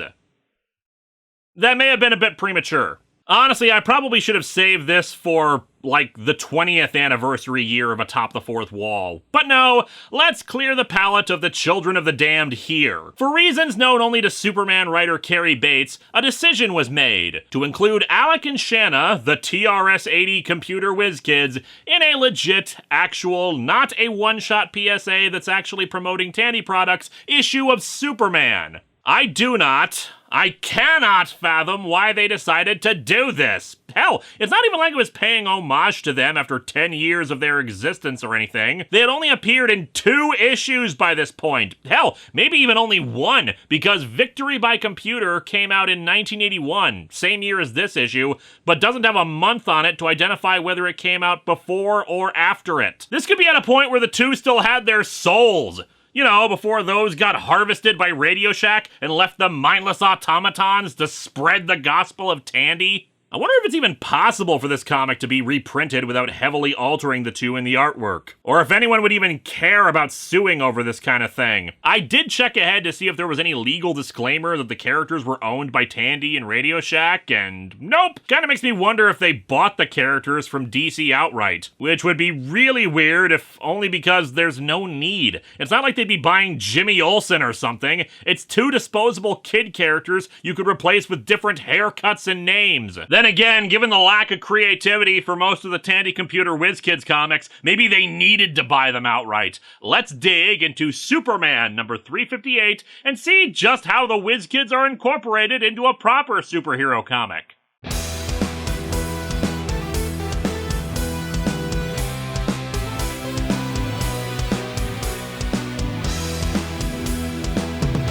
The cover's not terrible, but it's not hugely exciting either. Superman is being blasted by the jolly green orange-faced dude. What's weird is that the artist decided to only have the blast come out of, like, the tip of his index finger. But not in a, I'm pointing at you and sending deadly rays out or anything, but it almost seems like a casual accident. Like, it didn't even occur to him that he had done it. Watch out! If the Man of Steel fails today, Earth won't be here tomorrow! On the plus side, we can sleep in. And thus we learn the identity of this guy who kinda looks like a dandelion. This will teach you not to fool around with Father Nature! Oh, he's just mad because he lost the car in the divorce. There's also a backup story. Extra! Just imagine a day in the life of Bruce Superman Wayne. Superman! His parents are dead! We open with Superman flying around during a rainstorm.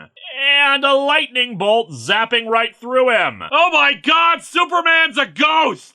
A very familiar teacher is informing us of what's going to happen. Boys and girls, I'm delighted to announce a very distinguished special guest will be coming through our door any moment now. I love how it's this early on, but they've still got the Whiz Kids formula down. He is an old friend of mine from Smallville, but I'm sure you'll all recognize his famous face at a glance. Batman! Who may also be Superman. And holy crap, we're diving deep into Tandy Computer Whiz Kids lore here. Miss Wilson grew up with Clark Kent in Smallville? The kids all presume it's going to be Superman, but nope, it's actually just Clark Kent, to their disappointment. My students don't mean to be rude, Clark. It's just that Superman paid the class a surprise visit several months ago. And now I realize I unwittingly misled them into expecting Superman again instead of you. The important thing for them to realize is that it's a very low chance they'll see another superhero in here again. Hope we didn't hurt your feelings, Mr. Kent. My ambition is to be a TV newswoman one day, like Lana Lang. But not you, though. You suck at it. This was still during that time Galaxy Communications owned the Daily Planet, and Clark Kent got pushed up to TV news, so he's come here with a film strip about the workings of Galaxy Communications. Alec is bored by this, but now I'm beginning to wonder if it's like an Invasion of the Body Snatchers kind of thing, where he's just exhausted from staying awake, and if he falls asleep, he'll be replaced by a pod person. Alec, you're the visual aids expert around here.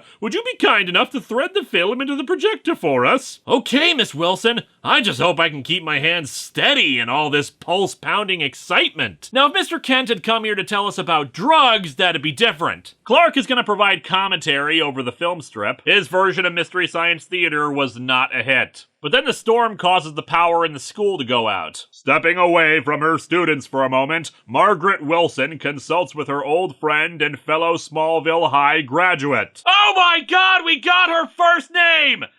Have they ever told us her first name before? Am I making something out of nothing?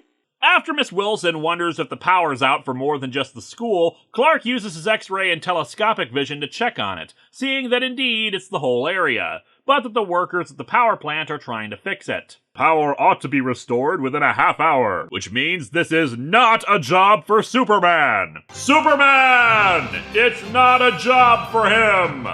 Eek! I'm so scared, Miss Wilson! Some of that lightning's coming awful close, and it's so dark! Hard to believe this is the same girl that would someday take on armed kidnappers, drug dealers, and child traffickers. Since the kids are growing increasingly uneasy by how fierce the storm is, Miss Wilson is concerned. Do you suppose you could find a way to keep them occupied till the lights go back on? I would do it myself as their teacher, but I've gotta be honest, I'm already 3 sheets to the wind thanks to my secret flask. Clark volunteers to tell the kids a story about Superman, since the two are such good friends and all. A story about Superman beats seeing a film about the Daily Planet any day. No offense, Mr. Kent. I'm just saying, print media is probably going the way of that film strip you were gonna show us, so... None taken, Alec. Little punk. Next time I come around here, I'll just have Kara entertain this jackass instead. But as glamorous and exciting as a Man of Steel's life might seem to the rest of us, we often tend to forget the tremendous challenges and responsibilities that go hand in hand with being a Superman. For instance, sometimes Superman has to punch Muhammad Ali. He talks about the time Superman was flying through a storm like this across Colorado, specifically over the Rocky Mountains. Mother Nature couldn't have picked a better time and place to let loose with a cloudburst. This whole area has been parched the past few weeks by an intense heat wave. Oh god, now it's hailing on me! Superman had no inkling then how prophetic his passing thought about Mother Nature would turn out to be. Wait, Mr. Kent, how did you know what Superman was thinking? Superman told me. He was that specific? Look, flying is actually kind of boring after a while. It's easier to remember bits like that. Certainly no jobs for Superman here. I love how this Superman comic keeps telling me about things that he should not be doing. Also, if there's no job for Superman out here, why the hell was he there? However, he suddenly notices a lightning bolt hit a group of pine trees and transform them into weird alien trees. Examining them, he confirms that they're composed of something not native to the galaxy. A figure, the Father Nature from the cover, comes down and announces himself as Kron. He's telepathic, so he's able to scan Superman's mind and knows how to speak English and who he is. Superman wants to know why the hell he's screwing with the trees. I have come not to ravage Kryptonian,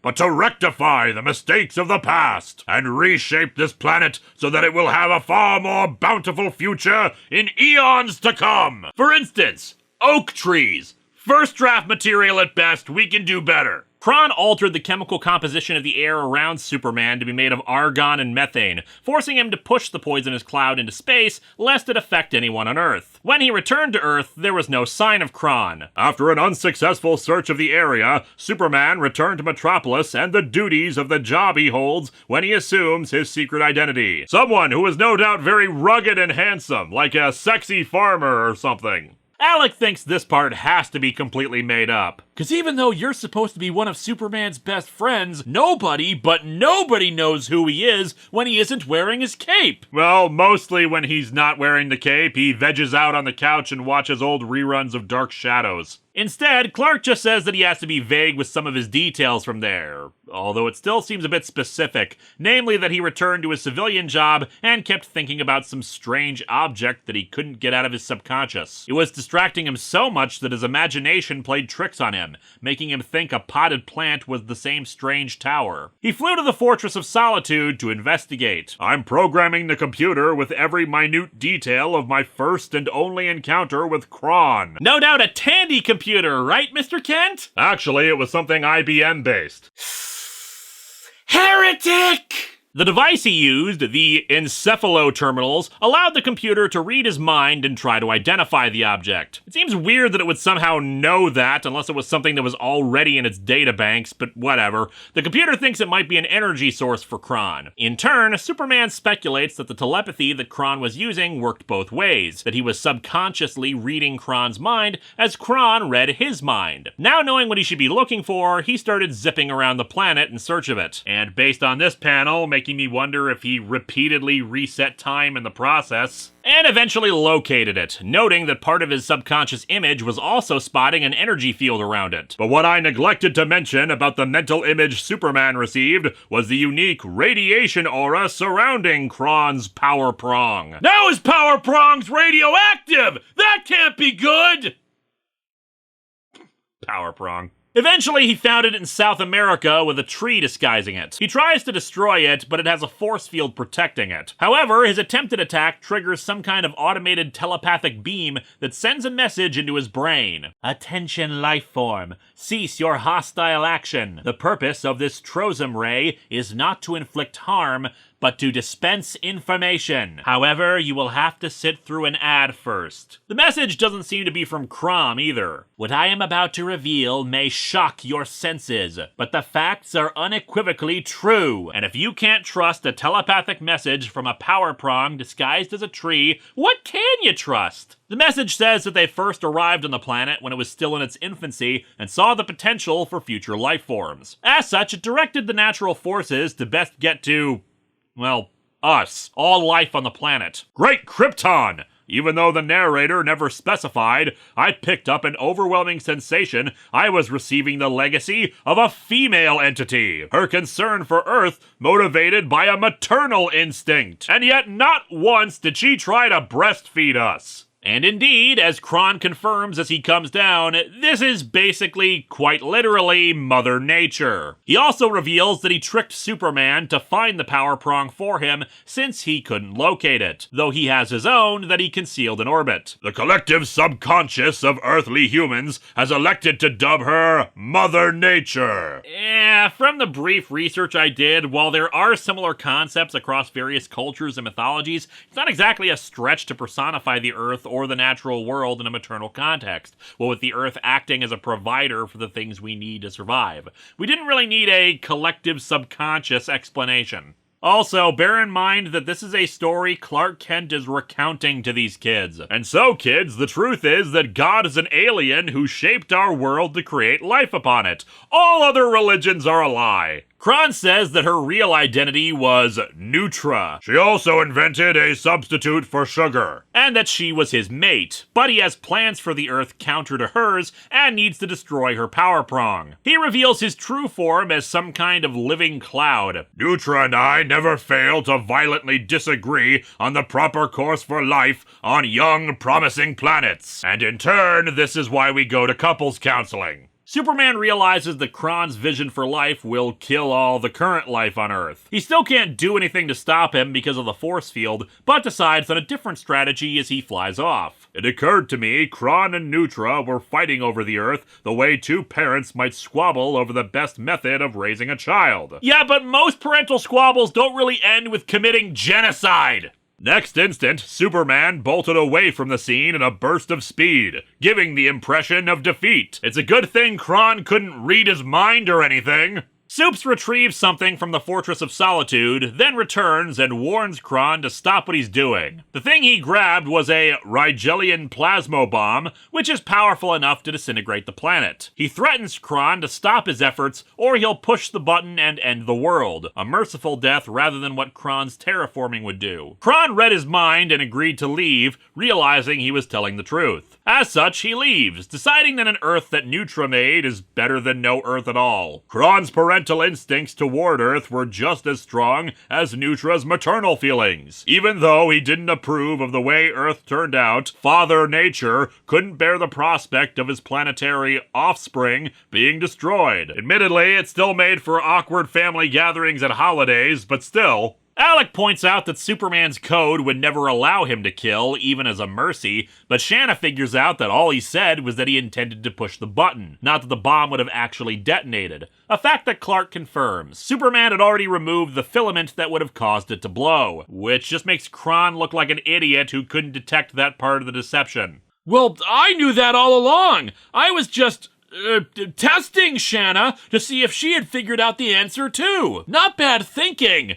For a girl, Alec would retain a heavy resentment for women that would carry into his adulthood when he renamed himself Sir Hubert. And so our story, and our final look at the Whiz Kids, ends with Miss Wilson pointing out that the power is back on, so Clark can get back to talking about journalism instead of how we are all the products of alien beings trying to manipulate our world for their own ends. And then, of course, there's the backup story, a Just Imagine tale where Kal-El's rocket landed near Gotham City and was found by James Gordon. In turn, the baby was brought to Thomas and Martha Wayne. Because that's what cops do when they find a baby, bring it to a rich doctor and his wife to adopt. And I guess regular Bruce wasn't born in this reality, since they named Kal-El Bruce and he soon discovered his powers, still becoming Superman. Barbara Gordon, at a bookstore, reads a magazine about it. Well, Superman is certainly getting a lot of play in the schlocky magazines. Superman having an affair with Doomsday! Are kids on the way? Kal-El, I'm calling him that for simplicity's sake given the names,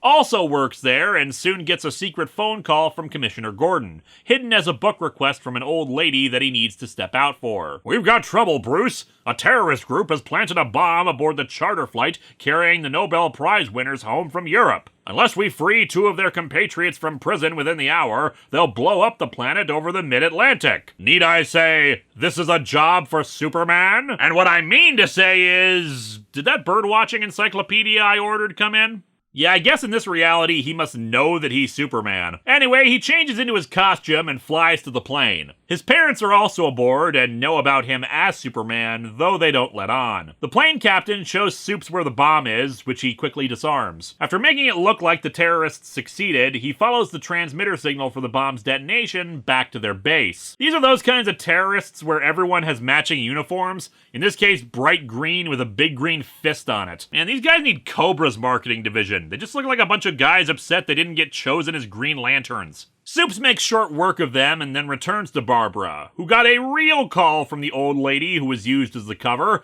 and thus thinks that he's seeing someone else behind her back. However, he's just all, I don't know, maybe she's old and stuff. And that convinces her, so they make out. Coming soon, A Night in the Life of Bruce Superman Wayne, and all the filthy fanficky sex you can crave between Superman and Barbara Gordon.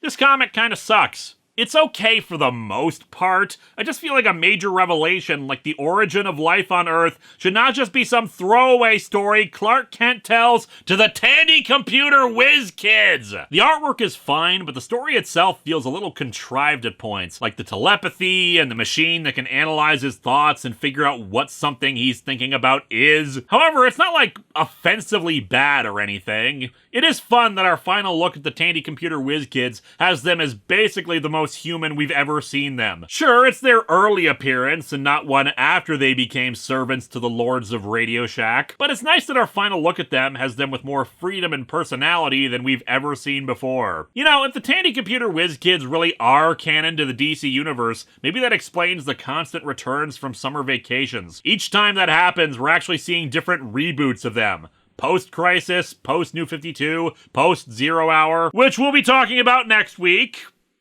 Post-Convergence, the two are robots. But yeah, even as more of a cameo, it feels like a nicer send-off to the two than being side characters in someone else's story about graffiti. As for the backup story, I admit I have not read the other bits in this, but it's pretty unimpressive. Functionally, this version is really no different than regular Superman, except his parents are rich and he's dating Barbara Gordon. Feels like a waste of the concept. If you want to see a proper exploration of the idea of baby Kal-El getting raised by the Waynes, hunt down the Elseworld story called Superman Speeding Bullets. Much better than this. And of course, next time, as I said, we're looking at 0 Hour Crisis in Time as we begin Event Comics Month 3, Crisis of the Secret House.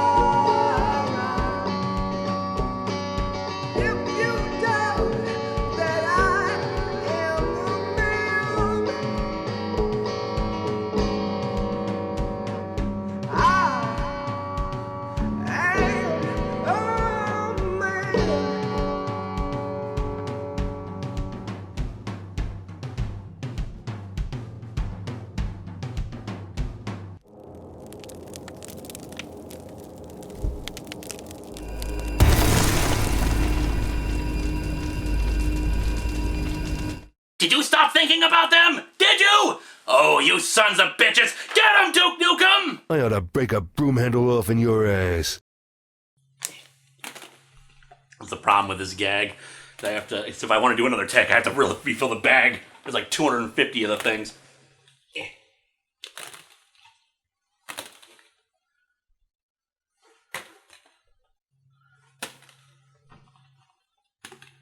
Boy, I sure do have a lot of balls. I actually bought these for like a Dalek cosplay I was going to make. I don't know if I'm still going to do it. I wanted to make it like lightweight and collapsible. They're the wrong size too, and I bought them some ones that are larger. I have 2 sets of balls. It's just milk that joke for all it's worth. It's just like Boner. Everybody loves boners. Boner, boner. This mural isn't only a masterpiece, it delivers an important message to everyone who sees it. You're right, Alec. I just hope everyone gets that message. The message is literally written underneath the artwork. Well, I knew that all along. I was just, testing Shanna to see if she had figured out the answer too. Not bad thinking. For a girl. That's it. I'm gonna frame you for telling someone on a hotline where they can buy drugs. Tandy Computers. In business, for business. Only at Radio Shack.